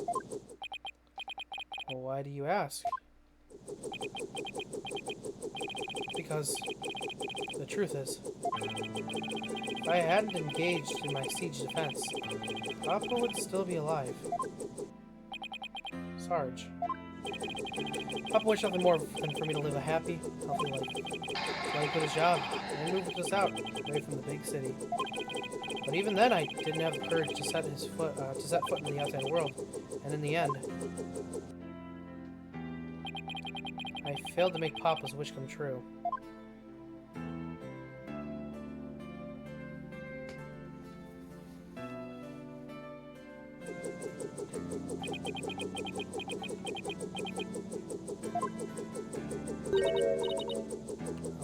Sarge?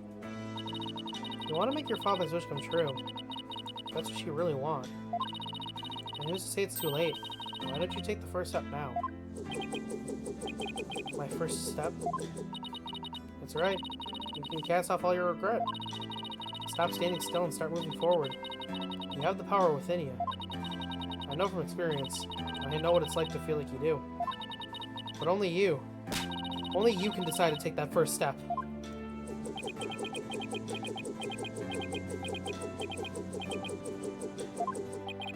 If you don't change your tactics now, Sarge, the victory you seek and the war you're for waging will always lie beyond your grasp.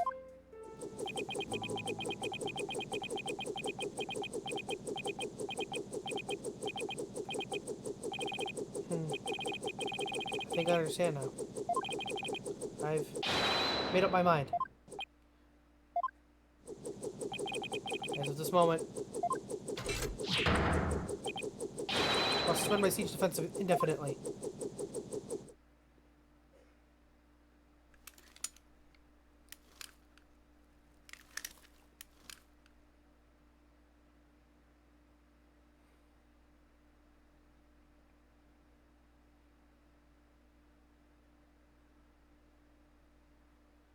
You're a girl? Huh? This is Sergeant Buff. We're reporting for duty. What? I thought you were a guy. You're definitely not the gruff drill sergeant I knew. Well, my mom was in the Russian army. I was just as shocked, but it certainly explained a few things when I found out, too. May I introduce you to Miss Army Buff, age 12? No way. Careful, soldier. Forget I could blow you away at a moment's notice. She's just too cute. So, have you always been in a wheelchair, Sarge? Negative. Only since I was injured. And in the fire. Or injured in the fire. Your voice sounds awfully different from before.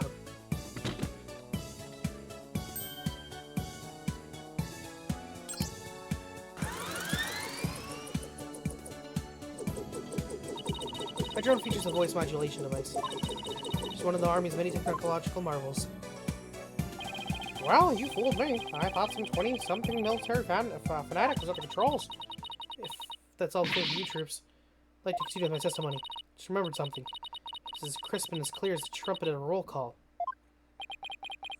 What did you remember? It was my mother who appeared in the burning orb. It was some lady Papa had shown me a picture of a long time ago. Said it was the Holy Mother, founder of Kurinism. She appeared right there, right in the burning orb. Huh?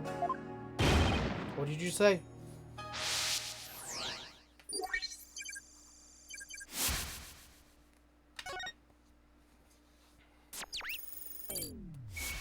Bye-bye. Hey, I didn't say it. The Holy Mother of Kurinism was in the burning orb. Well, what does that even mean? I have a bad feeling about this. Could it be? Could this explain what Sarge means by the Holy Mother appearing in the burning orb?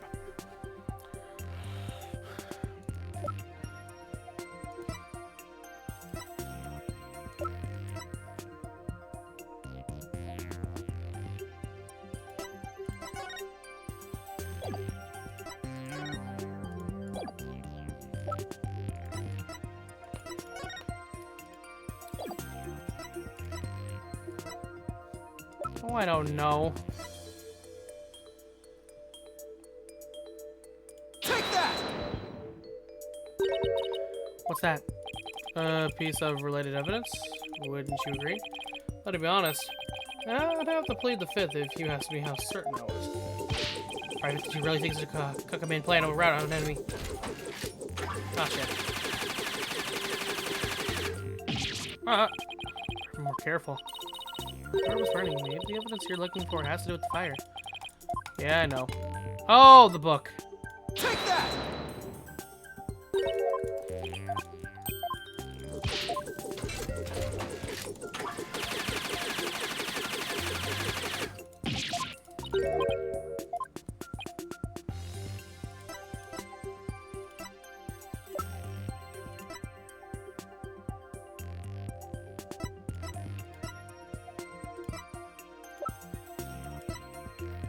Take that! Bro! Good thing this one doesn't make me waste anything.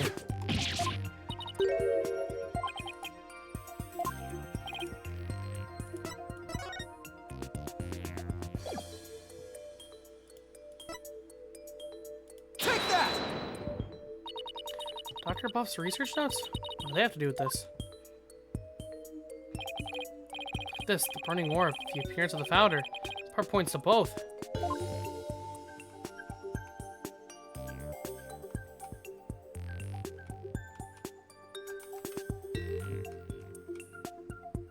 Take that! There is a legend about the orb involving a mysterious riddle.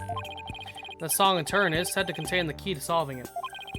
If the legend is true, then I believe the answer lies in this part of the song. Offer thy prayers as fervent as fire, only then shall the Holy Mother return. Well, anyone see where I'm going with this?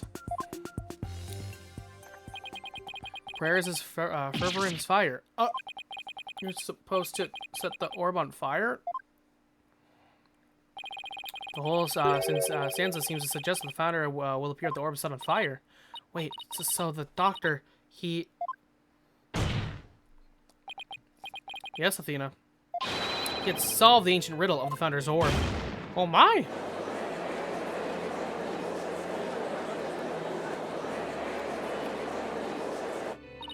Papa was a great archaeologist, so I believe in him, and I want to believe. I want to believe he achieved his long life dream of solving that riddle before he died. Well, we won't know for sure until we try it for ourselves. Yes, do it, Private Justice, please. I want to see what Papa was searching for with my own eyes. Objection! The plaintiff must object to this. Objection! The plaintiff will stand down and be quiet. Objection! You don't have the right to set a precious relic on Objection! fire. Oh, but I do. All I needed was Sarge's permission. Since we still don't know if the treasure is the Founder's Orb or the Crystal of Ami Faye. Any ownership rights the Doctor had now belong to his daughter. Therefore, you have absolutely no right to stop us. Very well, Mr. Justice. I never thought I'd be saying this, but you may burn the evidence. Alright, here we go. Do I get to actually burn it? Or is it a cutscene? Oh, yes.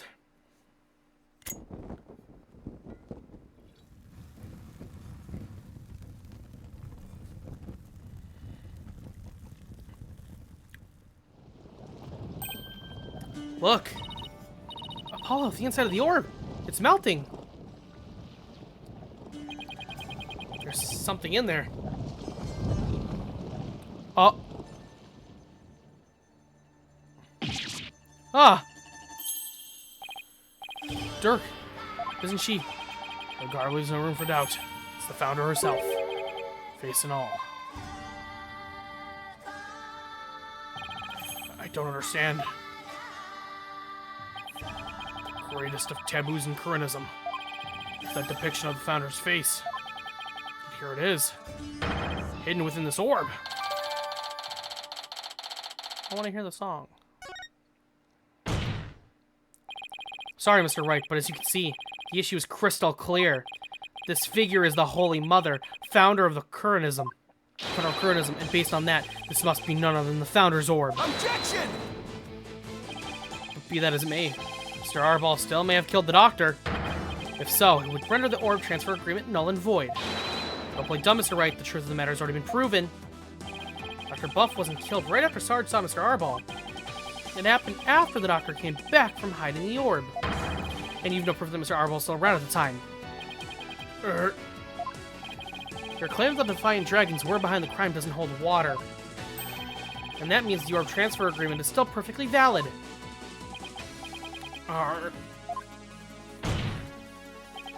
Admit it, Mr. Wright. I just burn your whole case to the ground.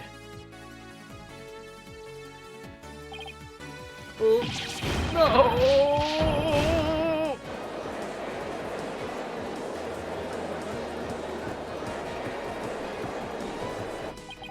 I won?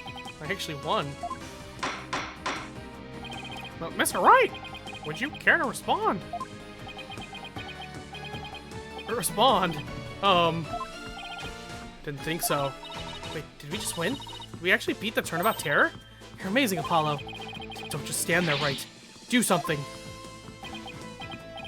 Well, I don't think there's any digging out of this hole.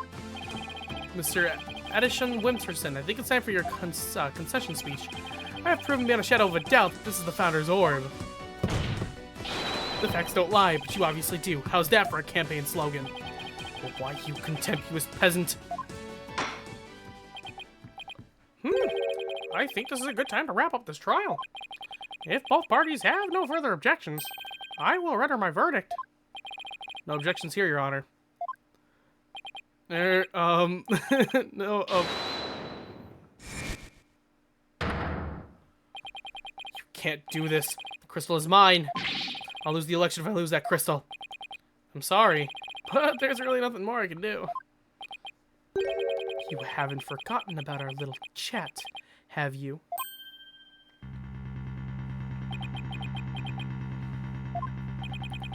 What's going on here? Objection! Your Honor, I object to the defense's last claim. What? I don't believe they have truly proven that the relic is indeed the Founder's Orb. Objection! Sir Wright, I don't think even you could bluff your way out of this one. What possible argument could you have to claim that this isn't the Founder's Orb? About that. Oh, of course. He can't possibly have hit on something. The defense assertion isn't complete. And this is why. Their claim that the relic is the Founder's Orb is based on a legend. And that legend claims that the Founder will return when the riddle is solved at last. Right? Yeah, that's what happened. The Founder was revealed for all to see. Well, Mr. Justice, what about the rest of the legend? Huh? According to the legend, once the Founder returned, she would bestow spiritual power onto the person who solved the riddle. You're kidding, right? Mr. Justice? Do you feel great spiritual power coursing through your veins? No. But receiving spiritual powers and stuff, it's all just mystic mumbo-jumbo, right? Maybe so, but you're the one basing your claim on said legend. And what we saw here does not fully fulfill it, does it? No, but... consequently, you cannot rightfully claim that this is the Founder's Orb.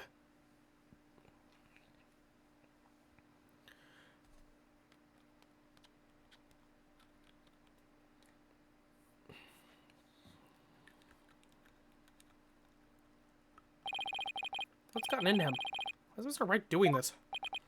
It would appear that Mr. Wright has lost a few of his marbles. That couldn't be further from the truth, Your Honor. In any case, I believe this is a good time for a recess. Both sides will have 20 minutes to prepare. I said all arguments be ready by then. Oh, and Mr. Wright, you'd do well to wash up and find your missing marbles by then, too.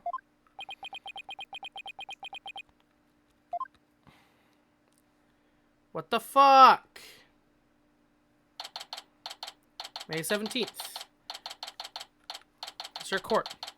Defendant lobby. Number 3. Mr. Wright is sure acting funny. I mean, he's famous for going out on a limb, but that last assertion was just plain crazy. It's either a bluff or a Hail Mary. Either way, it doesn't make much sense. Maybe there's something we're missing here. Although, he seemed perfectly normal when we spoke earlier. Apollo, I have a bad feeling about this. I'm gonna go check up on him. What's going on with you, Mr. Wright? Hey, Private Justice. Oh, Sarge. Forgot to mention something. On the night of Papa's murder, a strange thing happened. Oh? Yeah, but why are you only telling me about this now? Well, I didn't say anything before because I thought Papa's death was an accident. But now that we know otherwise, I figured it might be important. There's still a lot more to this case. I left my room and lost consciousness. I passed out right here. It's right above the coffee bar. Well, when I came to, someone was pushing my wheelchair. What? I was so scared I beat a hasty retreat as fast as my wheels could take me. Do you know who it was? No, it was pitch black. Plus, I fled to my room so fast I didn't even have a chance to return on the lights. Maybe it was your father. No, he would have said something to me. Besides, I'd have known if it was him. So then it could have been your father's real killer? Thoughts exactly. She didn't report this to the police. It didn't even occur to me. It's okay. You were obviously still upset, so don't beat yourself up over it. Apollo, it's gonna be really important information. think the act of pushing Sarge's wheelchair could be part of some bigger scheme. It's hard to see why else the killer would have done such a thing. Guess I should take her statement down as evidence.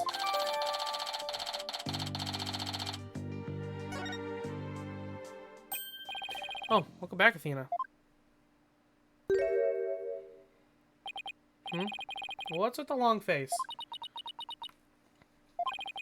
How'd it go with Mr. Right? What should I... Athena? Oops, sorry. Zoned out there for a second. The recess is almost over, so let's go. Ha! Ha ha ha! What was that all about? I'll be back. I gotta go pee.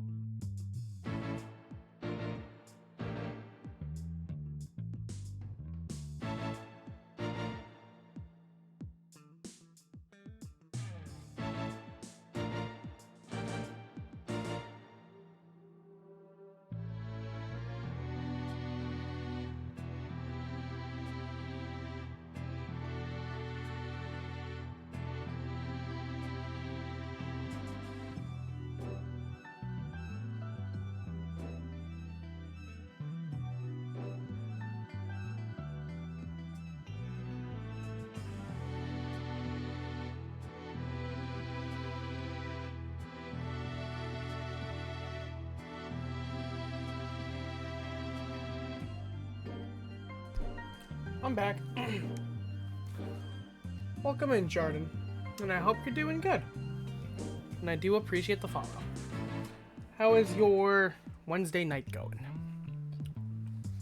Alright, court is once again back in session. Now, Mr. Wright, about that last objection you raised. We, the plaintiffs, still believe that the defense has yet to sufficiently prove its case. We claim that, according to legend, the Founder's Orb would bestow spiritual power. Yet the relic in question has failed to do so, therefore it has failed its own test.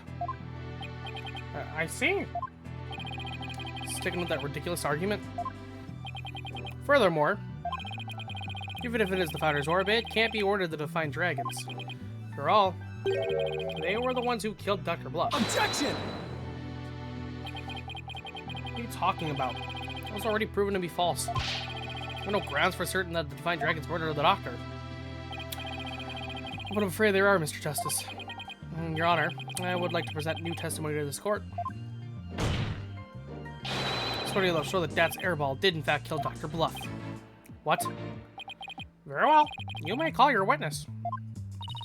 Guess Mr. Raid found another new angle. Why testimony could there be this late in the game?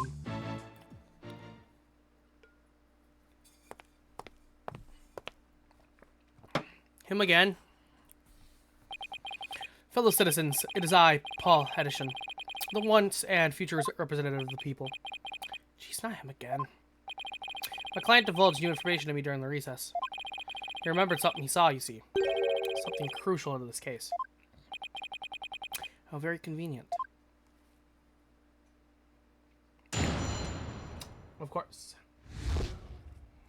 That's his crime.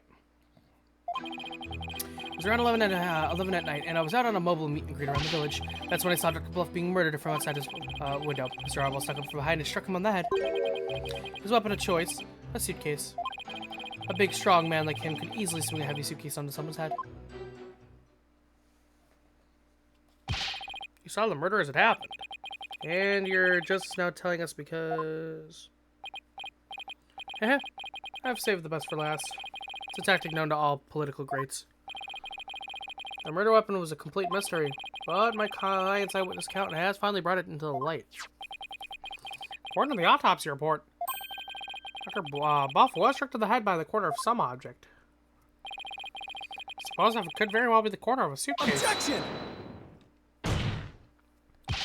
But eyewitness testimony isn't the same as hard evidence. Oh, I wouldn't worry about that if I were you. What's that supposed to mean? We have physical evidence too. A luminal test revealed there was blood. Yep. The doctor's blood on Mr. Arbal's suitcase. Really? But how does that prove Mr. Arbal used it as a weapon? Objection! You should know the answer to that, Mr. Justice. Since you know as well as I that the suitcase is covered in his fingerprints. Ah! We dusted it right in front of the... Oh, right in front of Emma.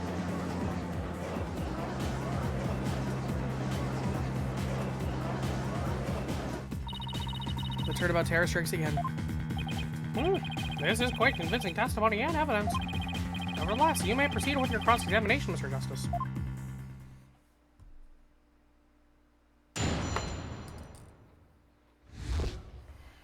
Well, shit.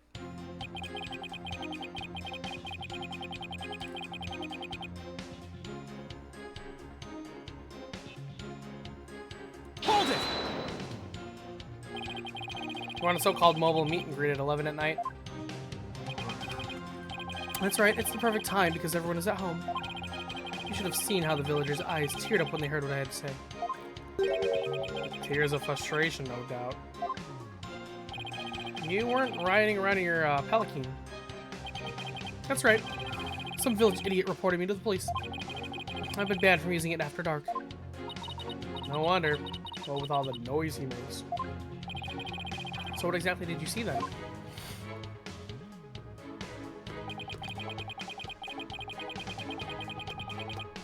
Hold it! Sounds like you witnessed something rather shocking. Indeed, I didn't even believe it at first. I mean, a vicious murder in Karain? There haven't been many murders there, I take it. If I'm elected, I promise you that such a terrible tragedy will never happen again. A vote for me is a vote to banish murder forever from our beloved Crane Village. Yeah, good luck with that. Mr. Ashton Whipperson, please tell the court what you saw at the scene of the crime.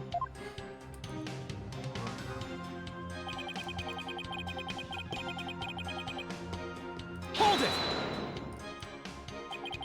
He snuck up from behind. So you're saying the doctor never even realized Mr. Arbol was there? That's right. He was utterly absorbed in the book. I see. What did you see Mr. Arbol do next? Climbed up the bookshelf ladder and dumped a bunch of books down on the body. I believe he was trying to make it look like an accident.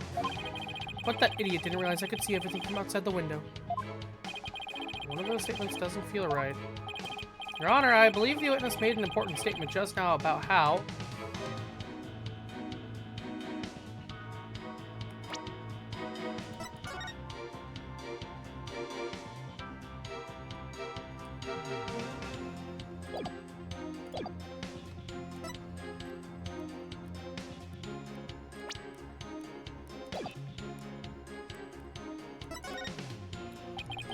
The crime was visible through the window.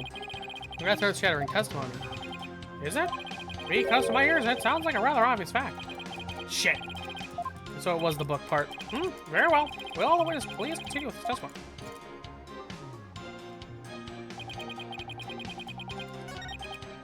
Hold it!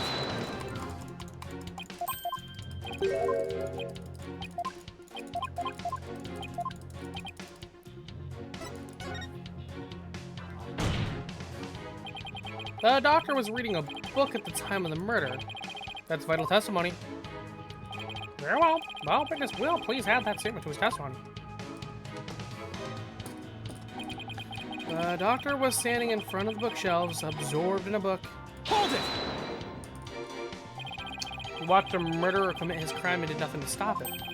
That doesn't sound like a good way to score points with the voting public. I'm a politician, not a superhero. I'm under no obligation to risk life and limb. He sure is quick to deny his obligations when there's nothing in it for him. Getting tired of listening to his endless campaigning and flimsy rationalizations. About your testimony, Mr. Whipperson, you said Mr. Arbol struck the doctor from behind while he was absorbed in a book. Yes, that's exactly what happened.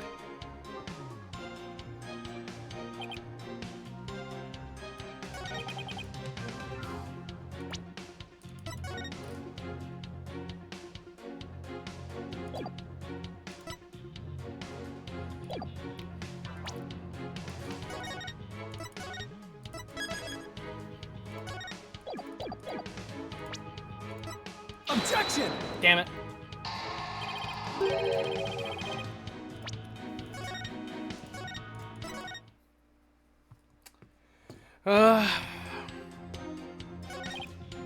Hold it! We'll wait. Are you sure?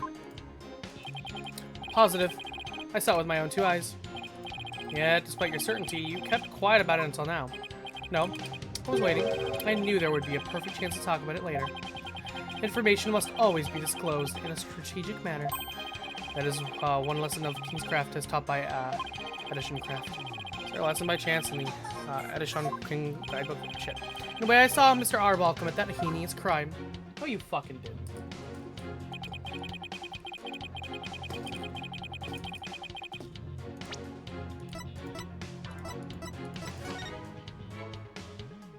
Was this the book?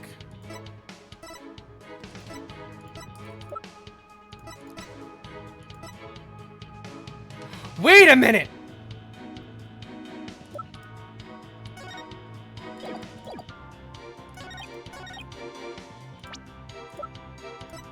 Objection!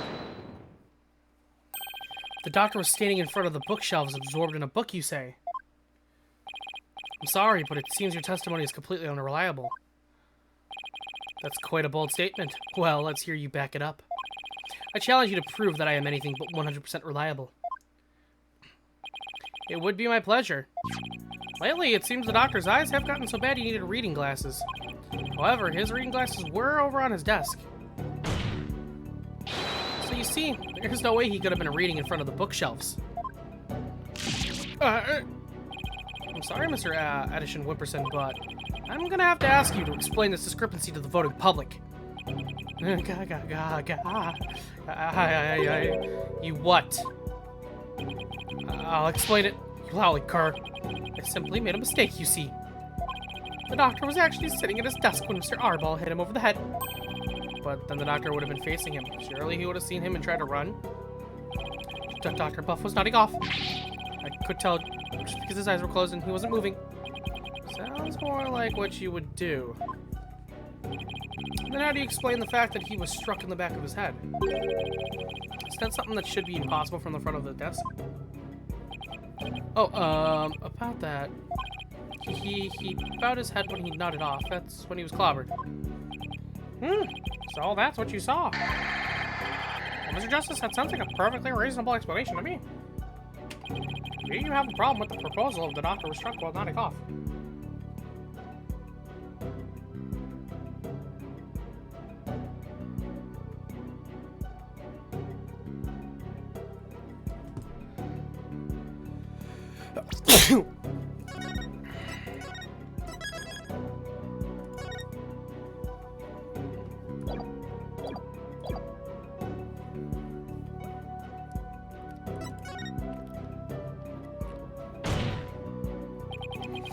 There is a problem. A very big problem.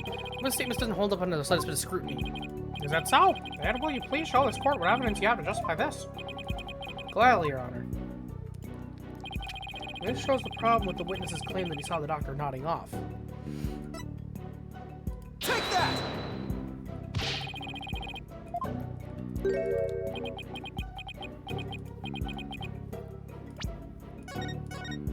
What if I went back? What if I said no?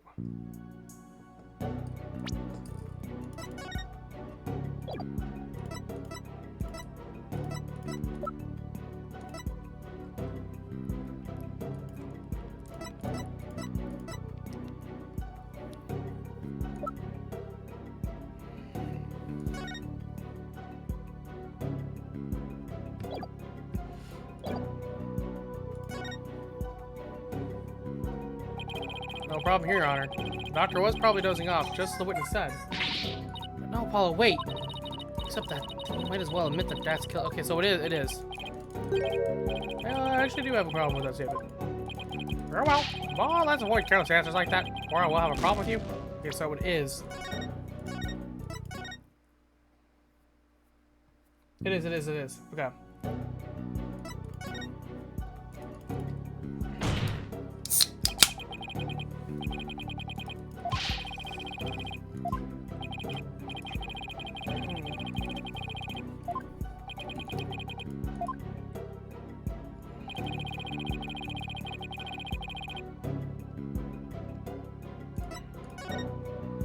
Oh, I'm an idiot. There's a bookshelf. Take that! Duh. A diagram of the study? Why is that so surprising? Mr. Edison Wimberson allegedly viewed the murder from... here. And the doctor was allegedly nodding off. Here. Hi, honey. Welcome in. But from his vantage point, the bookcase would have blocked the witness's line of sight. Why, yes, I believe you're right. But our... Objection! The fact remains, my client knew that the suitcase was the murder weapon. So he definitely has the first-hand knowledge of the crime scene. I'm afraid I have to agree with you there, Mr. Wright. But then, we have to ask ourselves, from what vantage point did he see the murder? What are you insinuating, Mr. Justice? From what vantage point could Mr. Edison Wimperson had been seeing the dozing doctor? Once we determine that, I believe we'll finally see the truth behind this incident.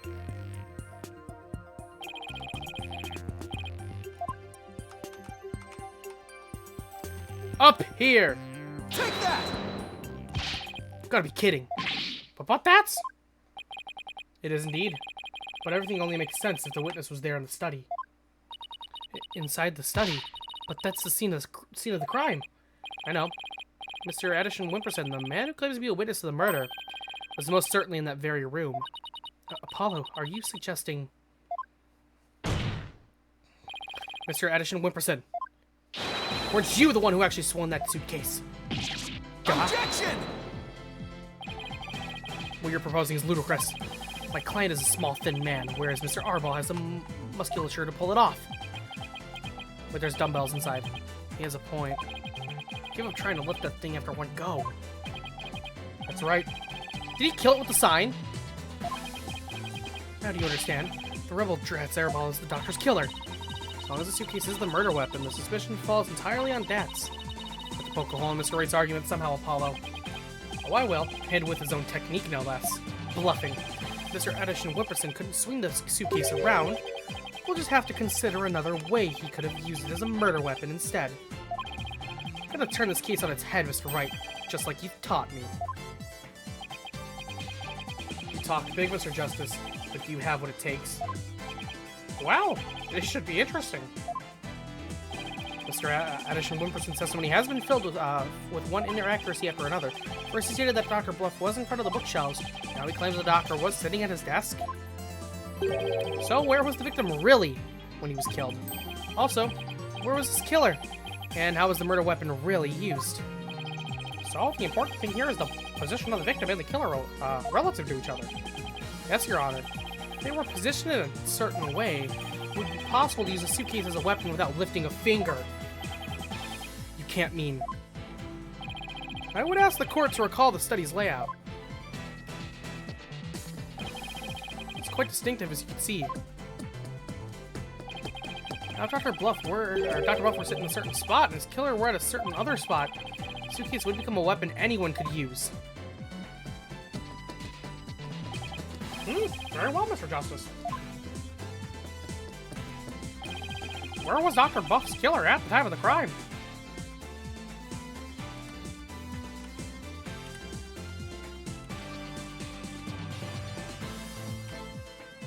Right here.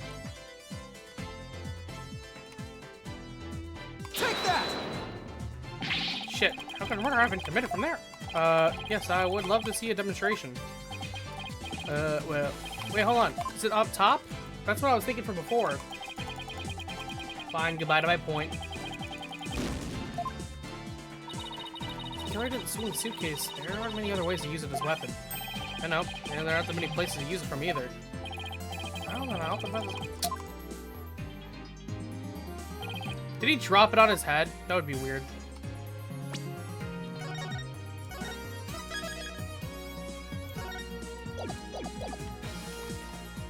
Take that! There! That's what my first option was, damn it. Oh, that's... Should wrap things up nice and pretty for you, Mr. Wright. I would ask the court to recall the study's layout. But this time, instead of thinking in 2 dimensions, let's think in 3. Only then can we clearly see the killer's method at work. Oh god, this again. The killer didn't have to swing the suitcase. If he used gravity to his advantage, that is. That's right. It was the plaintiff, one Paul Edison Wimperson, who used the suitcase. He pushed it from the 2nd floor. And sent it hurling down into Dr. Buff, who was sitting in his coffee bar. Yarr! The psychology book had been at the coffee bar, no doubt. The doctor must have set it down there after he'd finished reading it, or the like. But his blood got on it, which is why the killer thought to hide it in that mountain of books. Objection! It's quite an entertaining theory you have there, Mr. Justice. But there's no evidence that the murder took place at the coffee bar. I'm not so sure about that, Mr. Wright. I'd say that evidence of the murder occurring at the coffee bar exists. The evidence does exist, and I'm going to show you. You are. This right here is proof that the murder took place at the coffee bar. And the coffee stain. Take that!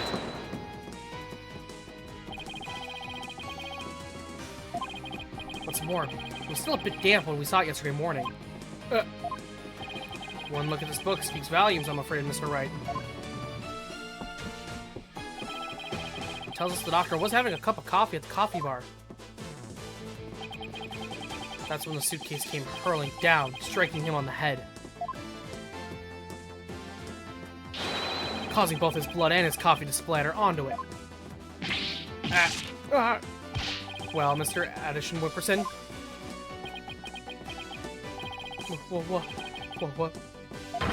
What motive could I possibly have had to kill Dr. Buff? And there it is, that final excuse cornered killers are so fond of. Well, the doctor never returned your crystal to you, did he? Instead, he hid it in the cave ruins. Telling him that the Defiant Dragons were a dangerous bunch was a huge blunder. All it did was make him hide the orb. Your lie came back to bite you in the end. Even worse, the doctor saw the news reports, so he knew the relic was the Founder's orb. Being the conscientious researcher he was, he knew he had to return it to the rightful place. And that meant keeping it out of your hands. You were so angry that he refused to return the relic to you. That you killed him with your own hands. Isn't that right, Mr. Addison? Yeah.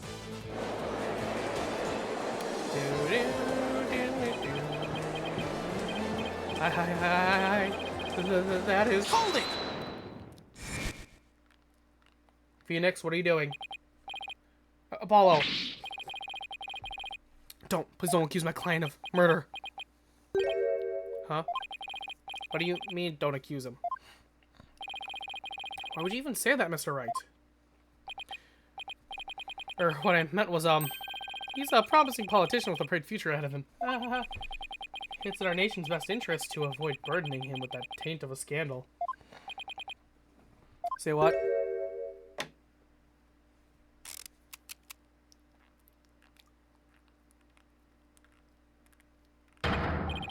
Right, you better do something to change the current courtroom climate, or I'll be charged with murder.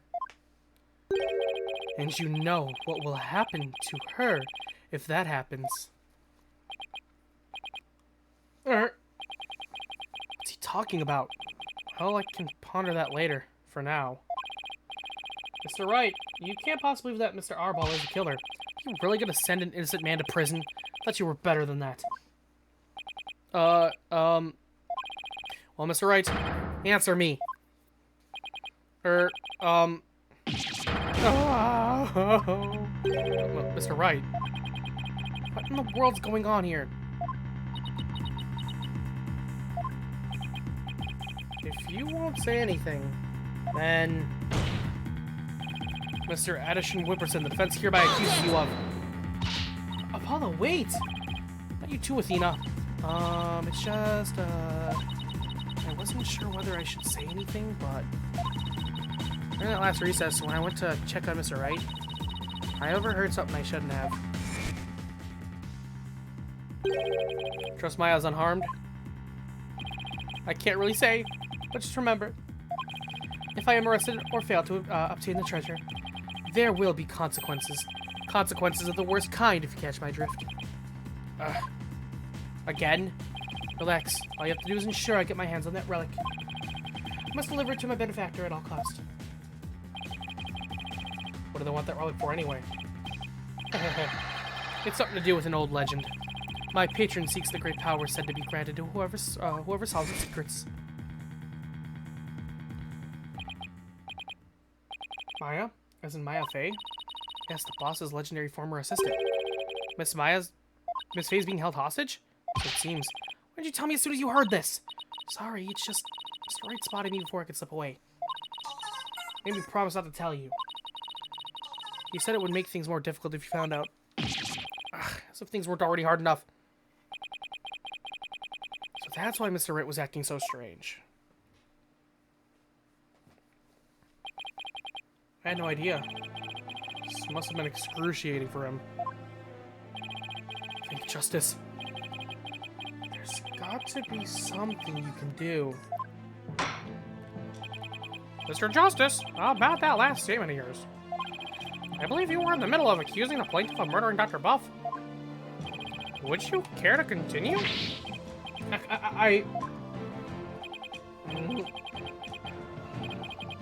Sorry, Apollo. Really, really sorry. What's gotten into you two? If I accuse that slime bag, I put Miss Faye's life in jeopardy. Seems you finally caught on. I'm far too important to be accused of murder. After all, our nation's future rests squarely on my shoulders. Either I give up or...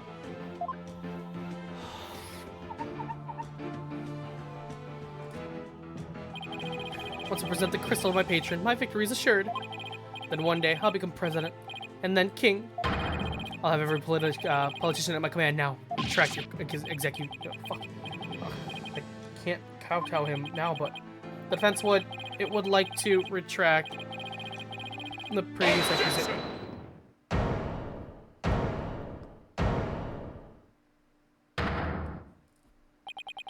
Apollo. Dirk? I don't know what's going on here. But a lawyer should never look the way you do right now. With defeat and resignation written all over your face.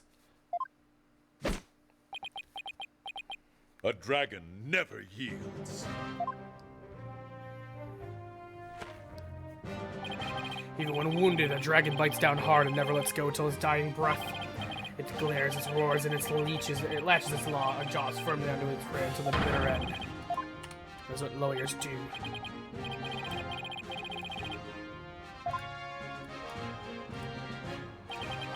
He's right. It's all over if I give up now. Mr. Wright's hands are tied. It's up to me to do what must be done.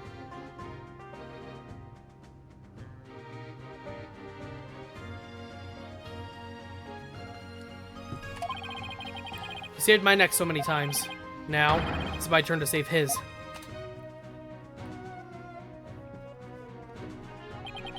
Dirk, thanks for that wake-up call. Well, that's the face of a lawyer you've got there, son. Where there's a will, there's a way. And I'm gonna go find the way to save Miss Faye, and see that justice is served. Yeah, using my big brain.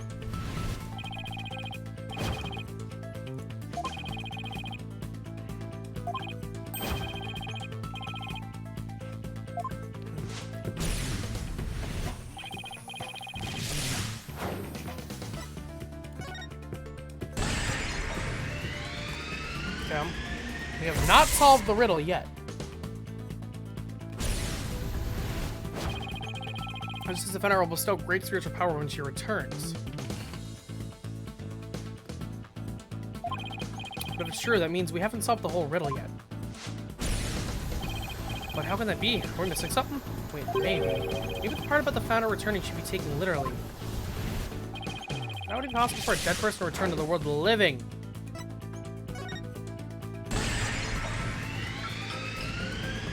The founder can return through channeling. Oh, I know. There is a way for the dead to return. Spirit channeling. Of course, you'd have to know what the founder looked like first. The orb has revealed her face to us, so what if it's a sign that we should channel her?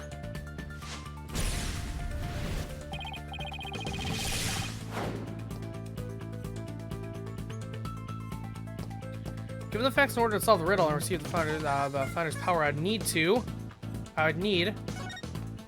Spirit Medium. A medium is needed to obtain the power. The ability of a medium to channel the spirits is the final key to unlocking the orb's secret. That means Mr. Addison Whipperson's patrons will need one too. And once the slimy politician realizes that he won't be able to lay a finger on Miss Faye. I hope that's the case. Everything's gonna be okay, Mr. Wright. Because Mr. Paul Addison Whipperson can't afford to harm a hair on Miss Faye's head. Huh? Mr. Addison Whipperson, it seems you've chosen the wrong person to take hostage. Well, what do you mean? Your patron seeks to solve the orb's riddle, and thereby receive great spiritual power. However, only Maya Faye can truly give them what they really want. She can. What do you mean, only Maya Faye? Think about what the return of the founder really means. should have considered it more literally. After all, the orb was made in the kingdom of Quran, the birthplace of spirit mediums. I think I see now. You need to know what the disease looks like in order to channel them. So they hid it all. But in Kurdism, depicting the face of the founder is taboo. However, her true face was hidden in the orb. So maybe the orb is telling us to try channeling the founder. Exactly. Through a spirit medium, the founder can quite literally return. And if the legend is true, the founder just might bestow spiritual power on someone when she does. It's like when Pearls imbued my Magatama with spiritual power. If a human could be imbued with such power in a similar manner. It is said the founder possesses immense spiritual power. Such a great feat would not necessarily be beyond her. Wait a second, then the legend is true? Do you understand now, Mr. Edison Whipperson? You are holding hostage the final key to unlocking the orb's secret. And if anything were to happen to her, the riddle would remain unsolved forever. Uh-huh.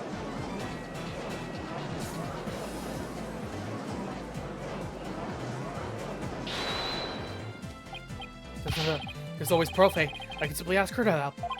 If she wants money, I have plenty to offer. She's not the kind of person to be tempted by material gain. And she certainly wouldn't help you if anything were to happen to her cousin. Or maybe you'd like to go ask the Queen of Quran to channel the founder for you. He could, but he'd probably get executed for requesting such a thing. It's over. Now confess, you killed Dr. Buff, didn't you? It wasn't supposed to end this way. Mr. Addison Whipperson, are you admitting to committing the crime? You're my lawyer, right? Do something. It's true that I'm your lawyer, and as such, it's my job to defend you. However, defending my client isn't the only duty a lawyer has. There's something else that's equally as important, and that is finding the truth. Well, what? Mr. Addison Whipperson, you have sought to twist the truth into the dirtiest of ways. I was complicit in your hostage-taking, but in a way I was being held hostage too. Even so, there's still hope for me to make things right. And I owe it all to you, Apollo. So right. I can't allow a murderer to walk away scot-free. Therefore, Mr. Addison Whipperson, I must resign as your attorney. No! Does this mean I'm under arrest? No!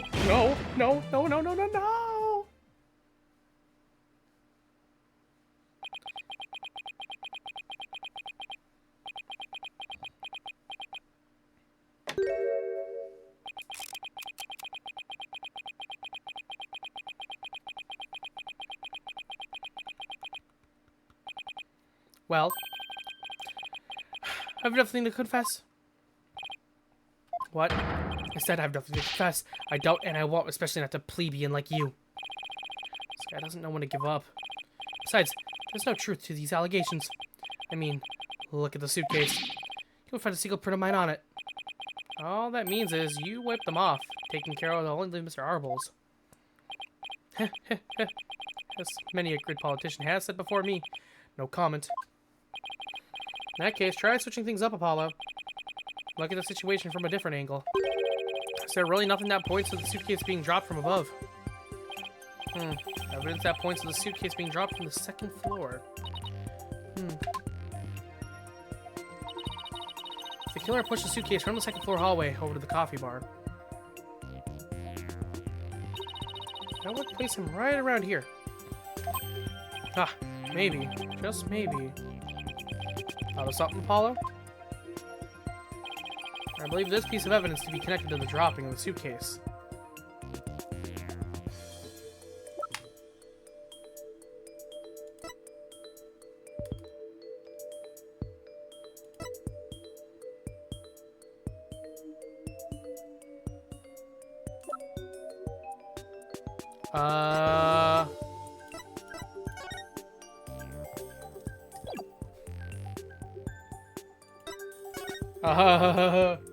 I don't know.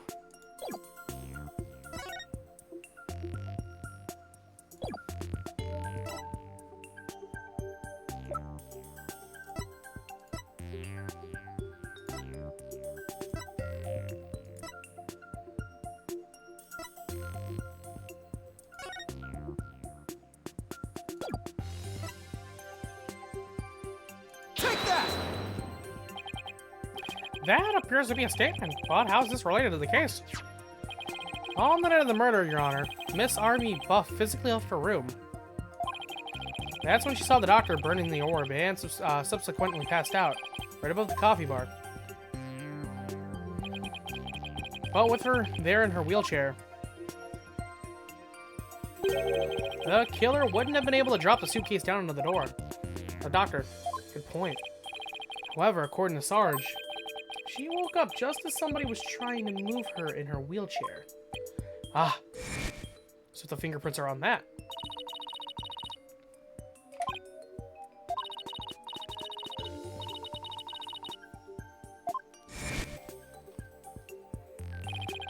She must have been in the killer's way and had to be moved. Isn't that right, Mr. Addison Wimperson? And if the killer had pushed the wheelchair with his bare hands, we may yet find the conclusive evidence we need. Exactly. Fortunately for us, that evidence skipped right through the killer's fingers. Slipped, I meant. If only he'd been able to hold onto it just a little tighter. But now, he is neither able to discard nor alter it. Honestly, that piece of evidence wasn't even supposed to be here in this courtroom today. And yet, it looks like sometimes things do get better. But this wasn't supposed to happen. No, well, too bad. Because the evidence that sped away from you that night has come back to haunt you right here at this very trial. Your Honor, the defense's final piece of evidence is this person. Dun, dun, dun, dun, dun, dun. Hey, Underkid, welcome in. That's... On the night of the murder, Sarge passed out, only to come in to find that someone was pushing her wheelchair. That's when she fled back into her room. She didn't physically see a single soul after that. Not until Athena drew her out through the therapy session, that is.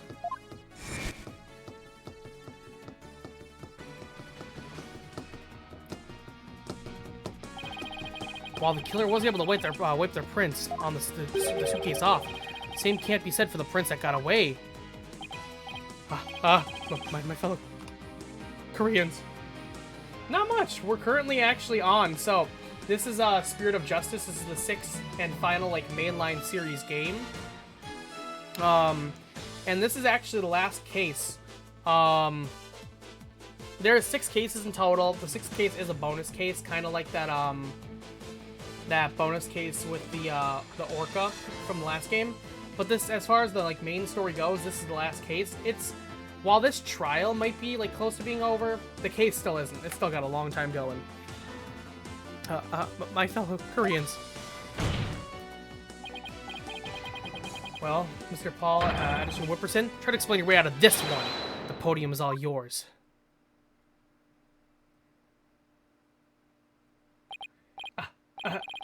Paul Addison. I'm not a crook. My political career can't end like this. I'm destined for great things. Something's wrong. This isn't real. It's a dream. Oh, a nightmare. Ooh. Huh? What? Wait, really? Oh.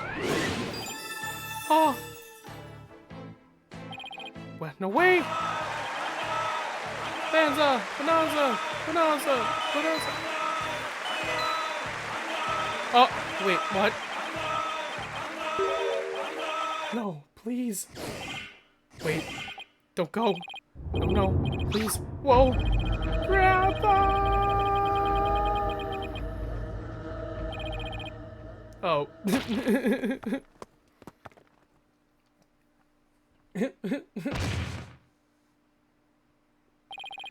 Mr. Ashton Wimperson, are you alright? The bailiff, get him to the first aid station on the double. Oh man, it was all the juicy stuff. That's okay. If you ever really want to watch, on my YouTube channel, I do have all my VODs saved from all the cases from this entire trilogy, so you could always go there. What was he smoking? Political power. That's what.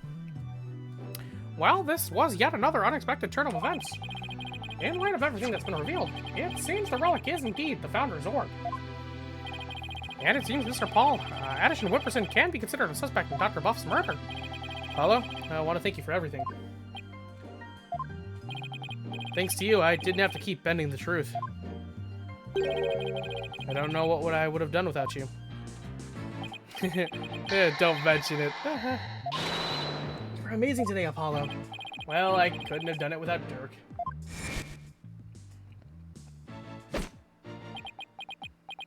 A dragon never yields.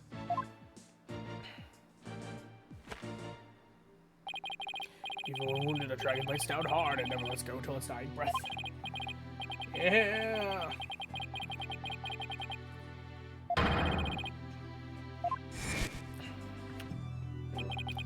Dragon never yields. Every lawyer should take that to heart. As it seems, both sides have no further objections. Would Dirk said body please take the stand?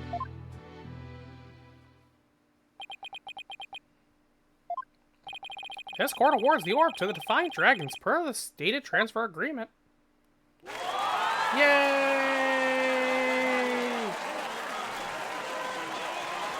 Woohoo! We get the orb! Yeah, it's a good day. Should the Kingdom of Quran claim ownership? The matter may have yet to be deliberated in court all over again. I just hope, or shall I pray, that I'm not the judge presiding over that one. Ha ha ha ha ha ha ha. Indeed, a trial like that might spark an international incident. Still, there are bigger and more momentous things in the air. The revolution. Dirk's really serious about this. This court is adjourned. Yeah. Yeah. May 17th, District Court. Defendant Lobby number 3. I'm just making Animal Crossing pins as Christmas gifts for. Oh, that sounds so sweet. I remember you talking about you liking to make pins and shit like that. So, that's awesome. And Animal Crossing is great, so they're gonna love it. They gotta. They have to. Nice work, son. Finally broken through the last obstacle on the road to revolution. Revolution? It just doesn't seem real. Yes, well, to think you'd actually defeated the Fighting Phoenix. All I can say is, that's my boy. Ha ha ha ha ha ha ha ha. Well, Mr. Wright did have his hands tied. Who knows if I'd had one, if he had been able to fight me head on. It seemed more like he saved Mr. Wright. Saved him? Yeah, remember what he said? He didn't have to bend the truth anymore, and it was all thanks to you. I don't know about that. Still, I guess it is kind of nice to be appreciated. Mr. Dirk? Now that the Holy Mother's face has been revealed, are you gonna have a spirit medium try channeling her? I, for one, would love to see the return of the legendary founder. Yeah, just think about it. Being able to speak to someone right out of the history books. Unfortunately, it's not that easy. What? Why? The face isn't enough. You also need the true name of the one you're attempting to channel. Alright, Pearl mentioned something like that. And the founder's true name is only known to the priestess who's been crowned queen. Short, the only living person who knows it is literally the current queen of Quran. Oh, so without her help, we won't be seeing the founder anytime soon. It's no fun.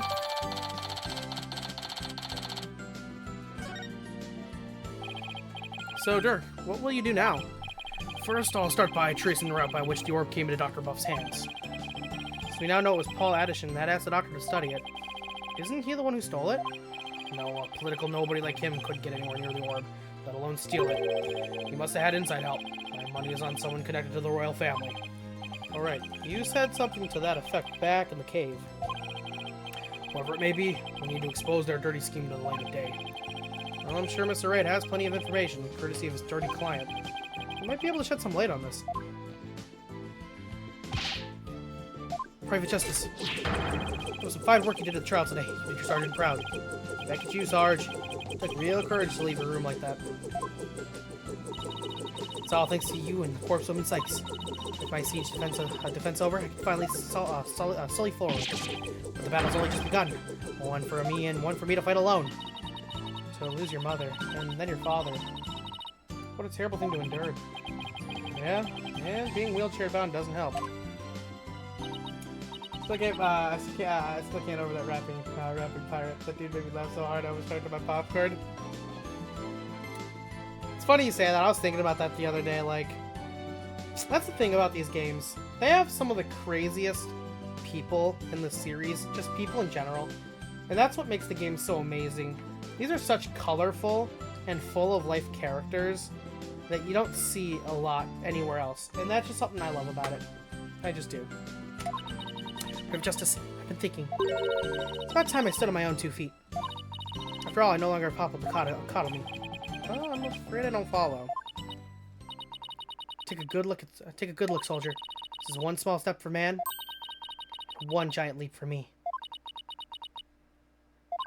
Hold my drone for me, would you, Private Justice? Yes, sir. What is she up to?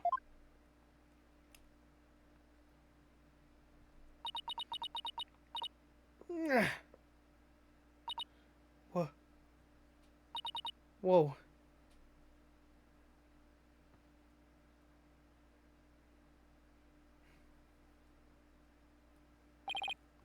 She's standing? Well, what's this, Sarge? You mean your legs? They're... The doctor told me I was ready to walk again months ago. But if I admitted I could walk, I knew I'd have to leave the house. So I faked it. Makes sense, but kept pretending I couldn't walk. But I know Papa's watching over me now, and I'd hate to disappoint him. So, from this day forth, I'm gonna march forward on my own 2 feet. What a brave kid, trying to move forward like this. But it must be so hard this soon after her father's death. Don't you ever stop. Just keep on walking, comrade. Stay brave, because there will be days when you'll want to stop. But I have faith you'll find a way to muster the strength to push through them. Yeah, you can do it. Hey, Daddy's back.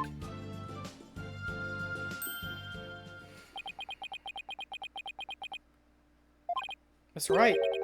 What's that look in his face for? Oh, Apollo. Is everything alright with Miss Faye? She's safe, for now. Well, then we better go save her, quick. Where is she anyway? Quran, probably. I'm afraid I have some bad news. Huh? Maya's not here in the States. She's still in Quran. And she's still being held hostage by the mastermind behind this whole thing. Mastermind? That's right. Paul Anderson's Whipperson was nothing more than a pawn. Maya's true abductor is in the kingdom of Quran. What? I don't understand, Mr. Wright. What in the world's going on over there? Oh, shit. As shocking as that news was, it was only the beginning. The beginning of something big. Big enough to shake Quran to its very core. Revolution. I was being swept up in a mighty wave that nothing could stop. Of course, at this time, I had no idea what the days ahead had in store for us.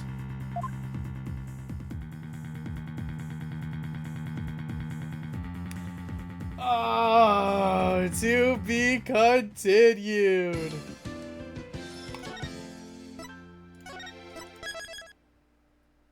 Wow.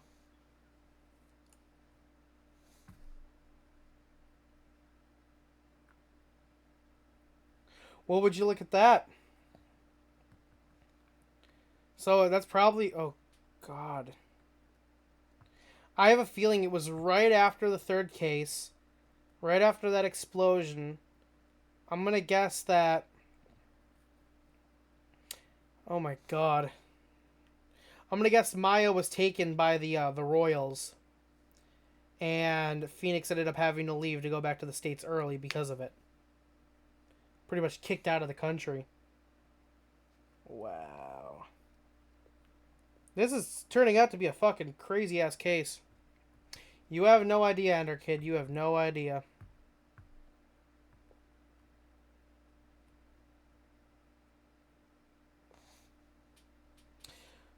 Damn. Okay. Insane shit. Insane shit.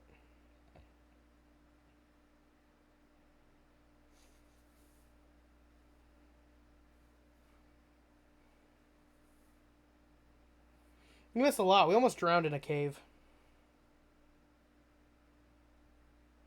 That part was kind of cool. Scary, but cool.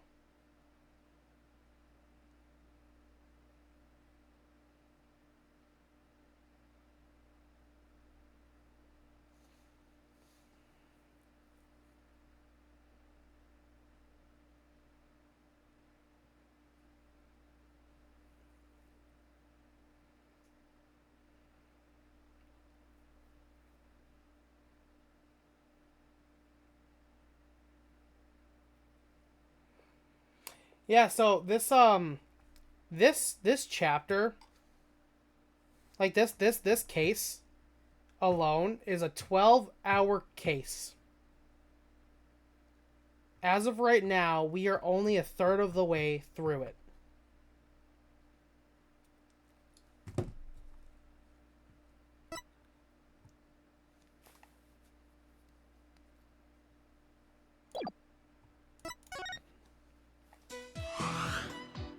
Ugh.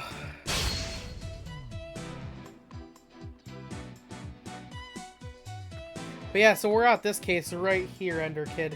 We're right at the end.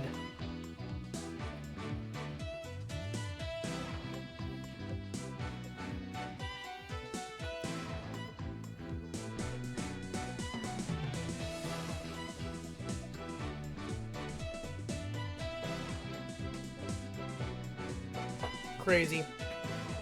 It's a crazy game, but it's a lot of fun.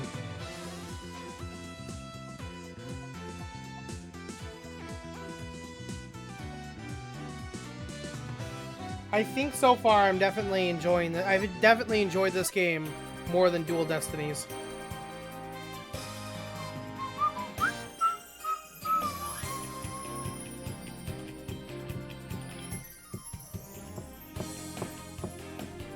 And they hit with the music, that's for fucking sure.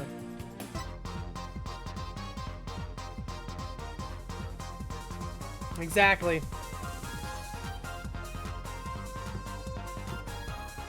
Mysteries are just, yeah, mysteries are a lot of fun in general. These games are so, these games, the Ace Attorney series in general has held a special place in my heart for such a long time.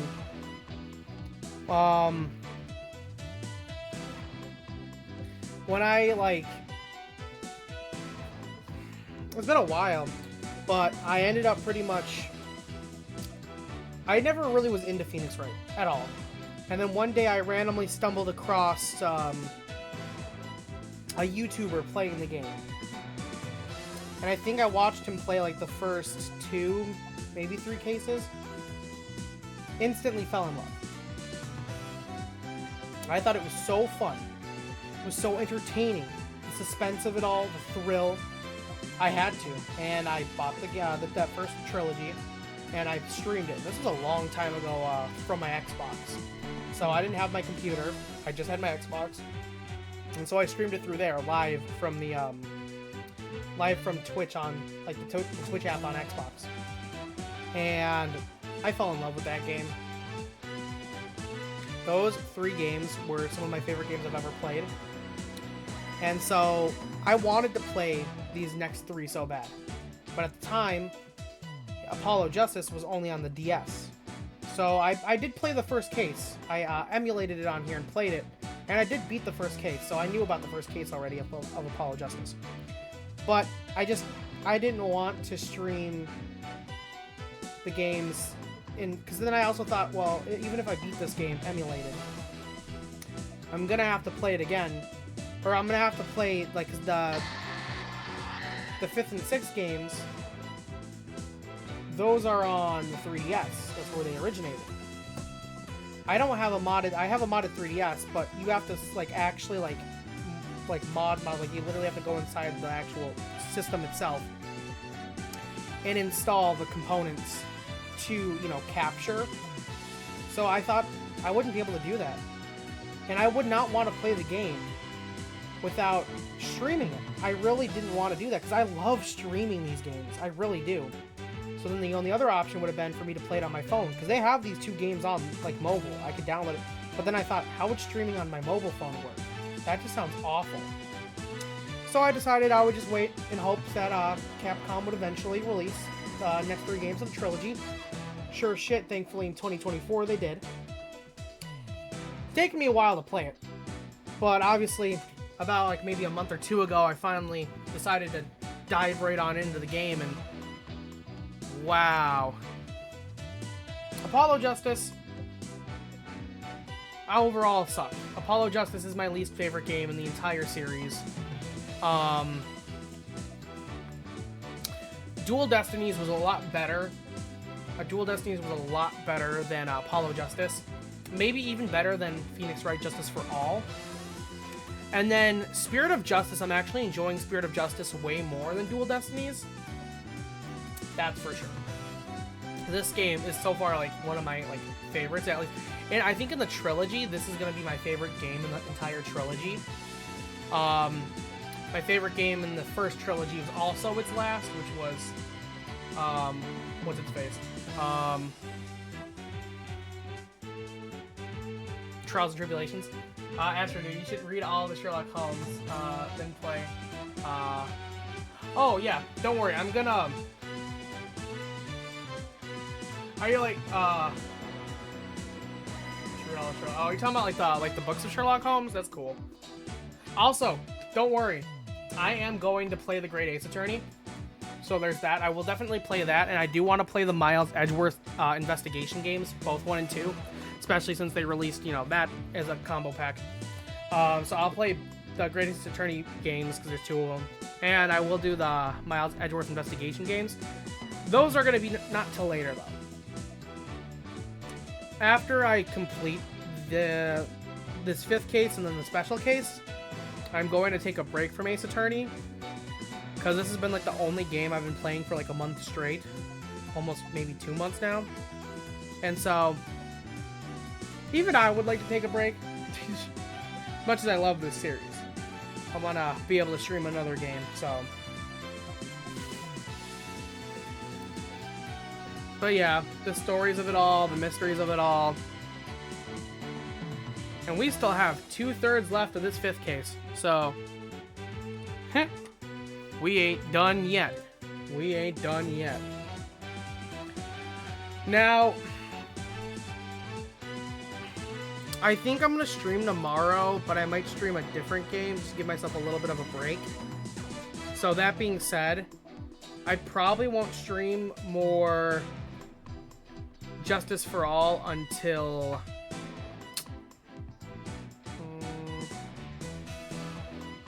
Friday night.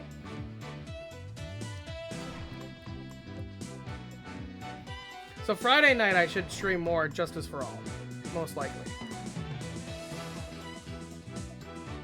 And then just for me to get a clear...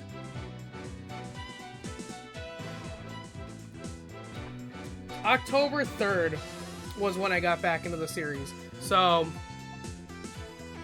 yeah, we're looking at over a month. We should definitely we should complete the game in under 2 months. And technically we're on the 2nd month. We're only 10 days into it. So right now I've been playing this for a month and 10 days. Yep, cool. So yeah, that's my plan as of right now. This is definitely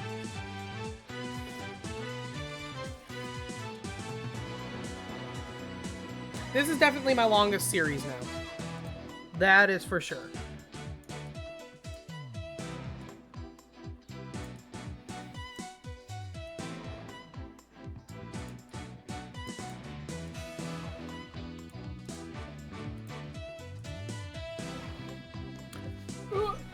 But yeah, great games. I love all these games.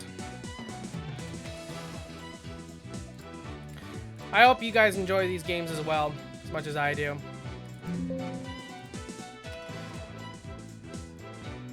They're just awesome. So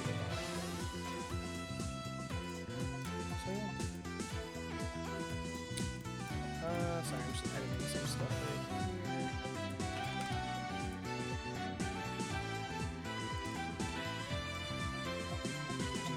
here.